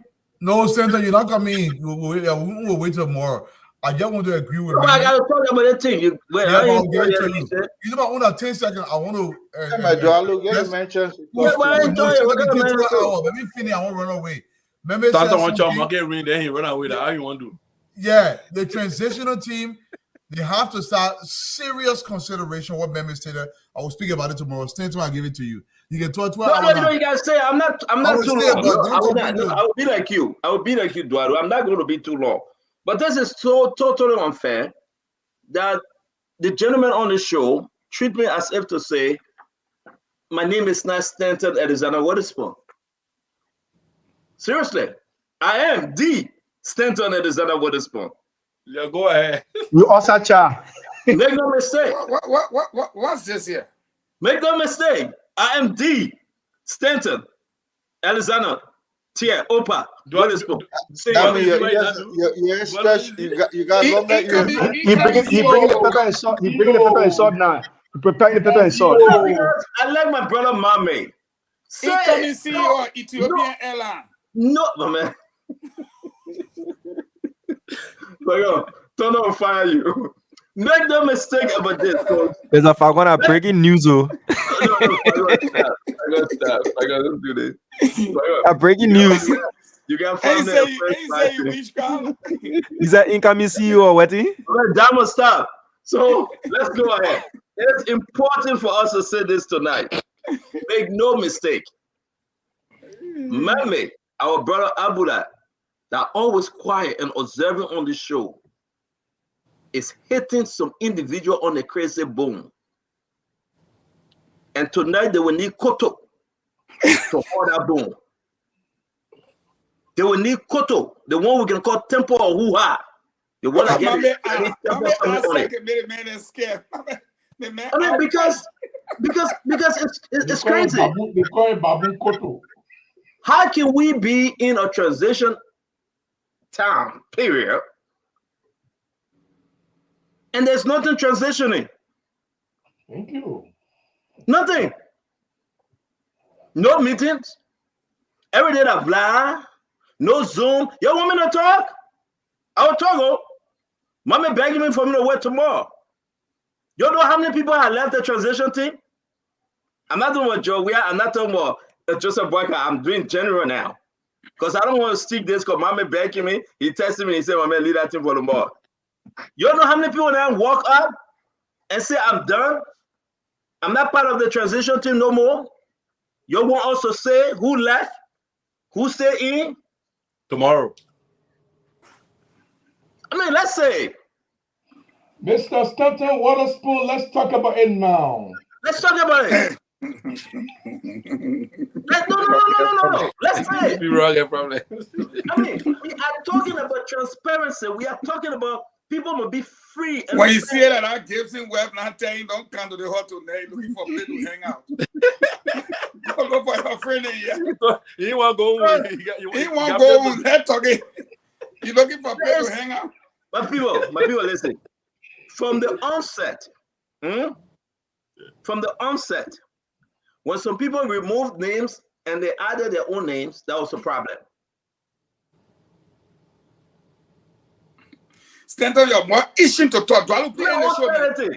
That man, he coming small. No. From the onset, when people say, you know what, lawmakers, their names should not be on the list, and other people added the names, that was a problem. Yeah. Because the other lawmakers then felt bad. So that's a beginner topic for tomorrow. We can start with that. But ladies and gentlemen in radio and TV land. Who they say I was surviving tomorrow? Because tomorrow there will be nothing. It was a very good show. Stanton, you will not die tonight, man. You will not die overnight, man. For us to change this thing, we need to do it all the way. We cannot. There will be no shortcut. We need to do this all the way. But because I have to listen to you guys, Ethiopian Airlines flying directly from Nigeria to New York. Let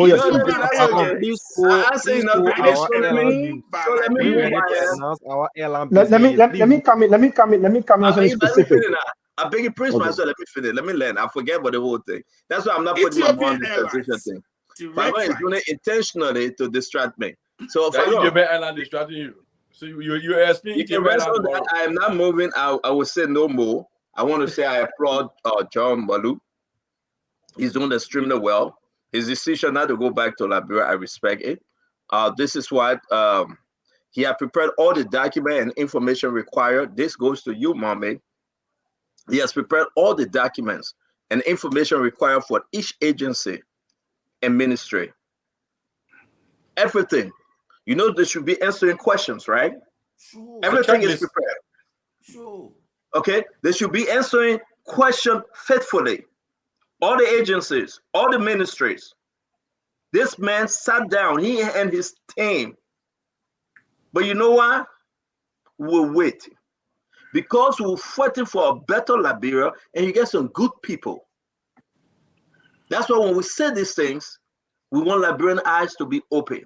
For the Joseph Yima Boakai to have a smooth, very strong government on day one, January 22nd, 12 noon, this thing must be in place. If not, we will go back to George Manetta, and say the people didn't give us any turnover note. And that would be the start of the worst in the history to come of Joseph Yima Boakai under his administration. Because even Senator walk away with $15 billion, there will be no turnover note, there will be nothing to prove. And Senator will be on the beach in Ivory Coast enjoying. So I said to you, I listen to you guys. Tomorrow, you don't stop me. Because I have sufficient evidence to tell my Liberian people where we are with the transitional nonsense. I call it transitional nonsense. I'm calling it transitional nonsense. People dropping off already. People say, I'm not in that transition team no more. But I will rest today. This is what you need to do, Stanton, to make your government good. Move from here, man. You are a good man, Stanton. You got a lot of wish cry.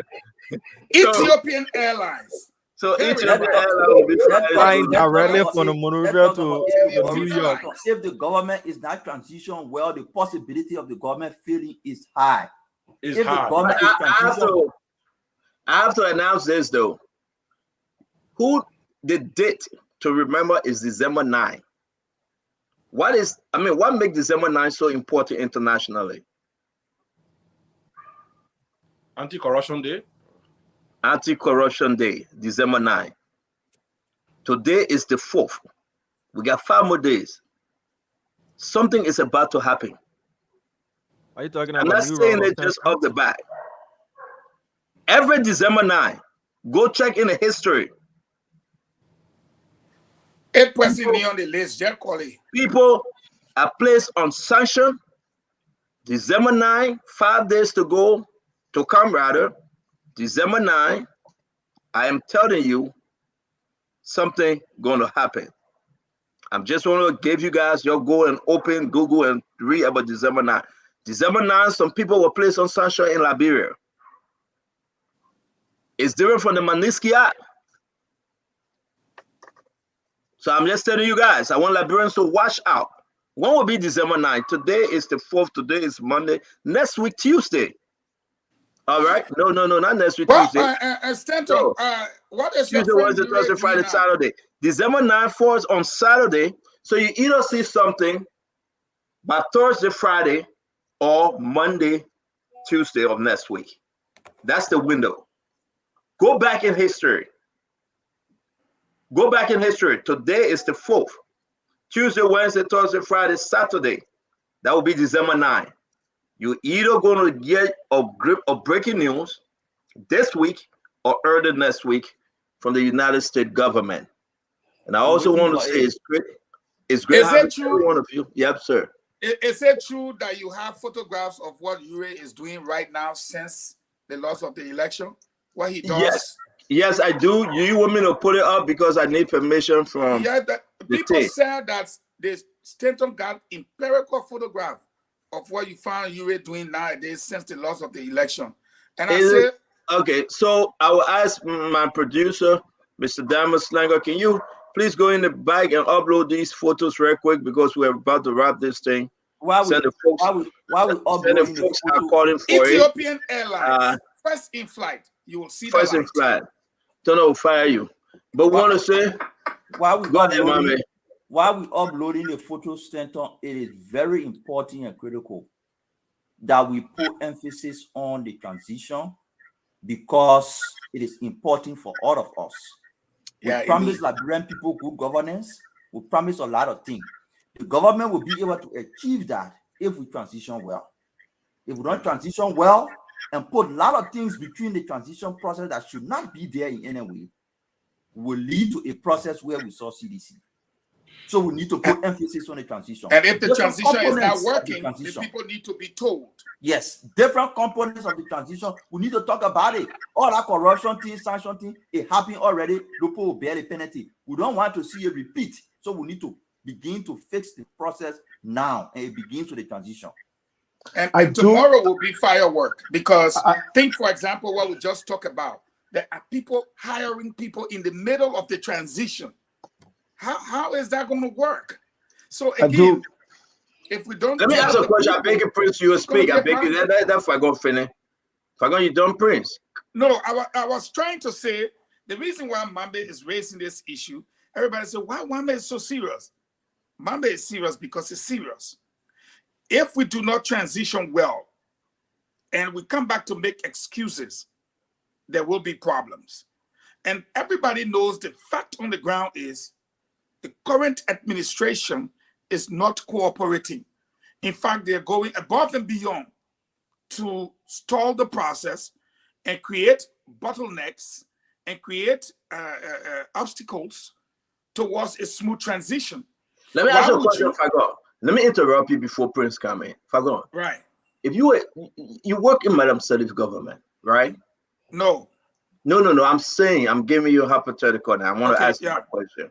Yes, sir. So you work in Madam Salif government, Minister of X in Madam Salif government. Yes, sir. Your hand was caught in a cookie's jar. Right. You had a big issue on you. Right. They ordered you. The American government mad at you. The American government got records on you. The audit team have a serious problem with you. You stole money. Right. Why are you on the transitional team? Thank you.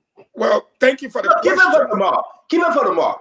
I'm just throwing it out there. I want people to think how interesting the show will be tomorrow. I want you to keep it for tomorrow. These are the early mistakes Mama want to speak about. I want to speak about, because we are fighting for a better Liberia. Why will you be on the transitional team if you have issue before under the Salif government, and now you are acting like you the holy angel that want to bring justice and fairness and transparency to the people of Liberia? But we know who you are.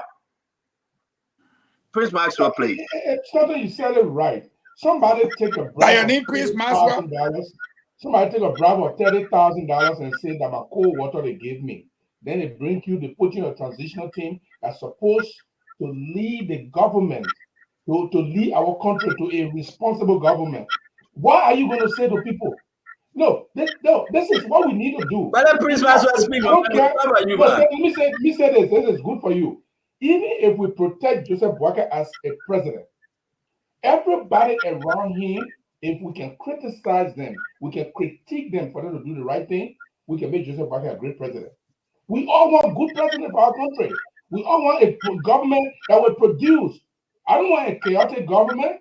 I don't want that. I want a government that will produce so I can go and do my business and get my money. But thank you very much. Prince Maxwell, we got to go. We got to go. We're just setting this thing for the market. Gibson, thank you. Thank you, Gibson. Thank you. Prince Maxwell. No, Gibson, thank you. Thank you, Gibson. Prince, why you not speaking? Gibson, we've given you enough chance. I respect it. You should respect me back. Let me say this to Ambula. Ambula, you cannot be more right. Gibson, I'm speaking, please. What are you talking about? Ambula, you cannot be more right. And I understand where your passion is coming from. There is absolutely no objection to what you're saying. As a policy savant, people need to listen to what you are also saying. It is imperative that the United Party elite listen to you too. That we need to put in place, that they need to put in place a cohesive transitional system that coordinates and communicates to Liberian people the next steps. And I 100% agree with you. No objection to that. For me, I'm going to dive deep in, and I'm going to go one step further by saying this. Within the transitional process, there are consequences that we should be alerted to. And one ministry stands to produce that consequence for us. It is the Ministry of Foreign Affairs. And what are those consequences? Right now, because of the lack of full collaboration, coordination, and communication with both transitional teams, the Ministry of Foreign Affairs, Foreign Service have not taken pay for 3 months, both salaries and rent. And this has a major international implication for our country. Our diplomats can be taken to court because they did not pay rent on time. Our diplomats can get into. I'm speaking. The next thing is this. The next thing is this. It's indiscriminate employment and posting. These things have to be looked at and coordinated with both transitional teams. And this is not happening right now. This can reduce our international standing and put in a lot of people that do not belong in the service. Let me give an example. Almost all diplomats that I knew that went into foreign service had to be vetted by NSA, including myself. I was vetted by NSA before even going into the service. These things are not happening during the transitional period, and it must stop. Please pay the people rent and salary while we do our thing. The Senate Committee on Foreign Relations, I'm also speaking to you guys. Come together so we can pay the diplomat's salary and their rent. I know how you get paid for your foreign service. You're not going to be diplomat anymore. But let's show this picture. Fagon, we're about to go, guys. But what's going on here, Fagon? What's going on here? Fagon.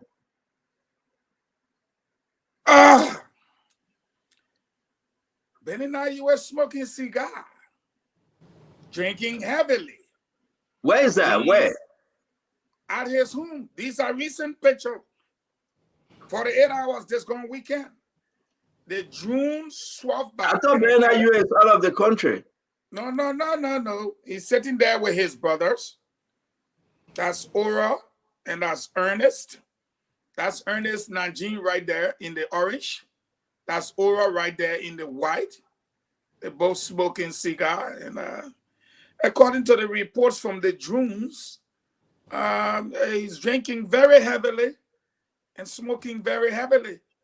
And those who are taking the last 72 hours, I can put out the challenge and let them come forward and debunk.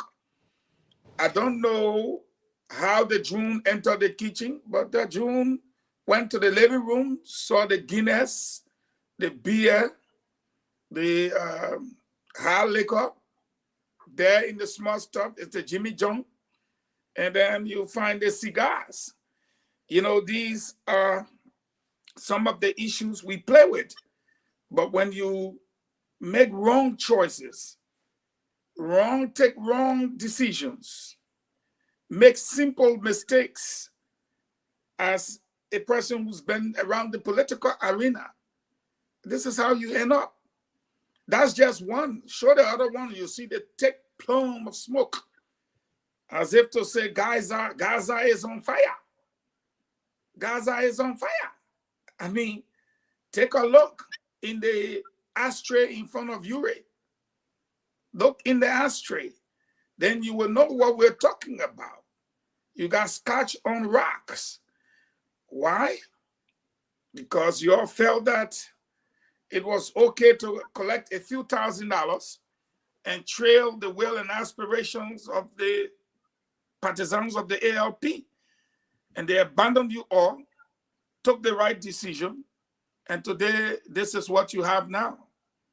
A political leader resulting to heavily smoking and heavily drinking. I want to assure Big Brother Yuri that a Joseph Boakai administration feels your pain, understands your problems. And if there's anything we can do, talk to our Uncle Joe. He always has ears to listen. And if he can help you, he will help you. But as it stands right now, we are in transition. And the Unity Party and our alliance have been given state power by the people of Liberia. Do not drink yourself to death. Wait to see the inauguration, please. Do you think, I know we got to go, folks, but What's new about this picture, Fago? I mean, Well, the man is having fun. He relaxed. no, what's new about it is the amount of alcohol being consumed, the quantity of alcohol, or quality of alcohol. And the tap and the tap. Look at KFC teeth. The brother now is smoking and using plumes. You know, cigar is something that maybe Conor Remigray would tell you that you just hit on and you let the aroma go off, you know, you big Tubman style. But you see, the brother now is only surrounded by immediate family members. Those are his two biological brothers. That's Ernest and that's Oro. Well, that's what happened when you try to isolate partisans. They walk away from you, and the elections are over. Your friends are all gone. The one friend you had, Joseph Boakai, you sold him to the Gentiles. And the Hebrew boys almost castrated him.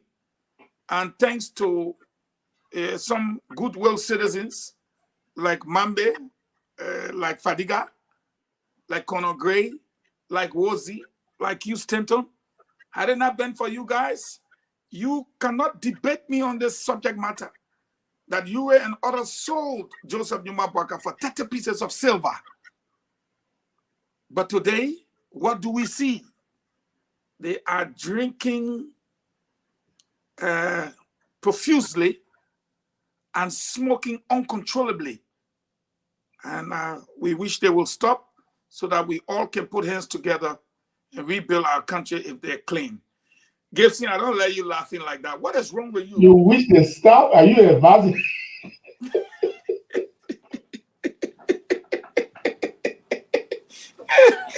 we wish they stop.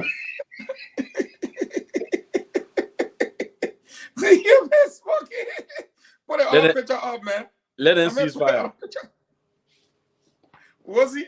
You want to speak to your man, you ready? Put the other picture up, but man. I gotta go, man. Can I make my final comment? Let me go back. Let Wozi speak before you, man. What's that? The man not going nowhere. You finish the thing is, Minister Fagon, Omen Ure is somebody who I think always have an agenda, and for him, he can trade anything for to protect his interests. But this time around, the puzzle did not go well. He didn't play the right way, and I can see he has some personal issues with his family, and then now politics gone the wrong way, and so he got reason to be consuming large quantity of alcohol like that. When you think about businesses are subject to audits. Yeah, businesses are subject to audits, and a lot of the Chancellor Wealth is there fasting against him in jail and swearing him every day. He got that money, so all the sweating. Then the ex-general then too. In a brother thinking that he don't want got all the money that is supposed to benefit. So he's under too much pressure. It's not just the politics though, because he got to less money, and then all the one with him. Then he got his son also Costa, who now cost, and evoke curses upon himself. And he being a father, all kind of things happening, And his daughters are unmarried, got chains of boyfriends all over the place, all the kind of unfortunate things going on. Yeah. So I see why, you're sitting there. I don't know whether they're cooking.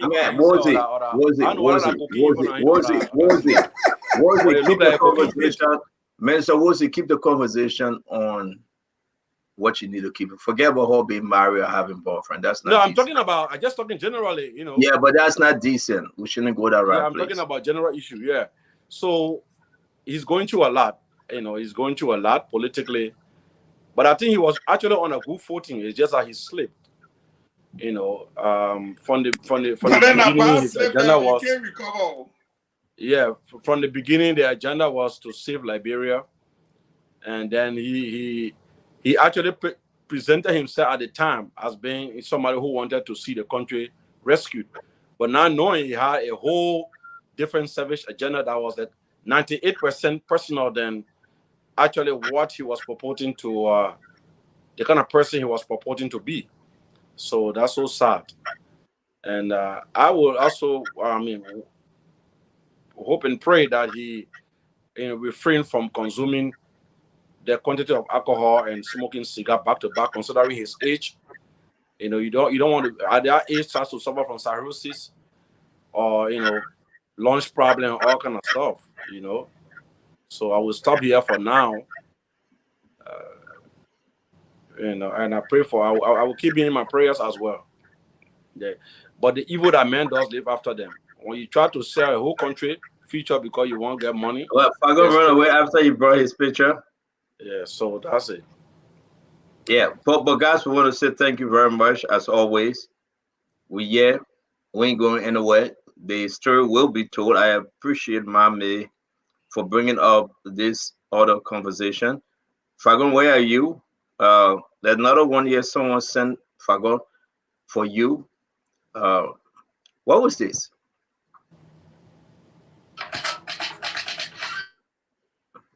I don't know whether y'all want to play this though. No? Where's Fagon? All right, let's do our closing. Because Fagon sent it to me, but since he's not here, I'm not going to play it because it's his video. My man, Fagon, yeah. You sent this to me. What's this?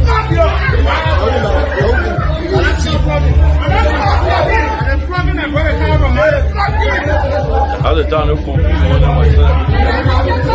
$500,000 to get in. You get one really false impression. Look at the other one there. One day, I know 1 week.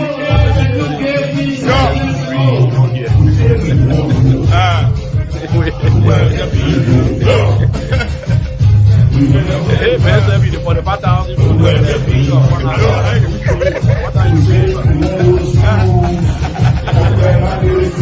Wait, that's my own. You were that.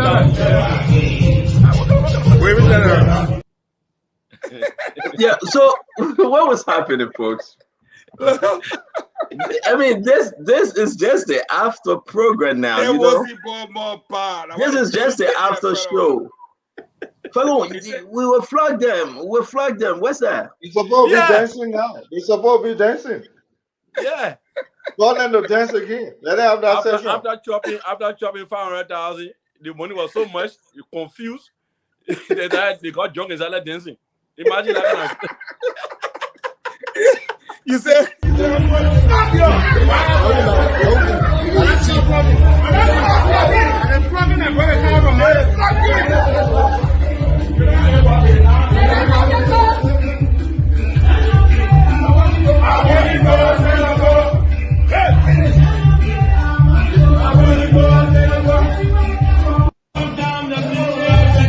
Imagine.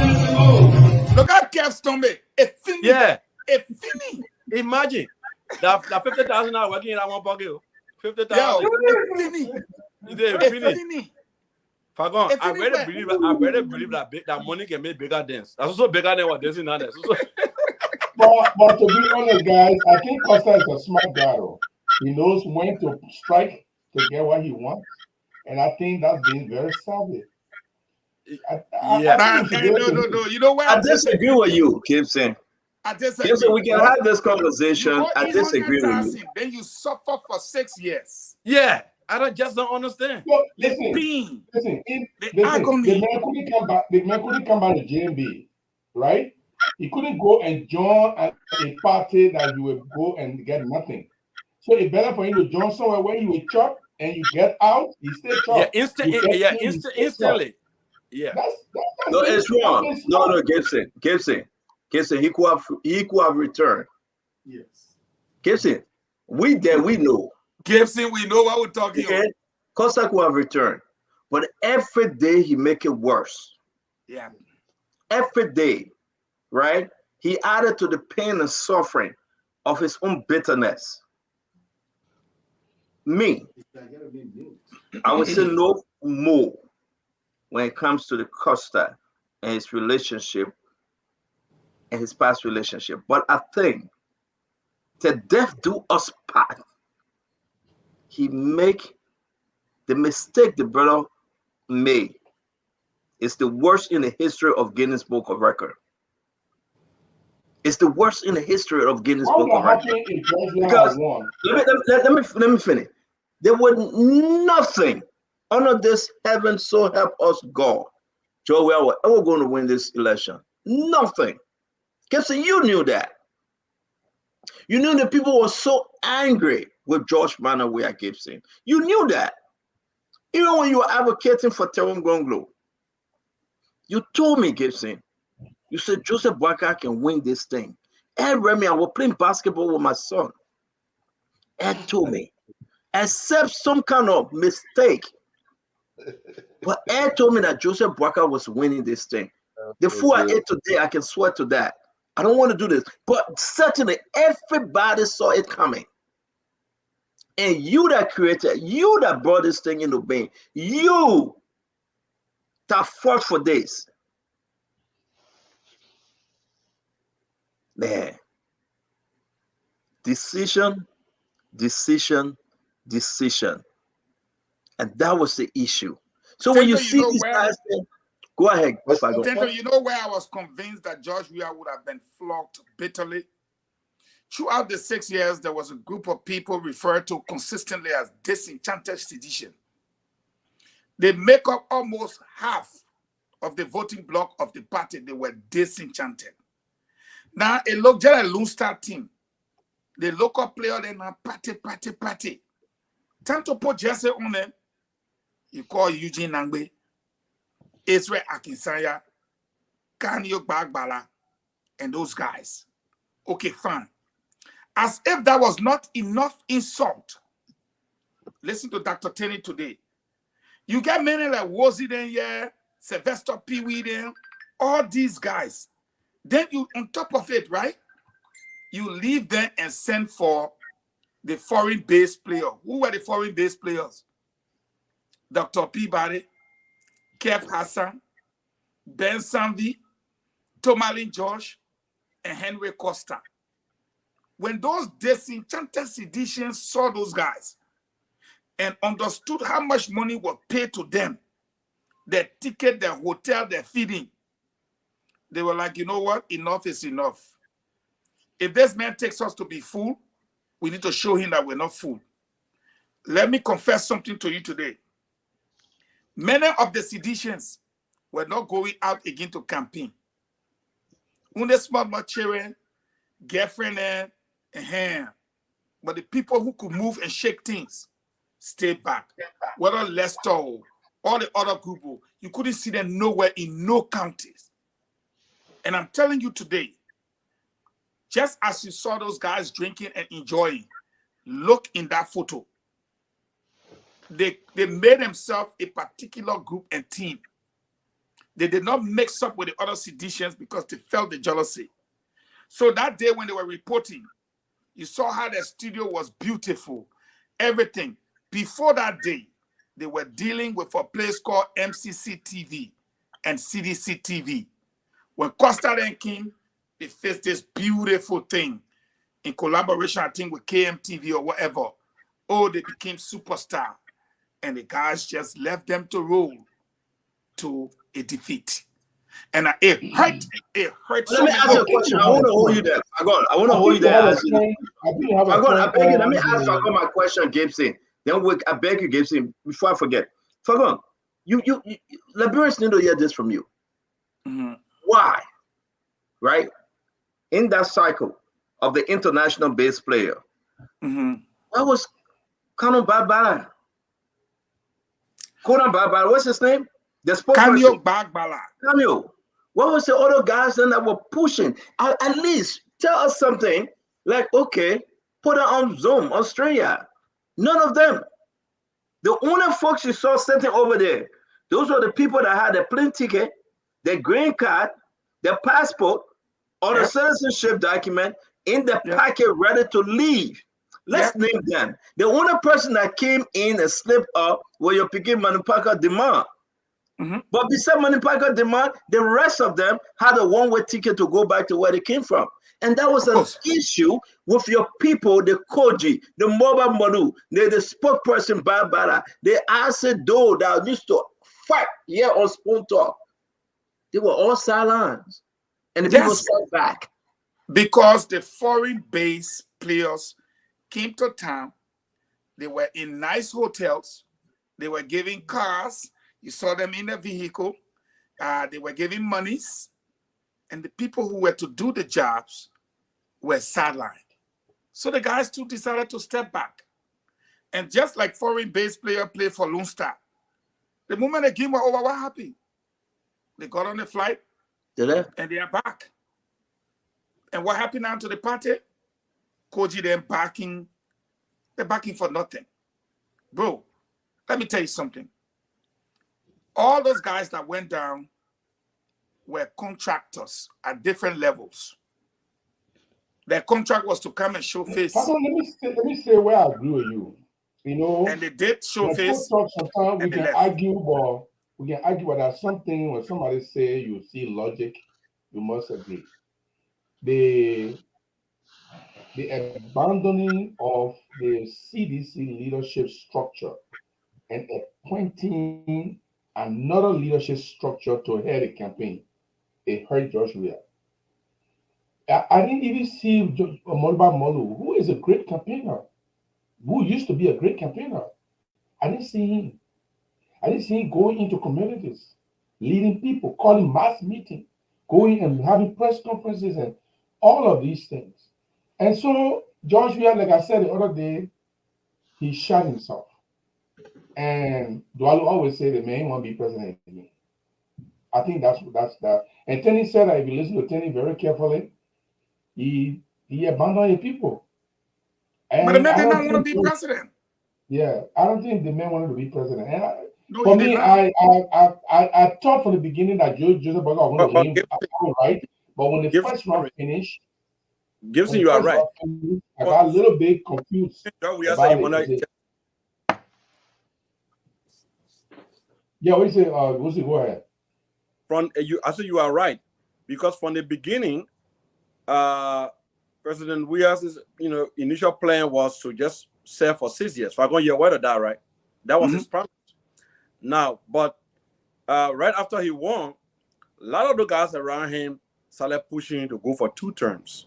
In fact, they presented a picture to him like 12 years was a mandatory or deserving kind of thing for all presidents. So now, President Weah has always looked up to people like, he always wanted to be like someone like Nelson Mandela, the way Nelson Mandela served 1 term and left. I remember him saying that in my presence before, one of our gatherings, he said that. Yeah, I will go for 6 years and attend the country over. Joe Weah said that before in my presence. And now, because of that, that's why he was seeking the referendum to reduce the term to 4. Now, so you see that he has some original, very good plans. Now, but some people around him knew his weakness, that he could exploit his friendship and then make him look ugly in the eyes of other partisans. But unfortunately, they didn't think that he could be willing to turn power over easily. That's what they underestimated. And considering their motives, he knew that they had ulterior motive. He consulted them before conceding defeat. They would have caused serious problem. President Weah made another statement in my presence, which I took care of. He said on one occasion, if you listen to him clearly, he said, the person told me to put people in the street. And I said, no, for the sake of peace. Meaning there were always people around him trying to use him for negative reasons. Those are the people. I mind when he said one time, he said, those are the people now. Yeah, those are the people now who are trying to incite the party against him. Those are the people who feel badly, although they benefited from the regime. They got good jobs, they got their mass wealth, but they are the ones now who are trying to use the very monies they got from the position that he gave them to incite parties against him, to expel him from the party. Why? Because they did not want him to concede defeat, even though he lost. That's where the problem is right now in CDC. So don't see all the opponents scheming, going on local radio station talking about the West Joe Weah, they talking to other political leaders. They were the double stand-up gamers in the party. Now, if you sit down with him one-on-one, and you get his real opinion, like on issues, he's not the guy who want to forcefully take things. His history, he always competed for things, and he always won. So he does not believe in this circumventing procedures much. But a lot of the guys around him succeeded in framing him, caging him sufficiently, and then exploiting his confidence. That's what they did. They used his flower I didn't see Asante going to Salo to campaign. I didn't see all the guys are going out there in full force. Gibson, you just struck a point. Look, Eugene Abu from Maryland, 12 from Maryland, Samuel Woody, other guys from the scenes of Eastern region. Let me tell you, the first scheming thing I detected, and I knew that the party were not. We got a few more seconds here, though. Yeah, please. Yeah. They organized a program called Southeasterner for the support of President George Weah re-elections. 99.9% of the people who the cause of Easterners, and the program were here at CDC headquarters. Imagine the deception. You guys are sitting in lucrative position. You're from the Southeastern region. Why you couldn't take the campaign to Plibo Slogan District City Hall or Harper City Hall and invite traditional chiefs from across Maryland, from Grangeville, from River G, use that place as a hub, or bring them from Barclayville and bring them from Greenville, and make sure that the traditional chiefs attend and enjoy themselves and have that program. They had it at CDC headquarters with 99% of the activities from Clarendon and Newton. What kind of deception is that? Yeah, let's bring in Diamond or Nelson, whoever in the back. We're about to. You put yourself on mute. I did. Gibson, you know that I'm tired. Gibson, Jerry, thank you. Conor Gray, like always, my brother. You struck something important today. I will take it home with me. I want to say happy birthday. There's a birthday coming up for with Sharon K-pop. Sharon K-pop birthday is on the 6th. We want to sound a happy pre-birthday treat. Sharon, happy pre-birthday treat from your mother. Again, we will put up the picture tomorrow. Your birthday is not till the 6th, and the 6th will be on Wednesday. Our sister Sharon from Rhode Island, we want to say happy birthday to you as you get ready to celebrate this birthday. Think about us, yeah? God bless you. Guys, Prince Maxwell, thank you. Gibson, as always, Minister Woolsey, Conor Gray, you guys have a wonderful evening. Nelson, Conor Gray said that it's sin 6 and 7. Cummings and how you call him? Joe, we are the same. I'm taking that home with me though. Wow. But Conor Gray is from the camp. So in Africa, we usually say when the alligator comes from under the water and tells you that there's a big snake there, you have to believe it. But you sit down and talk to the alligator. I don't think you want to do that. I will be running for the alligator before I go under the water. Yeah, but how you been? Yes, sir. I've been doing good. The same our same activities. Yeah. Yeah. So you guys will be distributing rice on Wednesday, right? I thought it's tomorrow. Is it Wednesday? It's Wednesday, Saturday. Tomorrow is. Oh, okay. Tomorrow is Tuesday. You're already in your Tuesday now, right? Already in Tuesday here, yeah. Yeah. It's 1:23. Yeah. Yeah, but I can't hang out with you too long today. I'm tired. It been rainy. It's cold. It's they kind of weather, right? You just eat, and you can't go anywhere. Yeah. The weather the weather, you need different kind of snacks. You need cheese and crackers. You need some fruits. You need more vegetables. That when you just stand, you just eat and watch TV and go on your computer. So I don't know, what are some of the snacks you get home, Nelson?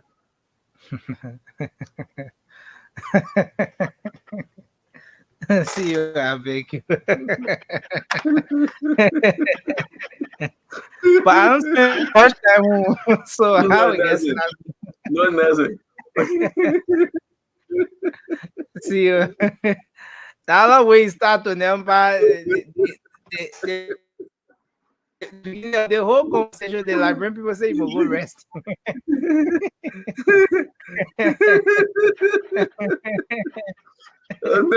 No, Nancy. No, that's serious. I mean to say it like that. But what I saw is what I saw is now when you got home, like if you just don't want to go downstairs, you gotta know you're living upstairs. Your house I get live in 2-3 upstairs. levels. Oh, your house you get 2-3 levels? You don't go downstairs in the basement or you go in the kitchen downstairs? No.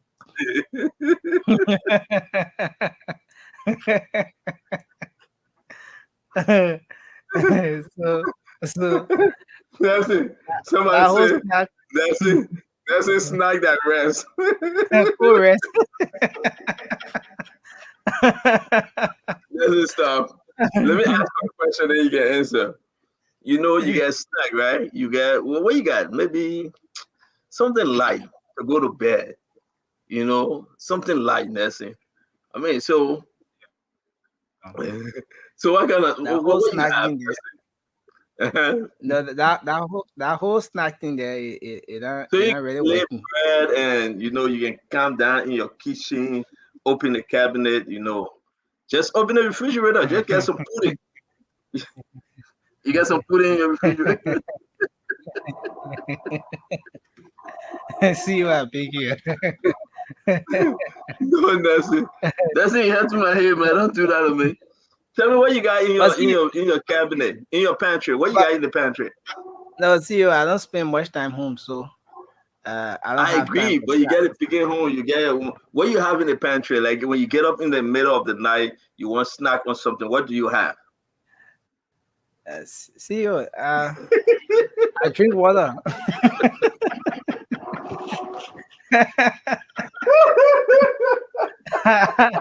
I drink water. I drink more water. I stretch, wait for the day to break. No, but water can help. Water can help. Somebody say you get fried okra. Somebody say curry and sugar. Well, maybe they own a snack. So help me. I beg you, help me. So if no seriously. So like, you know, you upstairs, you want to go downstairs to grab something and come back. Or maybe you get a little refrigerator in your closet. You get something small, right, in your office, right? So you can look there. Well, what do you have? You get some what? You got ice cream? Ice cream where?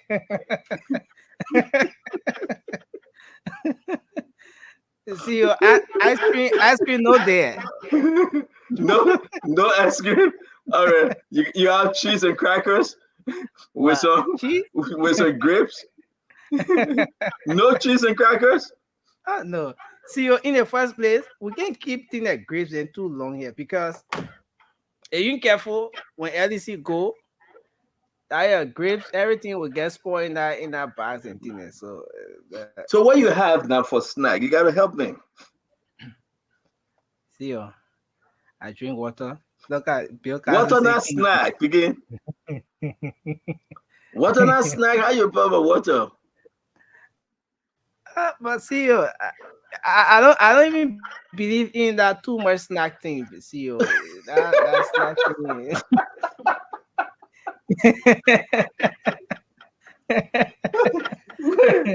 So let me call Pastor Raymond. You don't believe in snack? No. After 8 o'clock, 9 o'clock, you're not supposed to eat anything heavy. You eat your fruit. See, I eat heavy. Before coming here, it's 1:28. So start with us more. Yeah, I told him I'm picking Nelson. I asked him what he got for us. I want to call to defend Nelson. Go ahead. Okay, thank you, Pastor. Nelson, don't feel bad. This is your pastor, Raymond Collins, and don't feel bad. But if you check my ass back, I put in an ice cream thing he told me inside. I get quesadilla. I mean, you choose not to put it about, man, but Nelson, I get potato green. Nelson, this man I'm talking to. All that ice cream thing, Nelson, I get time for that. The man get I got my quesadilla, my potato green, and my tobacco tonight eating beans. Thank you very much. I gotta go eat beans. Thank you, Pastor Raymond. Thank you, Pastor Raymond. Thank you. Now, so Nelson, feedback here. Thank you, Pastor Raymond. Let me tell you, Nelson. Let me tell you, you see, this Pastor Raymond, he got three beautiful young children. Okay. Okay. Babies. They're all under 12 years old. So imagine what he have in his refrigerator. We have pudding, ice cream. He got every little thing: crackers, cheese, fruit, vegetables. He get ramen noodles. He have every little things. Yeah. That they can just get a snack and say meow. They just go in the refrigerator, take it and eat it. They make them eating the train and snack for school, for research and thing. So don't listen to this thing the pastor say. I'm asking you, when you're driving, you get the people selling the bread, the dollar bread. It comes with 6 in it, right? And they can be selling it between the cars. Full, right? For dollar. Yeah. You get that when you put it down. The crowd man, what we used to do, you pull that one down. You get your mayonnaise in the plastic, right? The mayo, right? Yeah. You carry some. You get your sardine. You put it down. I mean, you gotta create your environment like that just in case. What? You can keep those things? It will spoil. See you. That. Anyway.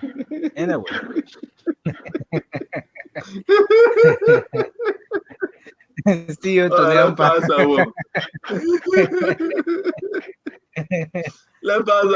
Listen, I just try to see what you got for snack. That if I will stop by, let me get something to eat. But I know you have no snack, so that's okay. You got no snack, right? No snack, will see you. No Okay. snack. Okay, so everything I rest.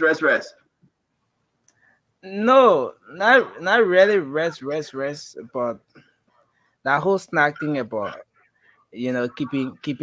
keeping grapes, all that kind of thing. No, see you. So you must eat rest every day. Almost every day, see you. Just before coming here, about around 12 a.m., I ate rice. So 12 a.m. Oh yeah, see you. I mean, our system is used to that, CEO. So no, I'm saying, so you eat rest tomorrow again. Oh yeah, I'll eat rice tomorrow, CEO. Oh yeah. We Liberian people. I'll be got time with you, man. Leave me alone. I'm tired with you, seriously. But look at the calling. I said to say we want to hear our conversation. We want to hear our conversation, or just stop calling, please. But again, thank you. Enjoy your snack. Enjoy your rest. Enjoy everything. So what's happening in the country, man? Yeah, that's happening, but the major ones now. So you're breaking up. Yeah, religious people. Yeah, they were saying they want the money. Let it go get Wilma Smith. You will get the money. Wilma Smith have the money. There you go get him. They're afraid Charles, I'm gonna go sleep. Charles, I tell you, I'm tired, Charlie. But I want to say thanks to all of our many followers. We appreciate you, man. Man, when I come here, sometimes it's so hard for me to leave. Man, we're not taking calls. What you be calling for, sir? The people want me contribution. Huh? I say the people want to talk about the whole snack thing too. Yeah, the person right, CEO. What? Sarah, that whole planting chips thing. That yeah, see you. A lot of sodium, be careful. Hello. A lot of sodium. Your internet is tripping. Rufus Pade. Rufus. Yeah. Rufus. Yes, sir. What's up? You gave me my brother heart, so I wanted to call you a defense. So say what? You got snack? Yeah, the snack is the long flatbread, the blue. Then you got past peanut. Then you put the peanut butter in. How would that be snack? The fuller bread, the peanuts. Well, after rice, the only thing you can recognize as snack it will either be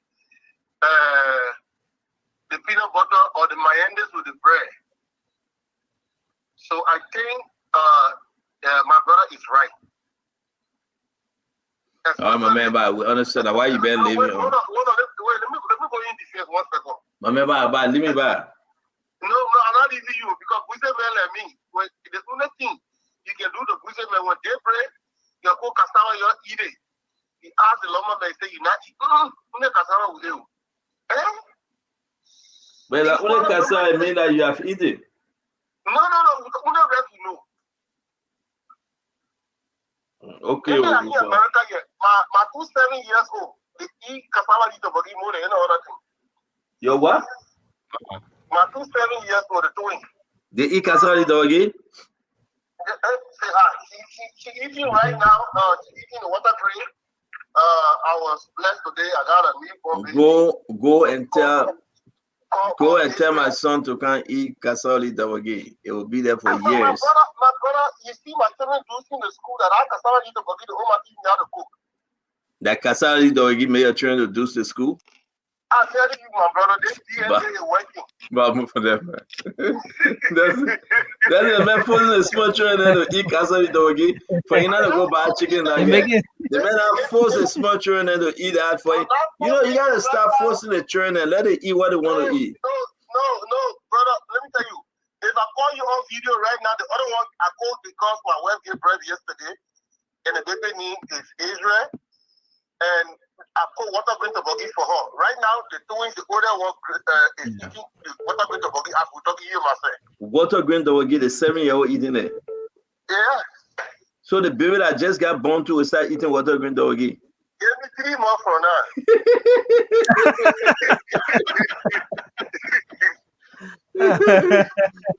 Thank you. Are you right? The man around the small children, they don't let her eat African food, so he right. Nelson, thank you, man. Let me go. Yeah. So what you about to do?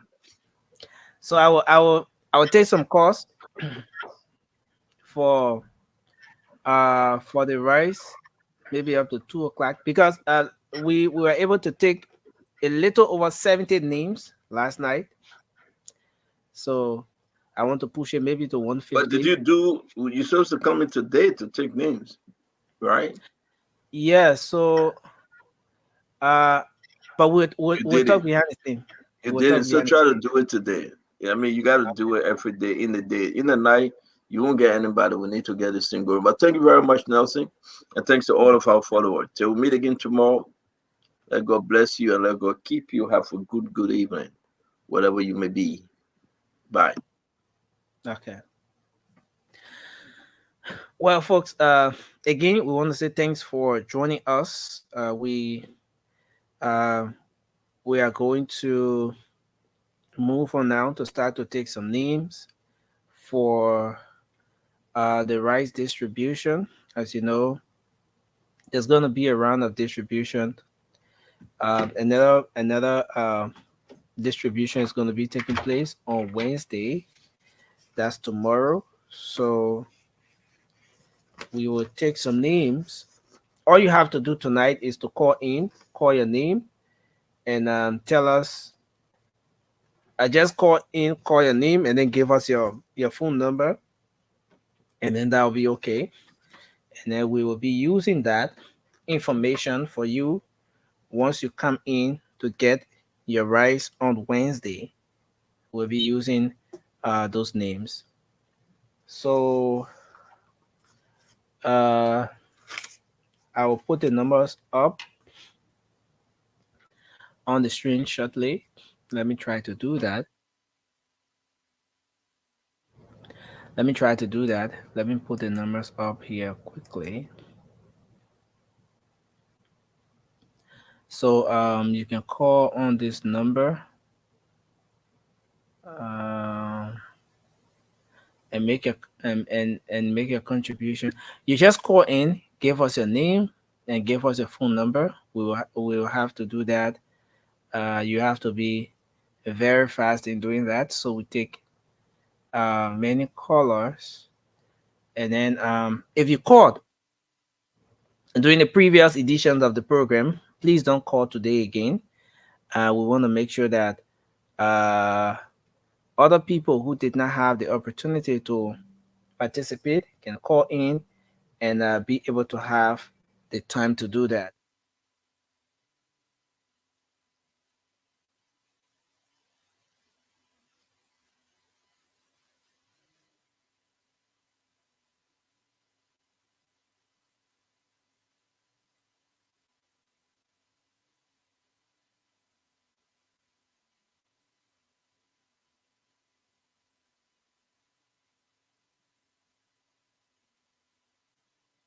Okay, so I think we have the numbers up now.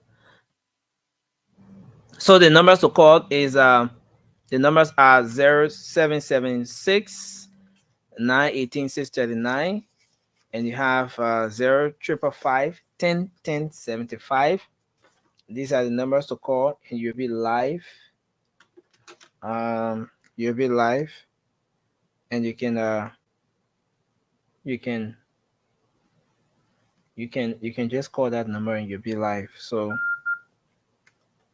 let me get our phones all ready so that we start to take your calls on this one.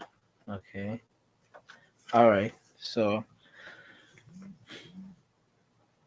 okay. So we'll go now and start to take your calls. 0555 10 10 75, 0555 10 10 75, or 770 918 639 are the numbers to call, and you'll be live on the program tonight. So let's see if we get this ready and start to take your calls.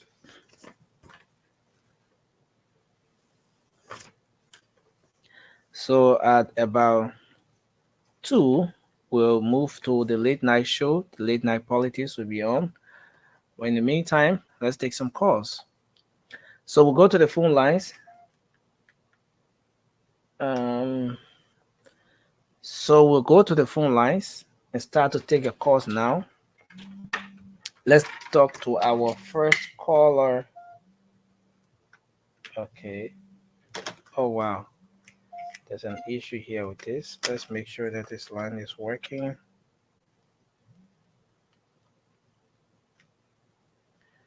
Let me try to put this one on, and then we can get the ball rolling.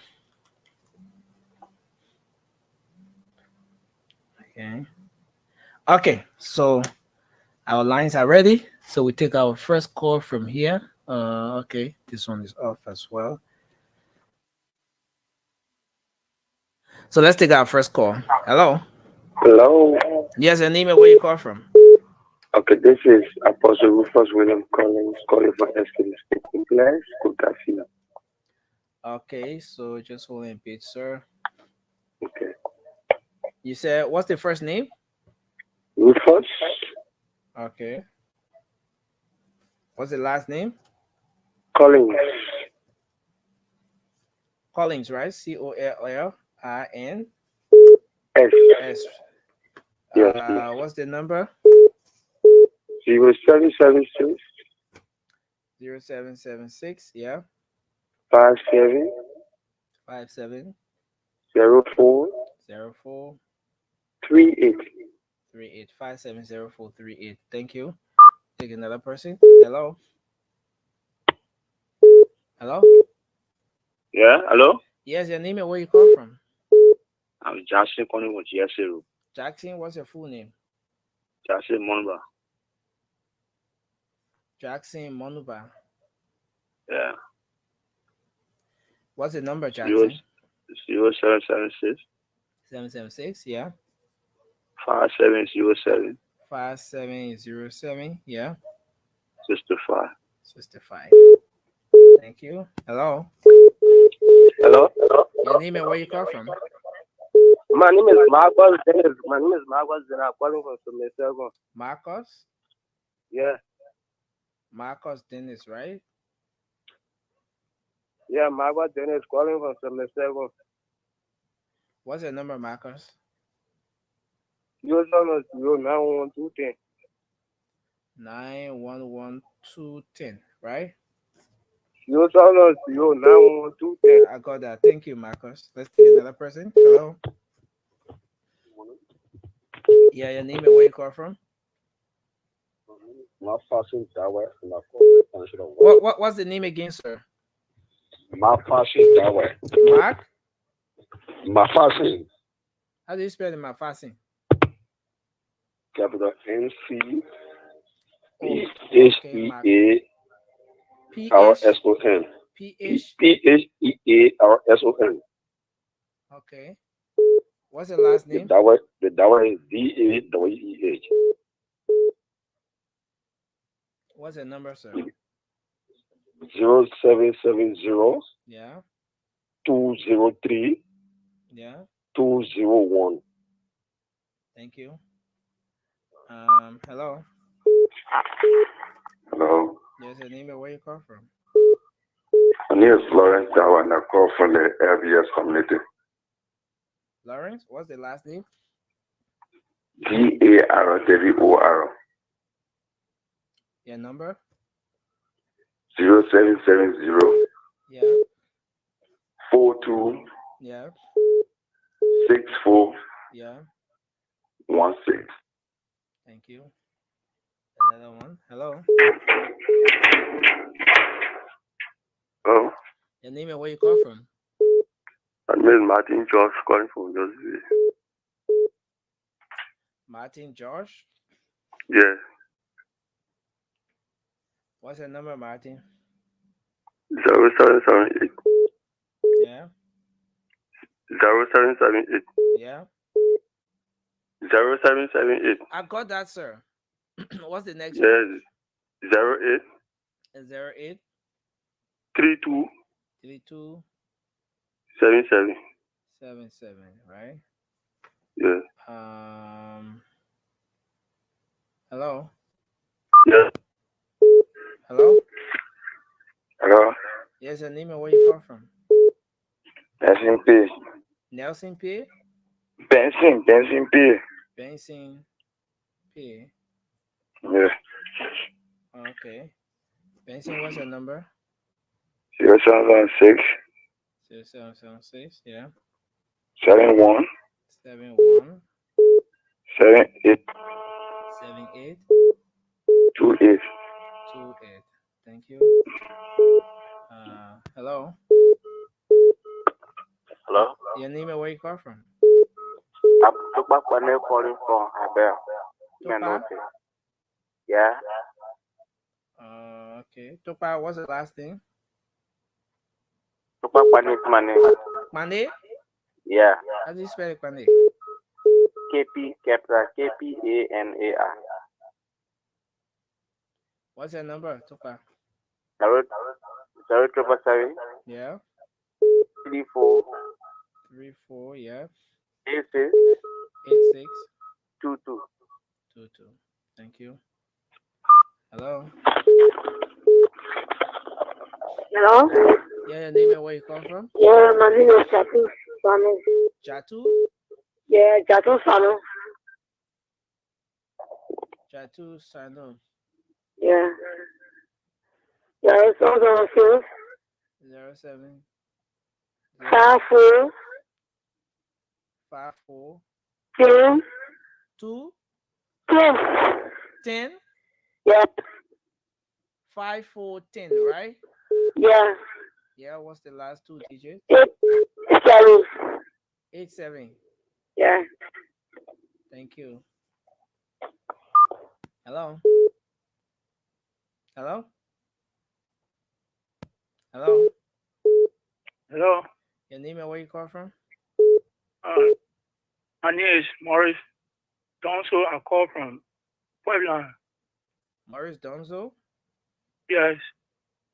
What's your number, Maurice? My number is 086 Yeah. 6388 Yeah. 71. Thank you. Let's come to this line. Take some calls. Hello. Hello. Yes. Hello. Yeah. Your name and where you call from? Grace Momo calling from Niso Junction. Grace Momo. Yeah. Grace Momo. What's your number, Grace? 0886. Yeah. 03 03 36 36 39. 39. Thank you. Hello. I'm Emmanuel Walters calling from New Jersey. Emmanuel Water? Yeah. Walker or Waters? Walters, WALTERS. Your number, Emmanuel. 0886 Yeah. 60 60 73 70. 573 Oh, okay. 73 54. 54. Thank you. Okay, thank you. Let's take another person. Let's take another person. Okay. Let's take this person from here. Hello. Again, the numbers 0555 101075. 0555 101075. Or you can also call 0776 918 639. Hello. Hello. Let's go back here. Hello. Hello. Your name and where you call from? Richard Kama Conference Clinic. Richard, what's the last name? Kalama, KALAMA. Okay, your number quickly, Richard. 0555 0555, yeah. 55 And 55 86 86 55. 55. Thank you. Hello. Listen, hello. Yeah, your name and where you call from? I'm Momo Johnson calling from Congo Town. Momo Johnson? Momo Johnson.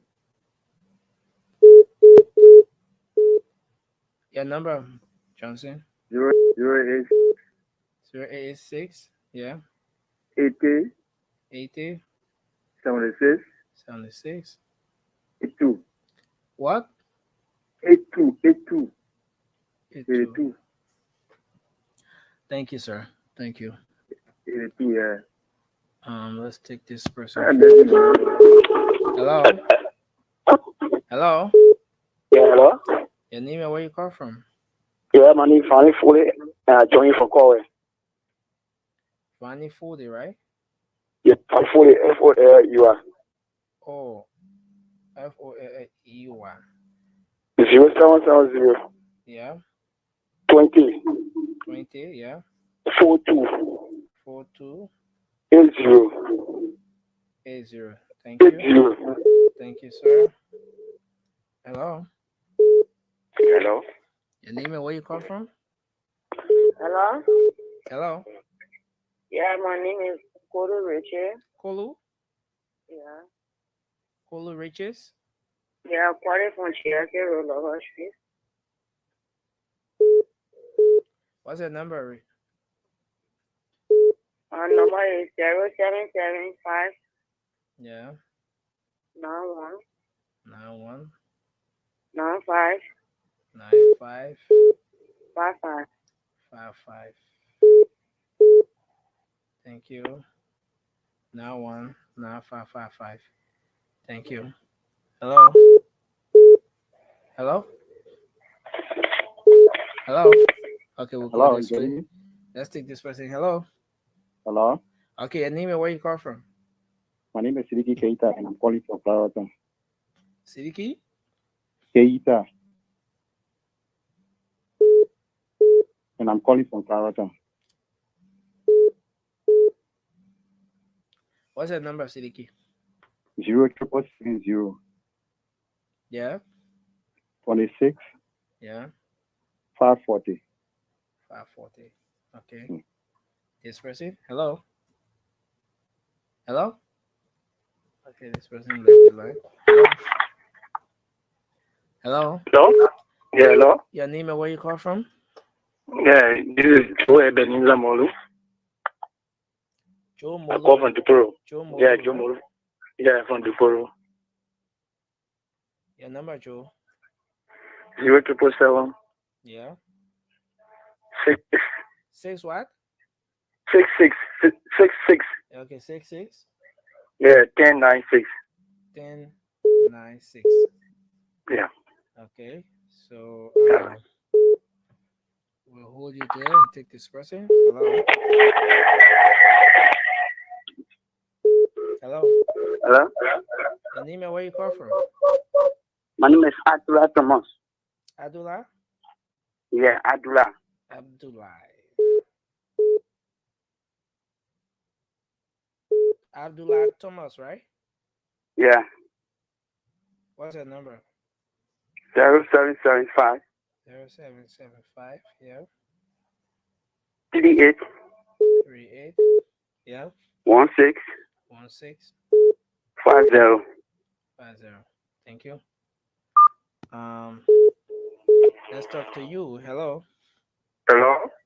Your name and where you Hello? come from? Yeah, let's hear you. My name is Fanny Stewart. Fanny? Yeah, Fanny Stewart.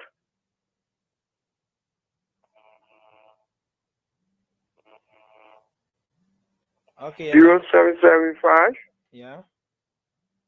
0776 Okay.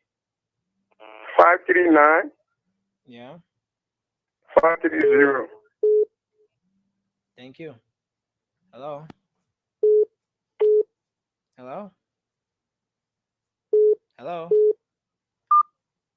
Okay, this line is freezing. We'll move this way. Hello. Hello. Hello? Yes, your name and where you call from? Hello? Yes, let's hear you. This is Jerry Sabafi calling from LPS community. Jerry. Jerry My number Stubborn, right? is 02255 Hello? Okay, yeah, what's your number? 0888255 255-827, right? Yes, Jerry Sabafi from LPS community. Okay, thank you, Stubberfield. Hello. Hello? Your name and where you call from? Yeah, my name is Young Johnny from LPRC. You said what's your name again? Young Johnson. Hello? Yankwa Johnson, right? Yeah. Okay, your number quickly, Yankwa. 080 080, yeah. 31 34 94 94 75. 75. Thank you. Another one here. Hello. Hello. Hello. Your name and where you call from? I'm Mitchell Flomo, calling from Sam the Second. Michelle? Yeah, Mitchell Flomo from Sam the Second. Michelle Flomo. Okay, your number quickly, Michelle. 86 Yeah, 086 907 907. Yeah. 807. 807. Thank you. We'll take another one. Hello. Hello? Yes, sir. Your name and where you call from? Hello? Your name and where you calling from, sir? My name is Atomo. Albert? Atomo. Atom? Ato. Oh, Arthur. okay. Arthur. Yeah. Arthur Mo. Yeah. Your number quickly. 0777 Yeah. 47 47 93 93 9381. 81. Thank you, sir. Yeah. So we move this way. Hello. Hello? Your name and where you call from? Yeah, hello? What's your name and where you calling from? Hello? I'm Waka M. Liva. Wakai? Yeah, M. Liva. Wakai Levi, right? Yes, yes. Your number quickly, Wakai. 0775 0775, yeah. 71 71 96 96 97. 97. Okay, thank you, Wakai Levi. Hello. How are you? Yeah, fine, sir. Your name and where you come from? I'm Stephen Godo, calling from Ocean Community of Magibi. Stephen Gono? Yes, What's your number, Stephen? 0777 58 40 63. 58 40 58, yeah, 40 63. 63. Thank you, sir. Hello. How you doing? Yes, your name and where you come from? Stephen Godo. You familiar with me? Oh, yeah, I'm done with you, sir. Hello. Hello? Your name, sir, and where you calling from? My name is Williams. Sir Williams? Yes. Your number? 0776 Yeah. 40 Yeah. 48 Yeah. 49. Thank you. Take another one. Hello. No? Your name and where you calling from? Gary Fobe Double. The second is my name. Cowboy? Gary Fobe Double. Fobe. 4B. Yeah, FOBA. Gary Fobe. Double 0776 0776. Yeah. 500 500. Yeah. 889. 889 500 889. Okay. Hello. Hello. Yeah, hello. Your name and where you call from? Yeah, my name is James Sando. I'm calling you from Johnsonville. James Sando, right? Yes. Okay. Your number, James. Huh? What's your number, sir? 0887 0887. Yeah. 47 47 67 67 45. 45. Thank you, sir. Then we'll take this one. Hello. Hello? Your name and where you call from? Yeah, my name is Masa Bien. I'm calling from New Hope. Masa? Yeah. Masa Hello? Bien? Masa Bien? Yeah, BYAN. Your number, Masa? 0775 Yeah, 0775. Yeah. 67 67 38 38. 38 Yeah, go ahead. 38 10. 3810. Thank you.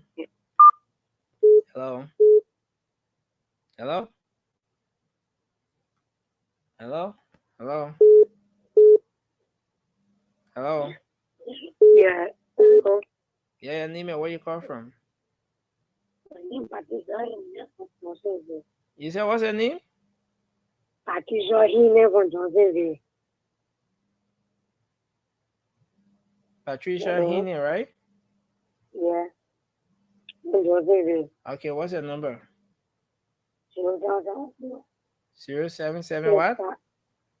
0770. Yeah. 65 45 65 65 11 11 07.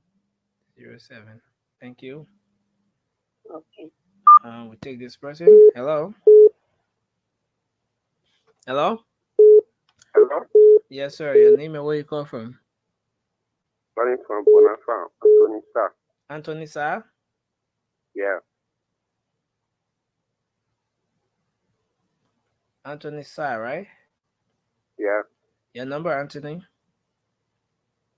0772 0772. Yeah. 58 58 62 62 99. 99. Thank you. Take another one. Hello. Yeah. Hello. Yes. Yes, my name is Amavani. Amavani. Yeah. Amavani from Junkieville. What's your number, Ama? 0776 Yeah. 07 07 3134. 3134, right? Yeah. 0776 07 3134. Yeah, great. We got that. Hello. So Yeah. your name quickly. Amavani, ARNAA. Oh, okay. Sorry. Let's take this person from the other line. Hello? Yeah, hello. Grace Johnson. Grace Johnson. Yeah. Grace Johnson. 0886 0886. Yeah. 79 79 78 78 91. 91. Thank you. Take another one. Hello. Hello. Your name and where you call from? I'm Kangba from Peace Island. You said what's your name? Thomas Kangba. Thomas. Yeah. How do you spell it, Tengbe? Kangba, Kangba. Kangba. Kangba. Oh, Kangbe. Kangba. Kangbe. Your number quickly. 0 what? What's your number, Thomas? Thomas. Yeah. What's your number? 086 0886. Have you got another one you know? 835 761. 761. Because I know the one you know, the one you. Hello. Hello. Your name and where you calling from? Yes, my name is Johnny from Douala. Adama. The mail is sent to the last one. Oh, okay. Adama. Adama Kane. ADANBKANEH. Okay, a number quickly. My number is 0775. Yeah. 72. 72. 72. Yeah, 72. Yeah, I got you. 99. 99. 44. What? 44 for the phone. 449944. Okay. Thank you. 0775 72 99 for the phone. Thank you, Adama. Let's take this person. Hello. Good morning. Morning. Your name and where you call from? This is James Wamamba. I call from FDA, Benin Farm. James? James Wamamba. James Malva. Yeah. What's the number, James?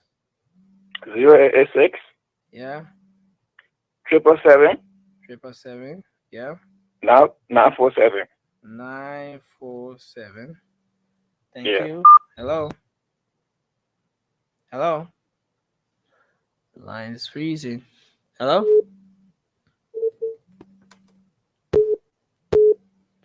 Hello. Hello. Hello. Hello? Your name and where you call from? Rose, the name woman call from all them from the 15th street.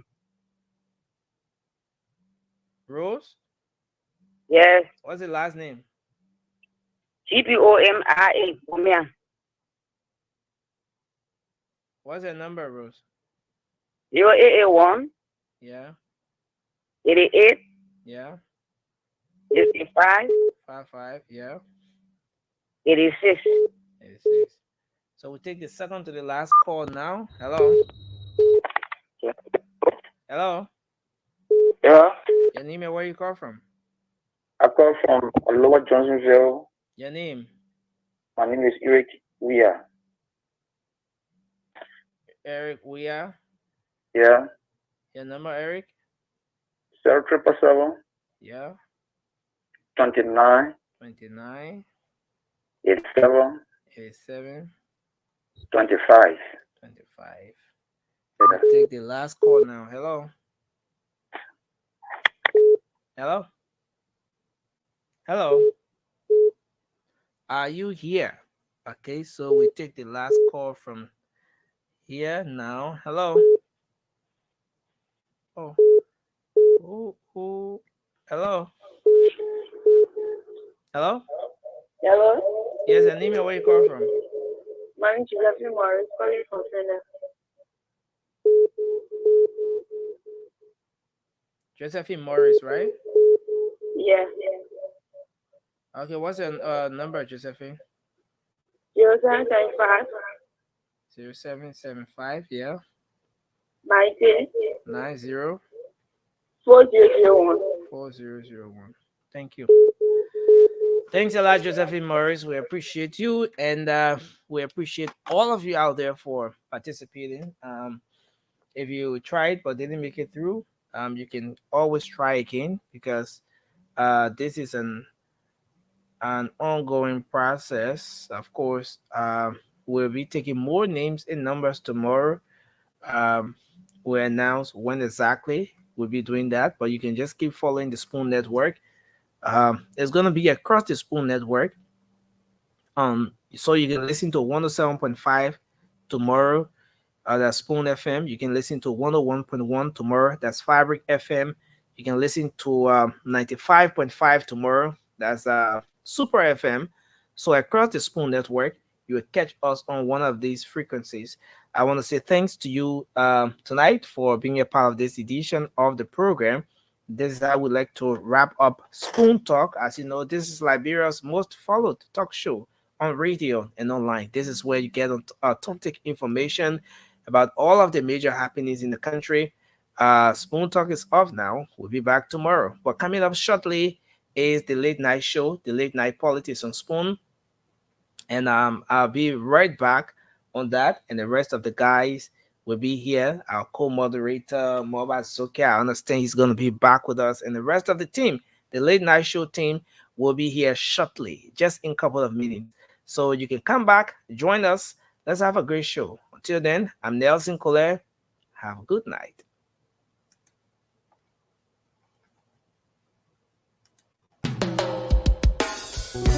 Yes, sir. A special one from the CEOs, Dan coming with the spoon. And your boy, Friday the Southern Band. Charges on the beat. To the spoon to get your information.